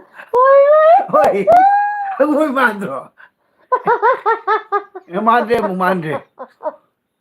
ꯃꯥꯁꯨ ꯃꯥꯜꯂꯦꯃꯤ ꯅꯪꯕꯨ ꯌꯥꯝ ꯅꯣꯛꯏꯁꯦ ꯍꯥꯏꯕ ꯑꯩ ꯌꯥꯝ ꯋꯥꯏ ꯍꯥꯏꯕ ꯗꯥ ꯅꯪꯕꯨ ꯄꯨꯕ ꯅꯠꯇꯦꯄꯅꯤ 3 ꯐꯥꯎ ꯂꯩꯌꯨ ꯄꯨꯡ 3 ꯐꯥꯎ ꯂꯩꯌꯨ ꯍꯥꯏꯅꯦ ꯑꯩ ꯁꯨꯃꯥꯏꯅ ꯂꯩꯒꯦꯀꯣ ꯃꯌꯥꯝ ꯑꯩꯁꯦ ꯉꯁꯤ ꯏꯁꯥꯁꯦ ꯀꯣꯛꯁꯦ ꯌꯥꯝ ꯀꯣꯛꯁꯨ ꯅꯨꯡꯉꯥꯏꯇꯦ ꯑꯗꯩ ꯃꯤꯠꯁꯤꯁꯨ ꯌꯥꯝ ꯅꯨꯡꯉꯥꯏꯇꯦꯕ ꯉꯁꯥꯏ ꯑꯌꯨꯛꯇ ꯑꯦꯐ ꯕꯤꯗ ꯑꯩꯅ ꯀꯩꯅꯣ ꯃꯅꯤꯄꯨꯔꯒꯤꯅꯦ ꯀꯩꯅꯣꯝꯃ ꯌꯦꯡꯉꯨꯕꯗꯒꯤ ꯌꯦꯅꯛꯁꯅ ꯌꯨ ꯑꯗꯨꯝ ꯋꯥꯈꯜꯁꯦ ꯂꯣꯠ ꯏꯁ ꯑ ꯅꯨꯡꯉꯥꯏꯈꯤꯗꯕꯗꯣ ꯕ꯭ꯌꯨꯇꯤꯐꯨꯜ ꯁꯤꯁ ꯑꯗꯨꯅ ꯑꯗꯨꯝ ꯗꯤꯌꯥꯕ꯭ꯂꯣꯛꯁꯅ ꯅꯨꯡꯉꯥꯏꯈꯤꯗ꯭ꯔꯦ ꯅꯣꯛꯊꯔꯒ ꯋꯥꯈꯜꯁꯦ ꯄꯥꯎꯅ ꯗꯨꯔꯕꯇꯔꯥꯒꯨꯝ ꯍꯥꯏꯕ ꯏꯁꯩꯗ ꯁꯂꯣ ꯑꯗꯨ ꯂꯣꯏ ꯐꯥꯗꯣꯏꯅꯤ ꯙꯨꯔꯕꯇꯔꯥꯒꯨꯝ ꯉꯥꯂꯝꯕꯤꯌꯣ ꯑꯄꯥꯏꯕ ꯂꯩꯆꯤꯜꯒꯨꯝ ꯃꯥꯡꯈꯤꯕꯤ ꯂꯦꯡꯗ꯭ꯔꯄ ꯃꯦꯜꯒꯨꯝ ꯂꯦꯞꯂꯝꯕꯤꯌꯣ ꯑꯗꯩꯗꯤ ꯂꯝꯂꯥꯟꯕ ꯀꯅꯥꯒꯤ ꯑꯣꯏꯈ꯭ꯔꯕꯤ ꯀꯥꯏꯅꯔꯒ ꯅꯣꯛꯄ ꯉꯝꯕꯤ ꯀꯥꯏꯅꯔꯒ ꯅꯣꯛꯄ ꯉꯝꯕꯤ ꯅꯪꯕꯨ ꯀꯔꯝ ꯂꯦꯜꯂꯤꯕꯒꯦ ꯅꯤꯡꯁꯤꯡꯂꯛꯂꯦ ꯃꯦꯒꯥꯖꯅ ꯋꯥ ꯗꯤꯌꯥꯕ꯭ꯂꯣꯛꯁꯅ ꯑꯄꯪꯕ ꯁꯥꯕꯤꯔꯣ ꯌꯨ ꯂꯨꯛ ꯇꯥꯏꯔꯁ ꯏꯁ ꯒꯨꯗ ꯅꯥꯏꯠ ꯌꯦꯁ ꯌꯦꯁ ꯁꯣ ꯇꯥꯌꯔ ꯇꯨꯝꯅꯤꯡꯉꯨꯔꯦ ꯇꯨꯝꯊꯔꯨꯔꯦ ꯈꯨꯃꯟ ꯀꯩꯒꯤꯅꯣ ꯑꯗꯨꯛ ꯉꯟꯅ ꯇꯨꯝꯃꯤꯗꯤ ꯈꯨꯃꯟ ꯅꯪ ꯀꯩꯒꯤ ꯇꯨꯝꯃꯤꯅꯣ ꯌꯥꯝ ꯉꯟꯅ ꯊꯥꯅꯤꯅ ꯀꯩꯕ ꯃꯊꯛꯇ ꯂꯩꯍꯧꯔꯦ ꯑꯩꯒꯤ ꯀꯃꯦꯟ ꯑꯃ ꯄꯥꯕꯤꯔꯛꯑꯣ ꯄꯥꯔꯛꯑꯣ ꯑꯣꯀꯦ ꯇꯅꯤ ꯑꯣ ꯃꯃꯥꯡꯒꯤ ꯆꯍꯤꯗ ꯑꯅꯨꯅ ꯃꯊꯪꯒꯤ ꯆꯍꯤꯗ ꯏꯃꯣꯏꯅꯨ ꯏꯔꯥꯠꯄꯒꯤ ꯚꯤꯗꯤꯑꯣ ꯍꯥꯞꯂꯛꯀꯦ ꯍꯥꯏꯔꯛꯄꯗꯨ ꯑꯩ ꯀꯥꯎꯗ꯭ꯔꯤꯕ ꯃꯥꯅꯦ ꯃꯥꯅꯦ ꯃꯥꯅꯦ ꯑꯗꯨꯒꯤ ꯆꯨꯝꯃꯦ ꯍꯥꯏꯕꯅꯤ ꯌꯥꯝ ꯆꯨꯝꯃꯦ ꯅꯨꯡꯉꯥꯏꯇꯦ ꯇꯣꯝꯕꯤ ꯆꯨꯝꯃꯦꯕꯀꯣ ꯃꯃꯥꯡ ꯆꯍꯤꯗ ꯑꯩꯅ ꯍꯥꯏꯈꯤꯕꯗꯣ ꯑꯩꯁꯨ ꯍꯟꯗꯛꯁꯨ ꯅꯤꯡꯁꯤꯡꯉꯦꯕꯀꯣ ꯑꯗꯨ ꯑꯣꯏꯔꯒꯁꯨ ꯑꯩꯅꯅꯦ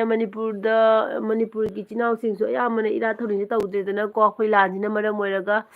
ꯑꯗꯨꯗꯨꯒꯤ ꯑꯩꯁꯨ ꯑꯗꯨꯝ ꯅꯨꯡꯉꯥꯏꯇꯕꯗꯣ ꯑꯗꯩ ꯉꯁꯤ ꯑꯌꯨꯛꯁꯤꯒꯅꯦ ꯑꯩꯅ ꯑꯦꯐ.ꯕꯤꯗꯅꯦ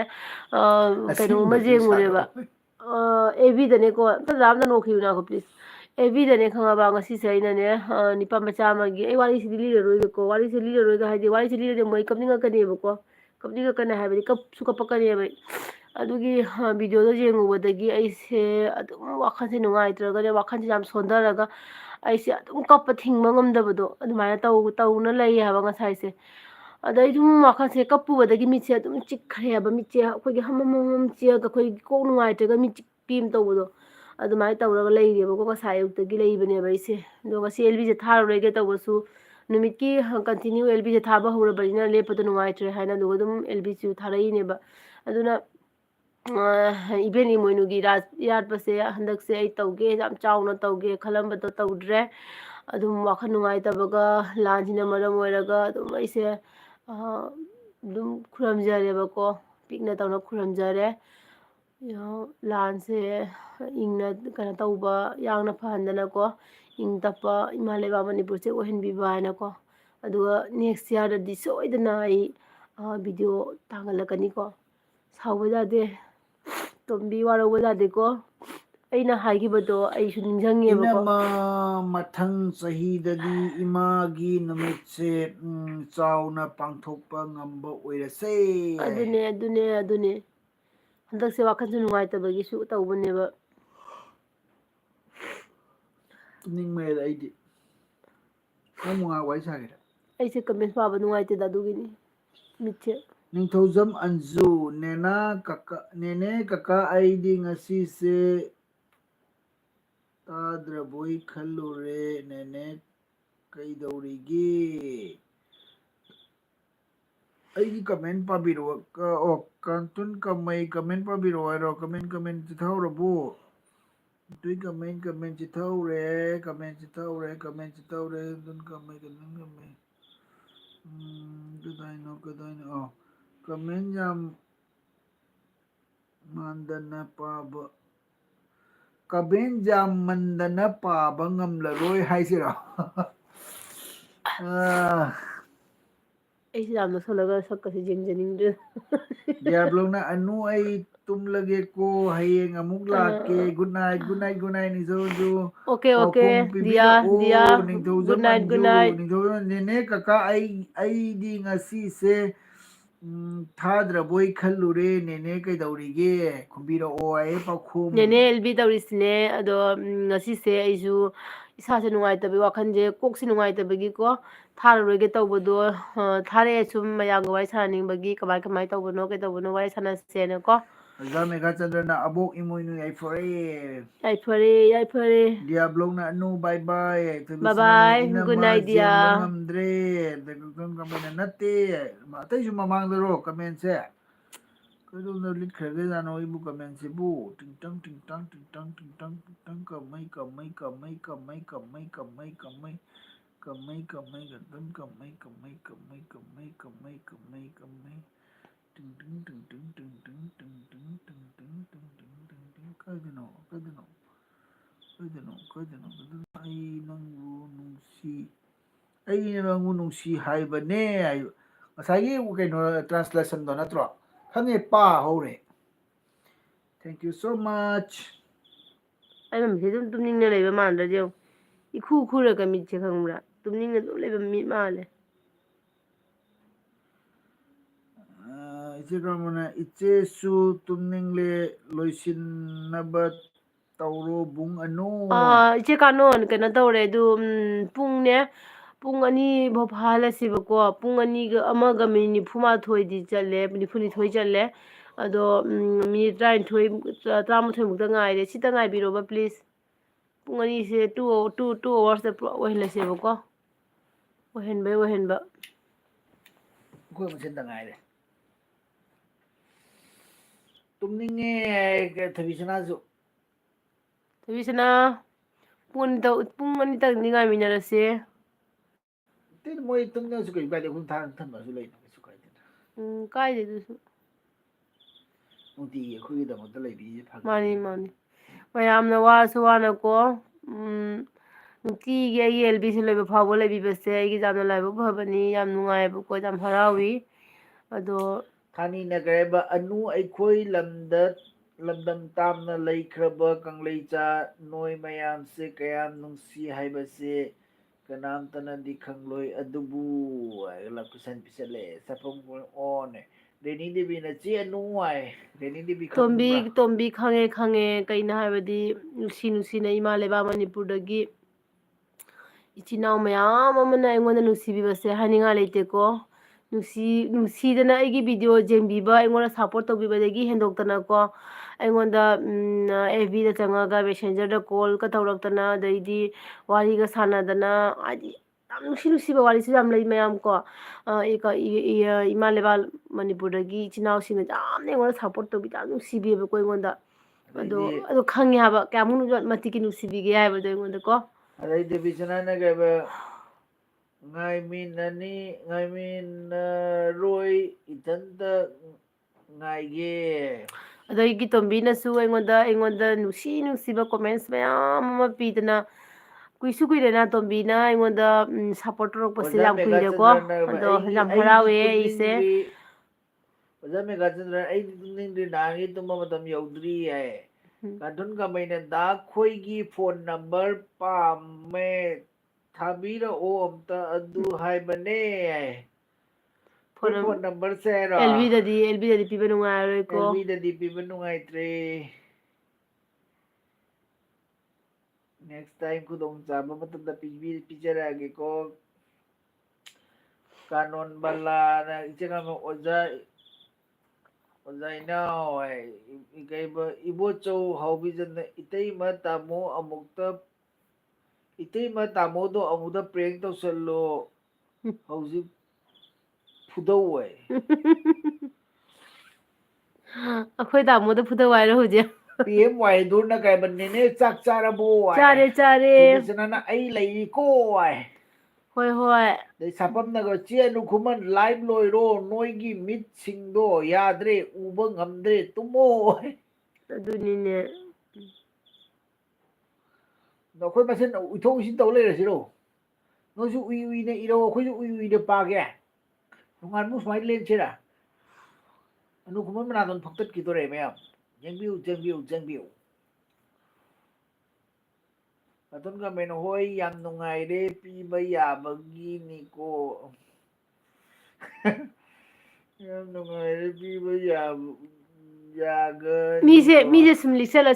tadna pige soidana pirake nongma mise hairake sum lisela phone number pibage mitra mari ka tangai gare da ise Revision ya bajani da bu ngai dai tani na aigi phone dai comment anuna uba phangdabasina ai anugi LB da mapung pana saruk yaba ngamdre nungaite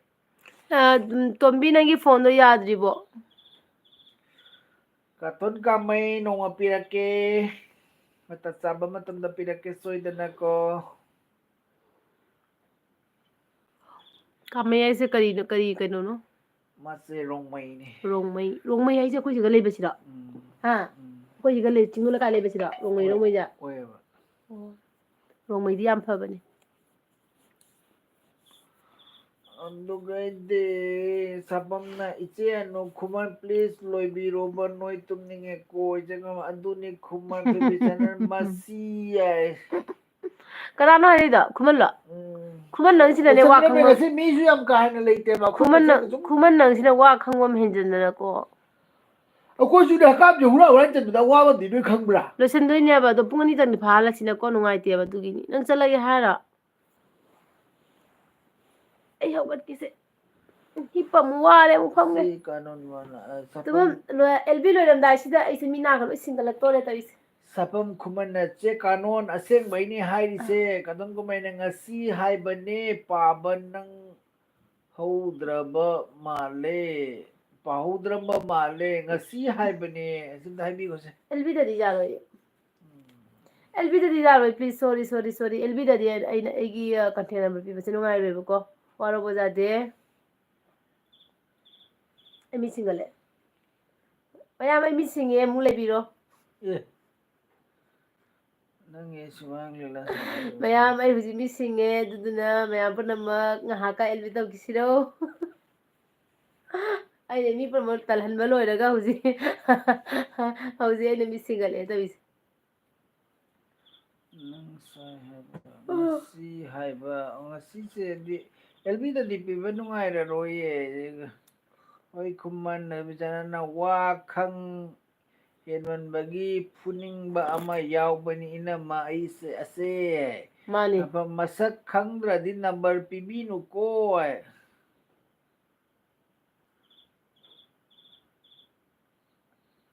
tani na comment di changi atoba phone dai su adum ui aduga broga anuga udabani phone gi document su khangdre doctor phone gi doctor na su khangdre ai toibi sanana yes sak ina ma nang ko mut op on sana halle yes sak ina ma nang ko mut op on mood off sidi ngasai ta gi oi bane ko ai je exam mood off ai bu ema keno khuman na keno do mepi ra mari ne kara jigi kamai do kai gino khuman ka sai je kai khuman do on to bi ne mai do nang kathali do kai gino kai hara no hara gano hande phone number hai pu do ma ge te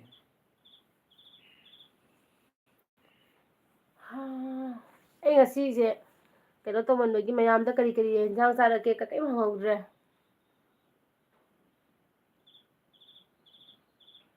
che kanu na LB da number PB ga no maya mai adone LB da din LB ai si LB da phone number bi di ko ai bi do no LB ai si di ko Deja ne mi phone number ka si ngasi gi mi khuli sidi kai no to sidi mitra nga ine masai te le je mitra nga cha chu cha te na dum up down to ga lai je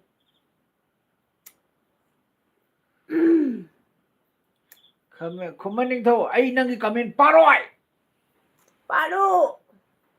ai comment pabiu kai paroi anu ai comment pabiu ai comment pabiu mauji hara ni je ai chalage kai no ai chalage tin to mai to ro bai nei chalage kai ni je khuman nang asi gi da thi phai dok tra nam thiyo lai manam ꯇꯨꯀꯠꯆꯩꯌꯦꯗ ꯅꯪꯗ ꯑꯗꯨꯃꯥꯏꯅ ꯇꯧꯔꯛꯀꯅꯣꯕ ꯑꯗꯨ ꯄꯥꯏꯌꯣ ꯇꯟꯕ ꯑꯃ ꯌꯥꯎꯋꯤ ꯃꯁꯤꯡꯁꯦ ꯍꯩꯅꯗꯦꯕ ꯑꯁꯦꯡꯃꯛꯀꯤ ꯑꯩꯒꯤ ꯀꯣꯃꯦꯟꯁ ꯄꯥꯕꯤꯌꯨ ꯑꯩ ꯀꯣꯃꯦꯟꯁ ꯄꯥꯕꯤꯌꯨꯇꯅꯤꯅꯦ ꯃꯥ ꯌꯩꯁꯦ ꯀꯃꯩꯒꯤ ꯋꯥꯔꯤ ꯇꯥꯔꯔꯣꯏꯀꯣ ꯑꯩ ꯀꯃꯩꯒꯤ ꯋꯥꯔꯤ ꯇꯥꯔꯔꯣꯏꯀꯣ ꯗꯥꯃꯦꯒꯥꯅ ꯂꯥꯏꯐꯁꯦ ꯐꯣꯟ ꯅꯝꯕꯔ ꯄꯤꯕ ꯀꯩꯗꯧꯒꯦ ꯍꯥꯏꯌꯦ ꯂꯥꯏꯐꯇ ꯐꯣꯟ ꯅꯝꯕꯔ ꯄꯤꯊꯣꯛꯄꯁꯦ ꯗꯥꯃꯦꯒꯥ ꯃꯤ ꯈꯨꯗꯤꯡꯃꯛꯅ ꯈꯪꯉꯛꯇꯣꯏꯅꯤꯅ ꯂꯥꯏꯐꯁꯤꯕꯨ ꯌꯦꯡꯕ ꯃꯤ ꯈꯨꯗꯤꯡꯃꯛꯅ ꯑꯩꯒꯤ ꯅꯝꯕꯔꯁꯦ ꯈꯪꯗꯣꯏꯅꯤꯅꯀꯣ ꯑꯗꯨꯅ ꯑꯩꯒꯤ ꯂꯥꯏꯐꯁꯦ ꯍꯧꯖꯤꯛ ꯂꯣꯏꯁꯤꯟꯈ꯭ꯔꯒꯁꯨ ꯑꯩꯗꯤ ꯄꯥꯕ꯭ꯂꯤꯁ ꯇꯧꯔꯛꯇꯣꯏꯅꯦꯕ ꯑꯩꯒꯤ ꯑꯦꯜꯕꯤꯁꯦ ꯑꯗꯨꯅ ꯀꯣꯟꯅ ꯌꯦꯡꯕ ꯃꯤꯅꯁꯨ ꯑꯗꯨꯝ ꯑꯩꯒꯤ ꯅꯝꯕꯔꯗꯣ ꯈꯪꯍꯧꯔꯅꯦꯕꯀꯣ ꯑꯐꯕꯁꯨ ꯌꯥꯎꯔꯛꯀꯅꯤ ꯐꯠꯇꯕꯁꯨ ꯌꯥꯎꯔꯛꯀꯅꯤ ꯑꯗꯨꯗꯨꯅ ꯍꯥꯏꯗꯤ ꯄꯤꯊꯣꯛꯄ ꯌꯥꯗꯕ ꯀꯣ ꯃꯁꯛ ꯈꯪꯗꯕꯗꯗꯤ ꯀꯃꯥꯏꯅ ꯅꯝꯕꯔꯁꯤ ꯄꯤꯒꯅꯤ ꯑꯗꯨꯒꯤꯅꯤꯗ ꯐꯔꯛ ꯇꯥꯔꯛꯇꯣꯏꯕ ꯑꯩꯉꯣꯟꯗ ꯊꯣꯏꯕꯤꯁꯅꯥꯅ ꯏꯅꯝꯃ ꯅꯣꯡꯃꯅ ꯈꯔ ꯌꯥꯝꯕ ꯅꯣꯡꯃꯅ ꯌꯥꯝꯗꯕ ꯇꯥꯕꯅꯤ ꯀꯩꯝ ꯈꯜꯂꯨꯅꯨ ꯍꯣꯏꯗ ꯀꯩꯁꯨꯝ ꯈꯟꯗꯦꯗ ꯊꯣꯏꯕꯤꯁꯅꯥ ꯑꯗꯨꯝ ꯍꯥꯏꯕꯅꯤꯗꯀꯣ ꯃꯤꯅ ꯂꯤꯛꯄꯗꯨꯗ ꯈꯨꯃꯟꯅ ꯀꯃꯩꯕꯨ ꯍꯥꯏꯠ ꯇꯧꯕꯒꯤ ꯃꯔꯝ ꯈꯪꯅꯤꯡꯉꯗꯤ ꯍꯥꯏ ꯑꯗꯒꯤ ꯏꯆꯦ ꯀꯥꯅꯣꯟꯅ ꯆꯨꯝꯗ꯭ꯔꯣ ꯕꯨꯡ ꯍꯥꯏꯅ ꯍꯥꯏ ꯁꯩꯊꯥꯅꯤꯅ ꯑꯅꯨꯒ ꯑꯩꯒꯁꯦ ꯀꯔꯝ ꯀꯥꯟꯗ ꯎꯅꯕ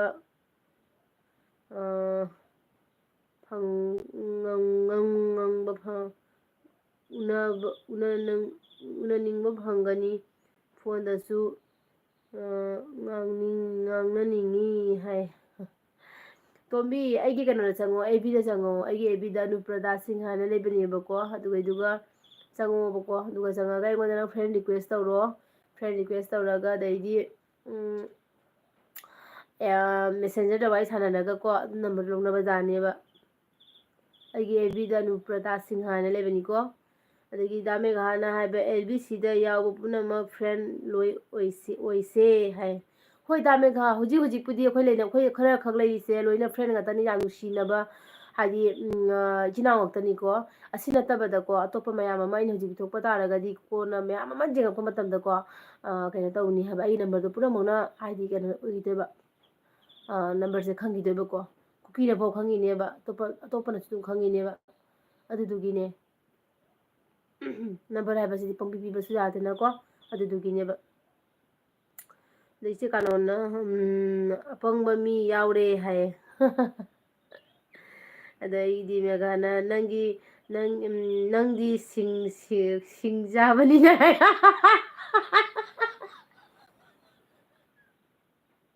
ꯗꯥ ꯃꯦꯒꯥꯒ ꯏꯆꯦ ꯀꯥꯅꯣꯟꯒ ꯋꯥꯇꯥ ꯇꯧꯅꯩꯁꯦ ꯌꯥꯝ ꯅꯨꯡꯉꯥꯏ ꯏꯆꯦ ꯀꯥꯅꯣꯅ ꯍꯥꯏꯕ ꯑꯄꯪꯕ ꯃꯤ ꯌꯥꯎꯔꯦ ꯍꯥꯏꯕ ꯗꯥ ꯃꯦꯒꯥꯅ ꯍꯥꯏꯕꯗ ꯅꯪꯗꯤ ꯁꯤꯡꯖꯥꯕꯅꯤꯅ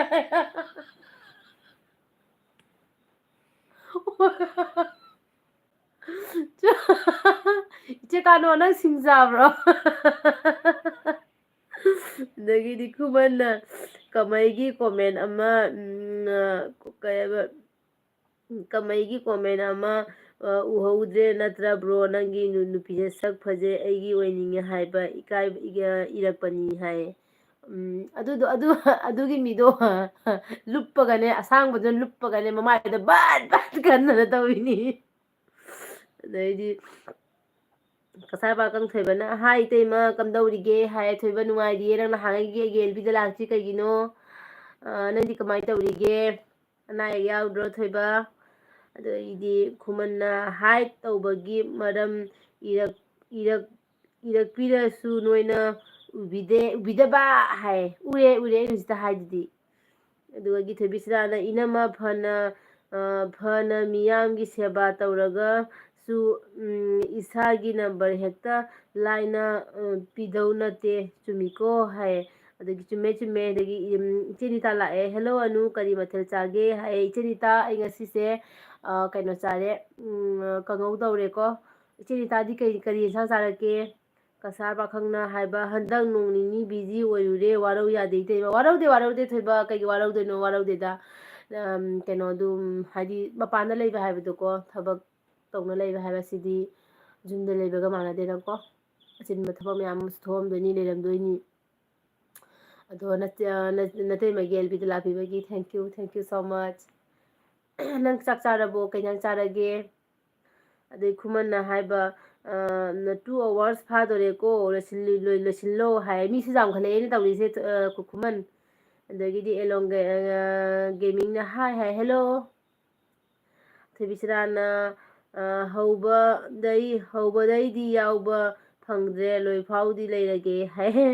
ꯏꯆꯦ ꯑꯗꯒꯤꯗꯤ ꯊꯥꯅꯤꯜꯅ ꯑꯩꯅ ꯐꯣꯟ ꯇꯧꯔꯦ ꯂꯥꯛꯄ꯭ꯔꯣꯅꯨ ꯍꯥꯏꯌꯦ ꯂꯥꯛꯇꯦꯌꯦ ꯍꯧꯖꯤꯛꯇꯤ ꯐꯣꯟ ꯇꯧꯕꯁꯤ ꯂꯥꯛꯇꯦꯅꯦ ꯇꯣꯝꯕꯤ ꯅꯪ ꯑꯩꯉꯣꯟꯗ ꯐ꯭ꯔꯦꯟ ꯔꯤꯀ꯭ꯋꯦꯁ ꯇꯧꯔꯛꯣ ꯂꯥꯛꯑꯣꯌꯦ ꯍꯧꯖꯤꯛ ꯅꯪ ꯑꯩꯉꯣꯟꯗ ꯐ꯭ꯔꯦꯟ ꯔꯤꯀ꯭ꯋꯦꯁ ꯇꯧꯔꯛꯑꯣꯕꯀꯣ ꯑꯗꯨꯒ ꯑꯩ ꯑꯦꯛꯁꯦꯞ ꯇꯧꯔꯛꯀꯦꯕ ꯑꯩ ꯑꯦꯛꯁꯦꯞ ꯇꯧꯔꯀꯥꯟꯗꯅꯦ ꯀꯩꯅꯣ ꯇꯧꯕꯗꯣ ꯌꯥꯒꯅꯦꯕ ꯍꯧꯖꯤꯛꯇꯤ ꯌꯥꯈꯤꯔꯣꯏꯕ ꯑꯗꯨꯒꯒꯤꯗꯤ ꯁꯨꯚꯥꯖꯤꯠ ꯍꯥꯏ ꯍꯦꯜꯂꯣ ꯏꯆꯦ ꯔꯤꯇꯥꯅ ꯑꯩ ꯉꯥ ꯑꯃ ꯊꯣꯡꯒꯦ ꯑꯗꯨꯒ ꯃꯣꯁꯣꯔꯤ ꯍꯋꯥꯏ ꯑꯃ ꯊꯣꯡꯉꯦ ꯍꯥꯏ ꯑꯩ ꯉꯥ ꯑꯃ ꯊꯣꯡꯉꯦ ꯑꯗꯨꯒ ꯃꯣꯁꯣꯔꯤ ꯍꯋꯥꯏ ꯑꯃ ꯊꯣꯡꯉꯦ ꯍꯥꯎꯔꯅꯤꯌꯦꯀꯣ ꯏꯆꯦ ꯔꯤꯇꯥ ꯑꯗꯒꯤ ꯊꯣꯏꯕꯅ ꯆꯥꯛ ꯆꯥꯔꯦ ꯏꯇꯩꯃ ꯄꯥꯟ ꯏꯔꯣꯜꯂꯤ ꯑꯃꯅ ꯌꯦꯅꯝ ꯕꯣꯔꯥ ꯊꯨꯝꯖꯥꯛꯄꯤꯒ ꯆꯥꯏ ꯏꯇꯩꯃ ꯑꯁ ꯄꯥꯟ ꯏꯔꯣꯝꯕꯒ ꯊꯨꯝꯖꯥꯛꯄꯤꯒ ꯐꯖꯅ ꯆꯥꯟꯅꯕꯅꯤꯀꯣ ꯑꯁ ꯑꯩꯅ ꯄꯥꯝꯖꯕ ꯍꯩꯖꯥꯡꯅꯤꯀꯣ ꯑꯗꯒꯤꯗꯤ ꯈꯨꯃꯟꯅ ꯀꯩ ꯍꯥꯏꯅꯣ ꯂꯣꯏꯔꯔꯣꯏ ꯍꯥꯏꯗꯤ ꯑꯩ ꯆꯠꯂꯣꯔꯥ ꯍꯥꯏꯅ ꯍꯥꯏ ꯅꯪꯗꯤ ꯅꯪ ꯑꯉꯥꯡ ꯅꯪꯅ ꯍꯦꯛꯇ ꯅꯪꯗꯦꯕꯣ ꯀꯩ ꯍꯥꯏꯅꯣ ꯈꯪꯗꯦ ꯊꯣꯏꯕꯤꯆꯅꯥꯅ ꯍꯣꯏ ꯍꯥꯏꯌꯦ ꯑꯗꯩ ꯏꯆꯦ ꯀꯥꯅꯣꯅ ꯁꯤꯡꯗꯤ ꯍꯤꯗꯥꯛ ꯈꯨꯗꯤꯡꯃꯛꯇ ꯌꯥꯎꯕꯅꯦ ꯍꯥꯏ ꯑꯗꯒꯤꯗꯤ ꯗꯥ ꯃꯦꯘꯥꯅ ꯀꯔꯤ ꯈꯨꯝꯃꯛꯇꯣꯏꯕ ꯈꯪꯗꯦ ꯗꯥ ꯃꯦꯘꯥ ꯏꯆꯦ ꯀꯥꯅꯣꯅ ꯍꯥꯏꯕ ꯁꯤꯡꯗꯤ ꯍꯤꯗꯥꯛ ꯄꯨꯝꯅꯃꯛꯇ ꯌꯥꯎꯕꯅꯤ ꯍꯥꯏ ꯗꯥ ꯃꯦꯘꯥꯅ ꯀꯔꯤ ꯍꯥꯏꯅ ꯈꯨꯝꯃꯛꯇꯣꯏꯅꯣ ꯈꯨꯝꯃꯛꯑꯣ ꯑꯗꯨꯗꯒꯤꯗꯤ ꯑꯟꯖꯨꯅ ꯍꯥꯏꯌꯦ ꯍꯦꯜꯂꯣ ꯑꯟꯖꯨ ꯋꯦꯜꯀꯝ ꯑꯗꯒꯤꯗꯤ ꯁꯥꯄꯝꯅ ꯑꯁꯦꯡꯕ ꯆꯠꯂꯣꯔꯥ ꯊꯣꯏꯕꯤ ꯍꯥꯏ ꯊꯣꯏꯕꯤꯆꯅꯥꯅ ꯑꯩ ꯏ ꯀꯥꯔꯛꯇꯣꯏꯅꯦ ꯑꯗꯩꯗꯤ ꯁꯨꯝ ꯍꯥꯏ ꯏ ꯀꯥꯕꯒꯤ ꯋꯥꯇꯅꯤꯀꯣ ꯑꯩꯈꯣꯏ ꯈꯨꯃꯟꯁꯤꯅ ꯉꯥꯡꯉꯛꯇꯣꯏꯁꯦ ꯅꯪ ꯌꯥꯝ ꯇꯨꯝꯅꯤꯡꯉꯕ ꯍꯥꯏꯕ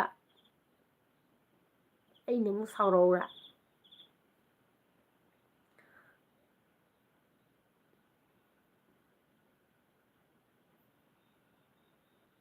ꯑꯗꯒꯤ ꯏꯆꯦ ꯔꯤꯇꯥꯅ ꯍꯥꯏꯕ 19 ꯂꯥꯏꯛ ꯑꯅꯨ ꯍꯥꯏ ꯊꯦꯡꯀ꯭ꯌꯨ ꯏꯆꯦ ꯊꯦꯡꯀ꯭ꯌꯨ ꯂꯣꯏꯔꯝꯗꯥꯏꯁꯤꯒ ꯃꯤ ꯁꯨꯝ ꯌꯥꯝꯈꯠꯂꯛꯑꯦ ꯇꯧꯔꯤꯁꯦ ꯇꯨꯝꯃꯝꯗꯥꯏꯁꯤꯗ ꯂꯣꯏꯁꯤꯜꯂꯒꯦ ꯇꯧꯕ ꯀꯥꯟꯁꯤꯗ ꯃꯤ ꯁꯨꯝ ꯌꯥꯝꯃꯛꯏꯕ ꯉꯁꯥꯏꯉꯩꯅ ꯃꯤꯁꯤꯡꯁꯦ ꯑꯝꯇ ꯂꯥꯛꯄꯤꯗꯕ मयाम लाइक तौदबा जाओगे प्लीज़ लाइक तौसनबियो जो मेरे चैनल पे नए आए हो तो मेरे चैनल को सपोर्ट कीजिए प्लीज़ और लाइक भी कीजिए प्लीज़ सपोर्ट कीजिए मेरे चैनल को अदुगगिदी थोइबना हाइबा मुबांग तौरुबदो सुप्रिया होइद्रो इतेमा सुप्रिया होइदने सुप्रिया गैगसे उनसी हाइबसे कुइरेबको अꯩꯅ ꯆꯦꯅꯦꯜ ꯍꯥꯡꯕ ꯅꯧꯔꯤꯉꯩꯗꯒꯤ ꯁꯨꯄ꯭ꯔꯤꯌꯥꯒ ꯑꯩꯒꯁꯦ ꯎꯅꯁꯤ ꯁꯨꯄ꯭ꯔꯤꯌꯥꯅ ꯃꯣꯏꯗ ꯂꯥꯛꯑꯣ ꯎꯅꯁꯤ ꯍꯥꯏꯅ ꯑꯗꯨꯝ ꯍꯥꯏꯕꯗꯣ ꯑꯗꯨꯝ ꯆꯠꯄ ꯉꯝꯗꯅ ꯂꯩꯕ ꯑꯗꯣ ꯅꯍꯥꯟꯗꯤ ꯆꯠꯊꯨꯔꯦ ꯑꯗꯨꯒ ꯑꯗꯨꯝ ꯃꯨꯛꯕꯥꯡ ꯃꯆꯥ ꯑꯃꯁꯨ ꯇꯧꯔꯁꯤ ꯆꯤꯆꯦ ꯍꯥꯏꯅ ꯑꯗꯨꯒ ꯇꯧꯔꯛꯄꯅꯤꯀꯣ ꯊꯣꯏꯕꯤꯁꯅꯥꯅ ꯏꯅꯝꯃ ꯈꯣꯏꯗꯧ ꯆꯥꯛꯄ ꯋꯥ ꯌꯥꯝ ꯉꯥꯡꯉꯦ ꯑꯁꯦ ꯄ꯭ꯔꯥꯟ ꯑꯔꯣꯏꯕꯤꯅꯤ ꯆꯥꯛꯏꯁꯦ ꯍꯥꯏ ꯏꯆꯦ ꯀꯥꯅꯣꯜꯅ ꯈꯨꯃꯟꯒꯤ ꯊꯣꯏꯕꯤꯒꯤ ꯑꯃꯨꯛ ꯍꯧꯔꯦ ꯈꯨꯃꯟꯒ ꯊꯣꯏꯕꯤꯒ ꯑꯃꯨꯛ ꯍꯧꯔꯦ ꯑꯗꯒꯤꯗꯤ ꯑꯦꯛꯁ ꯀꯦꯅ ꯀꯩ ꯍꯥꯏꯕ ꯒꯨꯗ ꯅꯥꯏꯠ ꯂꯚ ꯌꯨ ꯍꯥꯏ ꯒꯨꯗ ꯅꯥꯏꯠ ꯁ꯭ꯋꯤꯠ ꯗ꯭ꯔꯤꯝ ꯑꯗꯨꯗꯒꯤꯗꯤ ꯏꯆꯦ ꯅꯤꯇꯥꯅ ꯀꯁꯥꯔ ꯄꯥꯈꯪ ꯄ꯭ꯂꯤꯖ ꯁꯞꯄꯣꯔꯠ ꯇꯧꯕꯤꯌꯨꯀꯣ ꯍꯥꯏꯌꯦ ꯊꯣꯏꯕ ꯀꯩꯅꯣꯗꯅꯦ ꯑꯗꯨ ꯁꯤꯒ ꯅꯤꯇꯥ ꯄ꯭ꯔꯣꯗꯛꯁꯟ ꯍꯥꯏꯅ ꯂꯥꯛꯏꯁꯦ ꯑꯁꯤꯒ ꯑꯝꯇꯪ ꯁꯞꯄꯣꯔꯠ ꯇꯧꯕꯤꯌꯨꯀꯣ ꯃꯥꯒꯤ ꯆꯦꯅꯦꯜ ꯄꯥꯏꯕꯅꯤꯀꯣ ꯑꯗꯒꯤꯗꯤ ꯁꯥꯄꯝꯅ ꯍꯥꯏꯕ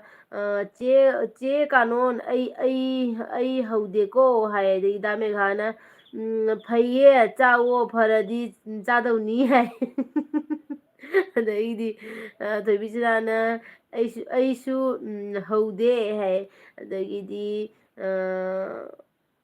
गौतम ने हेलो हाय गौतम हाय मेरे एल बी पे आने के लिए थैंक यू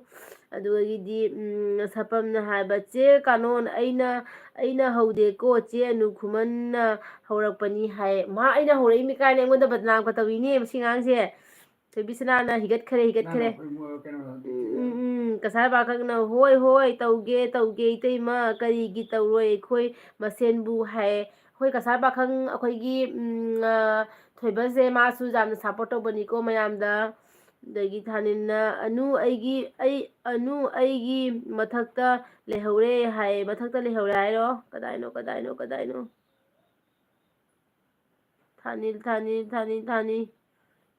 ꯊꯥꯅꯤꯒꯤ ꯀꯗꯥꯏꯅꯣ ꯊꯥꯅꯤ ꯌꯥꯎꯗꯦꯅꯦ ꯇꯣꯝꯕꯤ ꯌꯥꯎꯗꯦꯅꯦ ꯃꯊꯛꯇ ꯅꯪꯒꯤ ꯇꯣꯝꯕꯤ ꯃꯊꯛꯇ ꯅꯪꯒꯤ ꯌꯥꯎꯗꯦꯅꯦ ꯑꯣ ꯑꯅꯨꯒ ꯑꯩꯒꯁꯦ ꯀꯔꯝ ꯀꯥꯟꯗ ꯎꯅꯕ ꯑꯁꯤꯗꯤ ꯍꯥꯏꯈ꯭ꯔꯦꯅ ꯊꯥꯅꯤ ꯑꯅꯨꯒ ꯑꯩꯒꯁꯦ ꯀꯔꯝ ꯀꯥꯟꯗ ꯎꯅꯕ ꯐꯪꯅꯒꯅꯤ ꯐꯣꯟꯗꯁꯨ ꯉꯥꯡꯅꯅꯤꯡꯉꯤꯅ ꯍꯥꯏꯕꯁꯤ ꯅꯠꯇ꯭ꯔꯣ ꯁꯤꯒꯤ ꯃꯈꯥꯗꯗꯤ ꯂꯩꯇꯦ ꯑꯩꯅ ꯐꯣꯟ ꯇꯧꯔꯦ ꯂꯥꯛꯄ꯭ꯔꯣ ꯑꯅꯨ ꯑꯁꯤꯁꯤꯔꯣ ꯑꯁꯤꯗꯤ ꯂꯥꯛꯑꯣꯏ ꯐꯣꯟ ꯍꯧꯖꯤꯛꯅꯦ ꯐꯣꯟ ꯇꯧꯔꯒ ꯂꯥꯛꯑꯣꯏꯕ ꯅꯪꯅ ꯐ꯭ꯔꯦꯟ ꯔꯤꯀ꯭ꯋꯦꯁ ꯇꯧꯔꯒ ꯑꯩꯅ ꯑꯦꯛꯁꯦꯞ ꯇꯧꯔꯀꯥꯟꯗꯅꯦ ꯀꯣꯟꯅ ꯌꯥꯗꯣꯏꯅꯦꯕꯀꯣ ꯑꯗꯩꯗꯤ ꯀꯥꯏ ꯌꯧꯈꯔꯦ ꯑꯗꯨꯒꯤꯗꯤ ꯀꯗꯥꯏꯅꯣ ꯑꯣꯏꯃꯥ ꯀꯩꯅꯣꯅꯦ ꯀꯩ ꯂꯥꯛꯈꯣꯕꯅꯣ ꯑꯗꯨꯕꯨ ꯈꯨꯃꯟꯅ ꯆꯦ ꯀꯥꯅꯣꯟ ꯆꯦ ꯑꯅꯨ ꯈꯨꯃꯟꯅ ꯂꯥꯏꯚ ꯊꯥꯔꯛꯄꯗꯩ ꯑꯩ ꯇꯨꯝꯕ ꯐꯪꯗ꯭ꯔꯦ ꯍꯥꯏ ꯑꯗꯒꯤꯗꯤ ꯑꯦꯁ ꯗꯤ ꯕ꯭ꯂꯣꯛꯅ how are you hi I am fine ꯅꯤꯇꯥꯅ ꯀꯁꯥꯔ ꯄꯥꯈꯪꯒꯤ ꯆꯦꯅꯦꯜ ꯄꯥꯏꯕ꯭ꯔꯣ ꯊꯣꯏꯕ ꯅꯪꯒꯤ ꯆꯦꯅꯦꯜ ꯄꯥꯏꯕ꯭ꯔꯥ ꯍꯪꯉꯤ ꯏꯆꯦ ꯔꯤꯇꯥꯅ ꯑꯗꯩ ꯏꯆꯦ ꯔꯤꯇꯥꯅ ꯑꯦꯁ ꯗꯤ ꯕ꯭ꯂꯣꯛ ꯍꯦꯜꯂꯣ ꯍꯥꯏꯅ ꯍꯥꯏ ꯊꯣꯏꯕꯤꯁꯅꯥꯅ ꯏꯅꯝꯃꯁꯦ ꯌꯥꯝ ꯊꯨꯅ ꯃꯤꯠ ꯁꯤꯡꯒꯔꯦ ꯍꯥꯏ ꯏꯆꯦ ꯀꯥꯅꯣꯅ ꯁꯥꯐꯝ ꯀꯩꯅꯣ ꯈꯪꯉꯤꯀꯣ ꯍꯥꯏ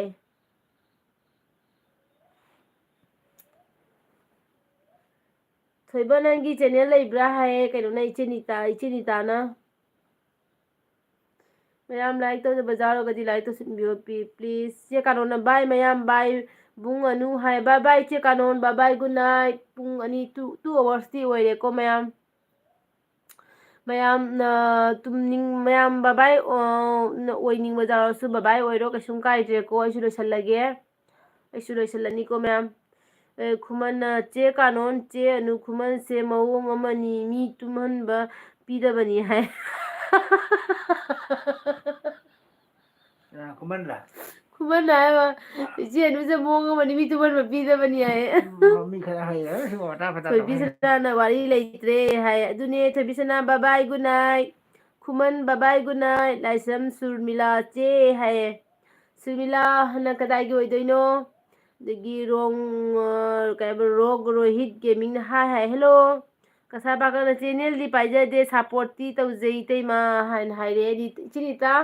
ꯆꯦꯅꯦꯜꯗꯤ ꯄꯥꯏꯗꯦ ꯁꯞꯄꯣꯔꯠꯇꯤ ꯇꯧꯖꯩꯌꯦꯅ ꯍꯥꯏꯔꯦ ꯀꯁꯥꯔ ꯄꯥꯈꯪꯅꯀꯣ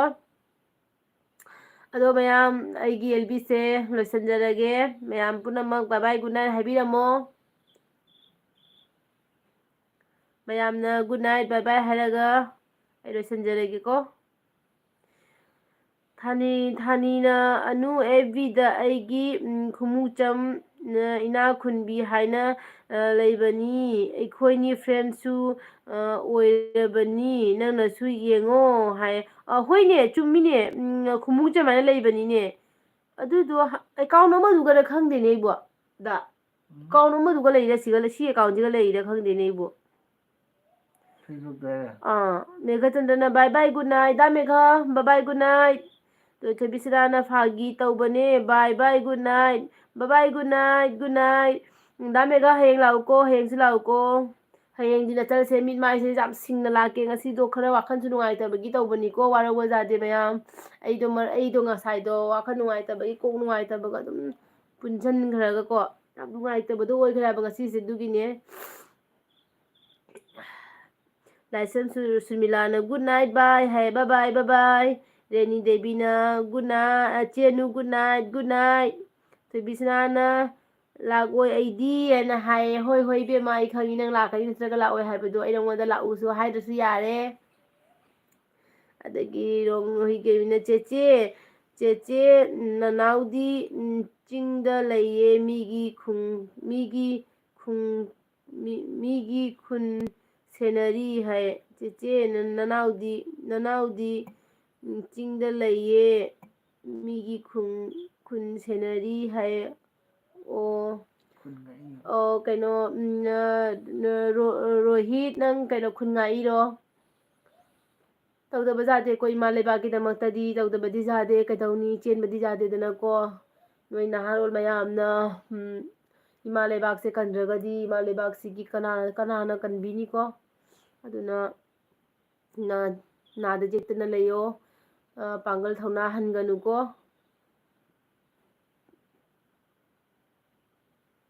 ꯑꯗꯨꯒ ꯑꯝꯇꯪꯗꯤ ꯏꯃꯥ ꯂꯩꯕꯥꯛꯁꯦ ꯑꯝꯇꯪꯗꯤ ꯃꯅꯤꯡ ꯇꯝꯍꯟꯁꯦꯕꯀꯣ ꯏꯆꯦ ꯀꯥꯅꯣꯅ ꯑꯣꯀꯦ ꯈꯨꯃꯟ ꯕꯥꯏ ꯍꯥꯏꯌꯦ ꯑꯊꯣꯏꯕꯤꯁꯅꯥꯅ ꯍꯥ ꯍꯥ ꯍꯥ ꯍꯥꯏꯅ ꯅꯣꯛꯈ꯭ꯔꯦ ꯃꯌꯥꯝ ꯑꯩꯒꯤ ꯑꯦꯜꯕꯤꯁꯦ ꯃꯇꯥꯡ ꯑꯁꯤꯗ ꯂꯣꯏꯁꯤꯟꯖꯔꯒꯦ ꯕꯥꯏ ꯕꯥꯏ ꯇꯥꯇꯥ ꯒꯨꯗ ꯅꯥꯏꯠ ꯃꯌꯥꯝ ꯍꯌꯦꯡ ꯑꯃꯨꯛ ꯎꯅꯔꯁꯦ ꯅꯥꯏꯔꯦ ꯅꯥꯏꯔꯦ ꯚꯥꯏ ꯉꯥꯏꯈꯣ